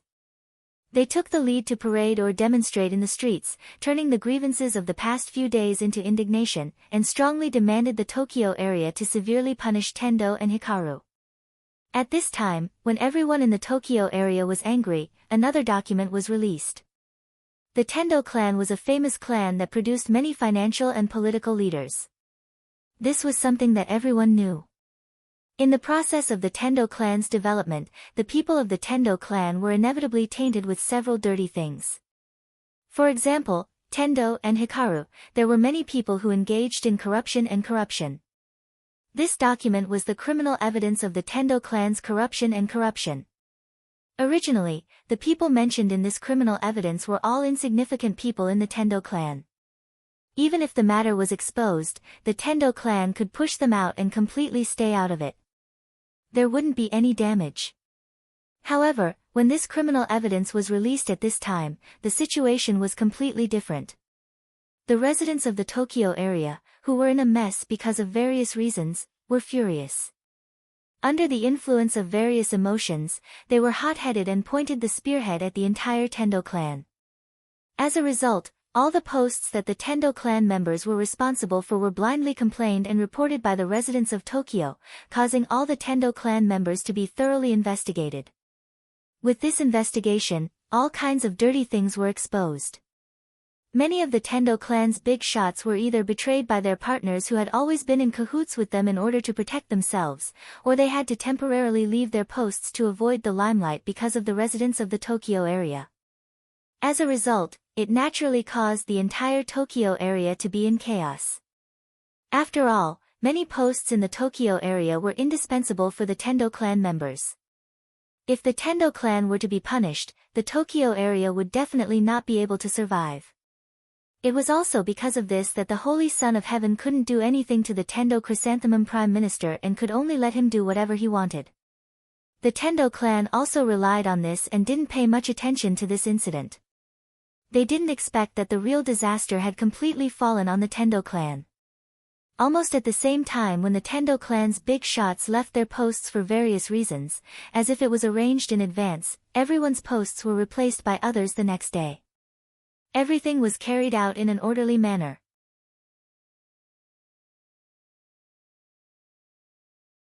This time, the Tendo clan members were completely dumbfounded.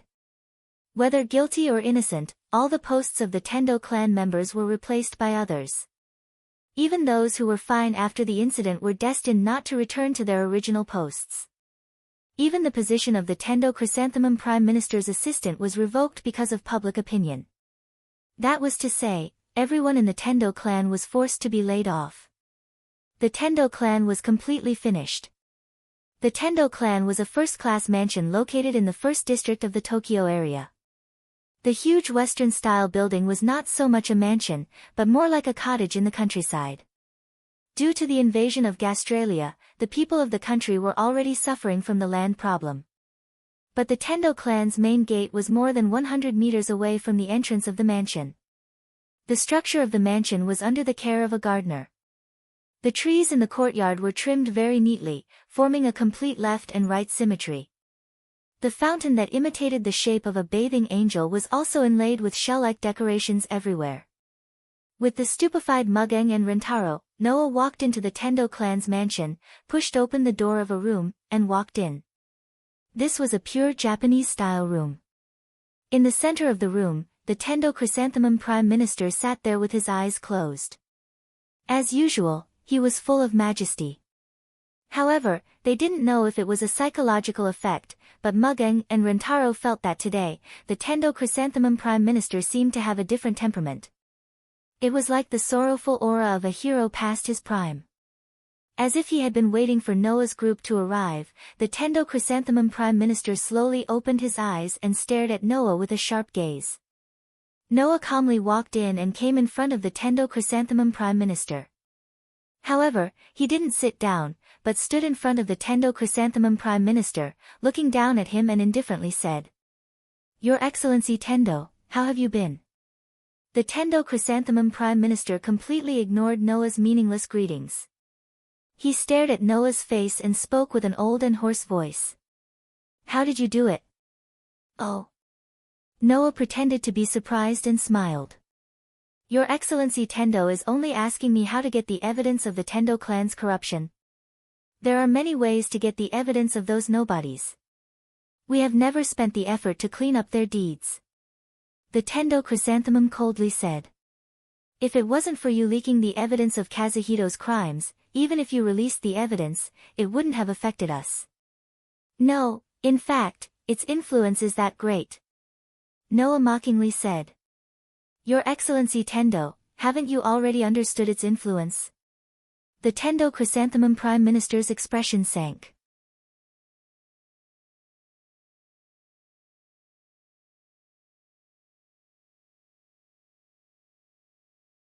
Chapter 172. Even if it was a small thing, it could play an unexpected role when used reasonably in necessary situations. Everyone understood the meaning of this sentence, and everyone had even heard of it before, let alone someone like the celestial child Chrysanthemum Prime who had lived for who knew how many years. But now, Tentong Chrysanthemum truly realized the true meaning of this sentence. Originally, it was just an insignificant piece of evidence to the Tentong family, but it attracted the blind targeting of the angry residents of the Tokyo area, causing the Tentong family to fall into a crisis. When the celestial child Chrysanthemum Prime Minister was in trouble, he already knew who was the one responsible for the two pieces of evidence that suddenly appeared in various channels and were leaked out. Who else could it be except for Noah? Tentong Chrysanthemum did not expect that Noah's means were so brilliant. First, he used the culprit who caused the despair of the entire Tokyo area, the criminal evidence of Tentong and Hikaru, to arouse the grievance and anger in the hearts of the residents of the Tokyo area. Then, he leaked the criminal evidence of the insignificant people of the Tentong family in this situation, causing the hot-headed residents of the Tokyo area to target the entire Tentong family. In the end, the entire Tentong family was forced to step down one by one in the face of the storm.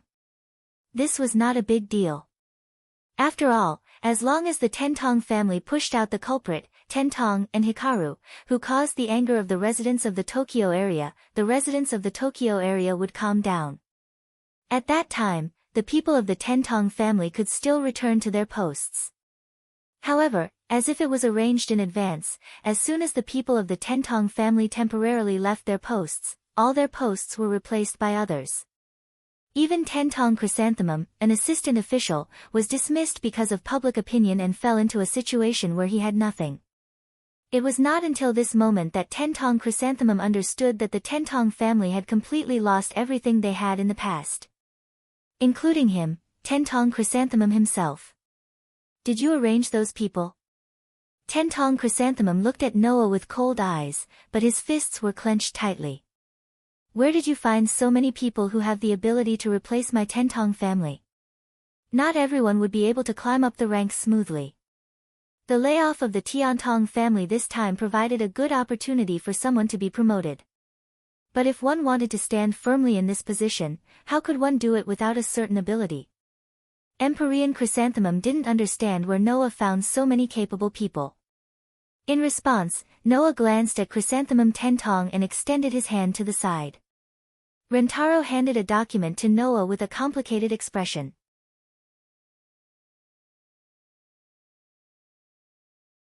You haven't seen the list of those who replaced your Celestial Tong family, right? Noah threw the document in his hand in front of the Celestial Tong Chrysanthemum minister. I believe that you should be very familiar with the names of these people. Chrysanthemum silently picked up the document and flipped through it. After a while, his eyes suddenly widened. Sima, that's right. Noah suddenly smiled. These people who have replaced you are your old rivals, the Sima clan's faction. Noah had already set his mind on the Sima clan when he decided to overthrow the Celestial Tong family. The Celestial Tong family and the Sima clan were two very similar existences. The Celestial Tong family occupied a great position in the political world and had extraordinary influence. On the other hand, the Sima family occupied a place in the business world. They relied on weapons to become rich and powerful. One was in politics, the other was in business. Both sides actually coveted each other's achievements in this field, more or less wanted to swallow a bite.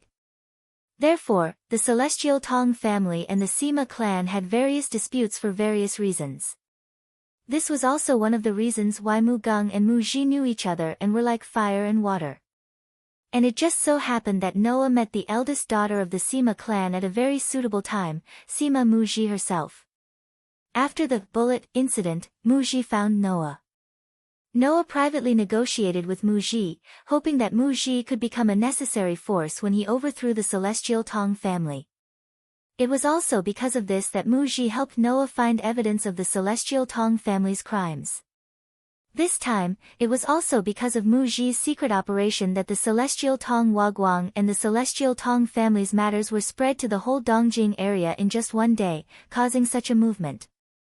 In the end, the people of the Sima clan took this opportunity to replace the Celestial Tong family's position in the political world, which caused the Celestial Tong family to be forced to step down collectively.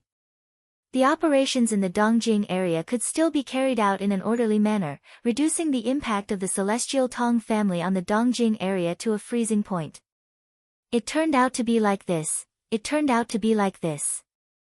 Chrysanthemum's hand holding the list of the people of the Sima clan couldn't help but tremble as he whispered. No wonder even the evidence of Waguang's crimes can be obtained. There were still many ways to obtain the evidence of the crimes of the insignificant people of the Celestial Tong family, but Celestial Tong Waguang was the grandson of Chrysanthemum's prime minister, a direct descendant of the Celestial Tong family. The traces of his secret deeds had long been deliberately eliminated by the Celestial Tong family. Except for the Celestial Tong family's own data vault. The Celestial Tong family secretly coveted the Sima clan's position in the business world, and the Sima clan also coveted the Celestial Tong family's position in the political world. Naturally, both sides had special spies mixed into their respective internal departments. In order to get the evidence of Celestial Tong Waguang's crimes, the Sima clan even mobilized the people who had been lurking in the Celestial Tong family. With the help of Mugeng, they finally succeeded. Noah said faintly as if he had heard the voice of Chrysanthemum's prime minister. As the former daughter of the Celestial Tong family, no one is more familiar with the situation of the Celestial Tong family than Mugeng. She even knows the location of the Celestial Tong family's data vault and how to enter it. Chrysanthemum's prime minister immediately shot his emotional gaze to Mugeng, then suddenly realized something. No, even if you can get the evidence of Waguang's crimes and trigger a riot in the Tokyo area, it's impossible for the people in the Celestial Tong family to be replaced in such a short time when they leave their post. Speaking until here, Chrysanthemum's prime minister was suddenly stunned. Unless it's a recommendation from someone who has the ability to specially arrange for these people to be promoted instantly without the need for formalities and effort. Noah looked at Chrysanthemum's prime minister with sympathy. That's something that only someone with more influence and authority than you, the Celestial Tong family's patriarch and the Holy Son of Heaven's prime minister, can do. Hearing until here, the list in Chrysanthemum's prime minister's hand fell to the ground. After being stunned for a while, he seemed to have aged a lot all of a sudden. He finally bent his straight back and sighed. So that's how it is. Even the Holy Son of Heaven is involved in the operation of this matter. For that peace-loving princess, Chrysanthemum's prime minister's prime minister without hesitation, and your existence as the cradle of the corrupt Celestial Tong family, is an indispensable force to protect the Tokyo area, but also an invisible threat that can make the Tokyo area cease to exist. Noah turned around, his voice drilled into Chrysanthemum's ears. I believe that the Celestial Tong family, who has lost their status, will soon send specialized investigators to conduct a thorough investigation here. With Mugeng here, the Celestial Tong family's data vault won't be able to stop anyone.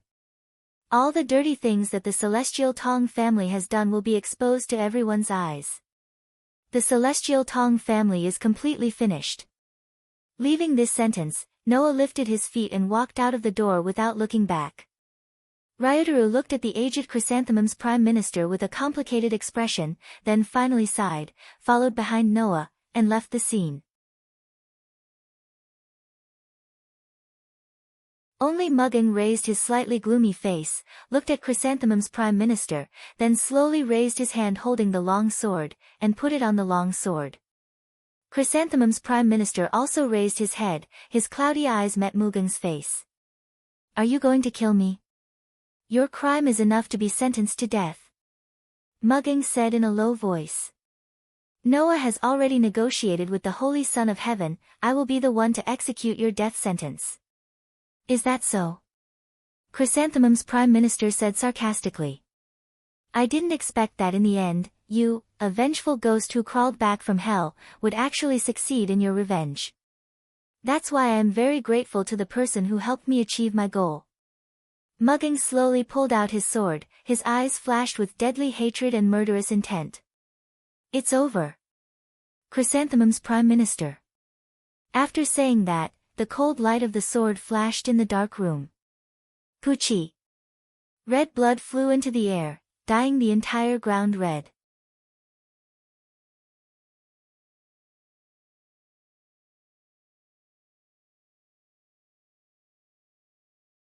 Chapter 173. Xia Shi and Hina, who had prepared refreshments in the kitchen, carried 2 trays of tea to the main hall. Rentaro-san. Xia Shi walked up to Rentaro and raised the tray in his hand. Please have some tea. Thank you. A slightly insincere smile appeared on Rentaro's face. He reached out and took the tea from Xia Shi's tray. Hina walked up to Mugging and glanced at her worriedly. Then, she raised the tray of tea in front of Mugging. Miss Mugging, please have some tea too. Amichum. Mugging nodded gently. She held the tea in her hand but didn't seem to want to drink at all. Her head was lowered, and an extremely weak expression appeared on her delicate face. Noah, who was sitting in front of Mugging and Ryotaro, silently observed them for a while. Then, he raised his teacup and looked at the swirling tea in it. He suddenly said, Let's start. Are you still thinking about the Tentong family? As soon as he said this, Mugging and Rintaro's expressions changed. One was at a loss, while the other was at a loss. Noah, who was quite familiar with Mugging and Rintaro, easily guessed the reason for their reaction.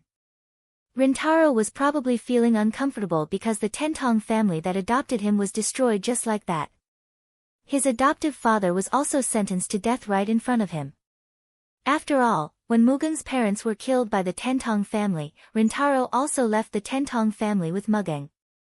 However, he didn't hate the Tentong family like Mugging did. It was impossible to say that Rintaro didn't have the slightest attachment to the Tentong family. That was why Rintaro's emotions were so tangled. He probably wouldn't be able to get over it for a while. As for Mugging, it was simple. After killing the celestial Tong's chrysanthemum, Mugung left without a word. No one knew where he went. When Mugung reappeared and came to Noah's house, Mugung was already in a daze. Noah, Xia Shi, Hina, and Rintaro, who had returned with Noah, all discovered that not only was Mugung reeking of blood, but there was also blood seeping out of his scabbard. Shortly after that, TV news reports reported the death of Tentong family's Tentong Hyuga, Tentong Genji, Tentong Shimin, as well as the culprits who caused the entire Tokyo area to fall into a major crisis, Tentong and Hikari. Thinking about it, it was clear that these people were killed by Mugging himself, right?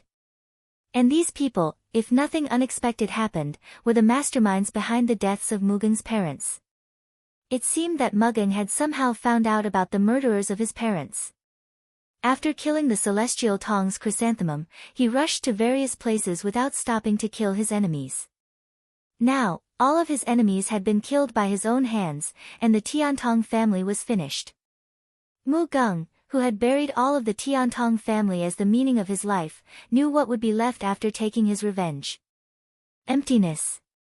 Other than that, there was nothing else. Regarding this, Xia Shi, who was extremely smart compared to ordinary children, seemed to understand. Although Hina was not as smart as Xia Shi, her life as an assassin made her extremely sensitive in this regard. Therefore, the two left obediently after serving tea.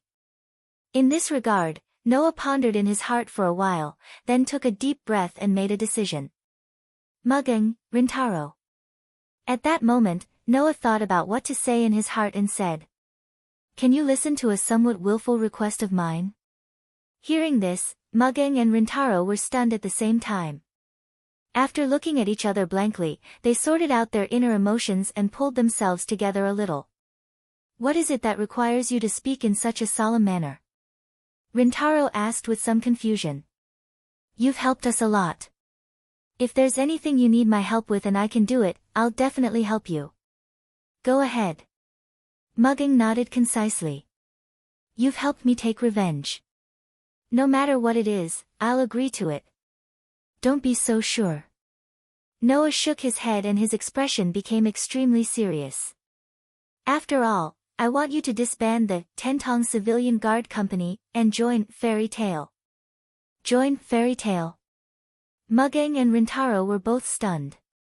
In front of the two, Noah first closed his eyes for a moment before suddenly opening them. A shocking light flashed across his eyes. "Mugging, Rintaro, I want to change this world." "Change the world?" Mugging and Ryutaru were completely stunned. Change the world? What did that mean? Intuition told Mugging and Rintaro that what Noah wanted to say next was definitely something very big, something so big that it could really change the world. As a result, Muggino and Rintaro reined in their emotions and became serious. "Actually, I've had this idea for a long time, but I've never thought of implementing it before because it's not something that can be done in a short period of time." Noah placed the tea in his hand on the table in front of him and met the gazes of Mugging and Rintaro. He sighed. "I believe you all know that I've always wanted to change the current situation of the accursed child so that these children can truly live a happy life like ordinary children. However, this matter has cruelly told me that there are still many people who hate these children, and there are also countless people who reject these children." Noah narrowed his eyes slightly. Due to the fact that the Tokyo area is ruled by the Son of Heaven, who doesn't reject the accursed child, the children here have the best experience in the whole country and even the whole world. But even so, the situation in Tokyo is still like this. I really can't imagine what kind of life the children in other places are living without the protection of the fairy tale and are not residents of the Tokyo area. Mugging and Rintaro were silent, they only nodded and agreed with Noah's idea. "So, when you say, change the world, you mean you want to change the situation of the accursed child being discriminated against all over the world?" Mugen's expression became stern. "You should know that this is not something that can be done easily, right?" On the side, Rintaro nodded again, but this time, Rintaro agreed with Mugen's idea. Basically, as long as it was a person who experienced the Protozoa War 10 years ago and survived until now, and kept that hellish memory, they all hated the accursed child. Because the accursed child's body had the blood of the monsters who took away their family and friends in the past 10 years. It wasn't impossible for these people to accept the existence of the accursed child, but it was unrealistic for the whole world to abandon hatred and discrimination and accept these children. Not to mention other factors, even if the two factors of hatred and discrimination were excluded, the most primitive human fear was a difficult problem to solve. The accursed child's body had the protozoa virus in it. Once the protozoa virus's invasion rate of the body exceeded 50%, these innocent and cute children would turn into real monsters. No one wanted to have a person who could turn into a man-eating monster at any time by their side. Even if it was a child. Therefore, the possibility of turning into a monster at any time meant that these children would not be able to integrate into the world of ordinary people. Unless Noah could come up with a solution to the possibility of these children turning into protozoa. Otherwise, this idea could only be said to be nonsense. Of course, Noah understood this problem, and showed a hesitant expression, but after a while, he slightly relaxed, looked at Mugen and Rintaro, and said a shocking fact. Actually, in the fairy tale, there is already a way to completely suppress the protozoa virus in the accursed child's body, and to stop the invasion rate from increasing. What did you say? Even Mugen and Rintaro couldn't help but lose their voice when they suddenly heard this news. Noah glanced at the two of them who were shocked. He stood up and said to the two of them, "You too, come with me." You're tuning in to the Blissful Bookshelf YouTube channel. We're so grateful for your support, and don't forget to subscribe to join us on this incredible journey through captivating stories. Your generosity through donations truly makes a world of difference, as it's the primary source of revenue that allows me to expand and enhance this channel for you. Thank you from the bottom of my heart for being a part of this adventure.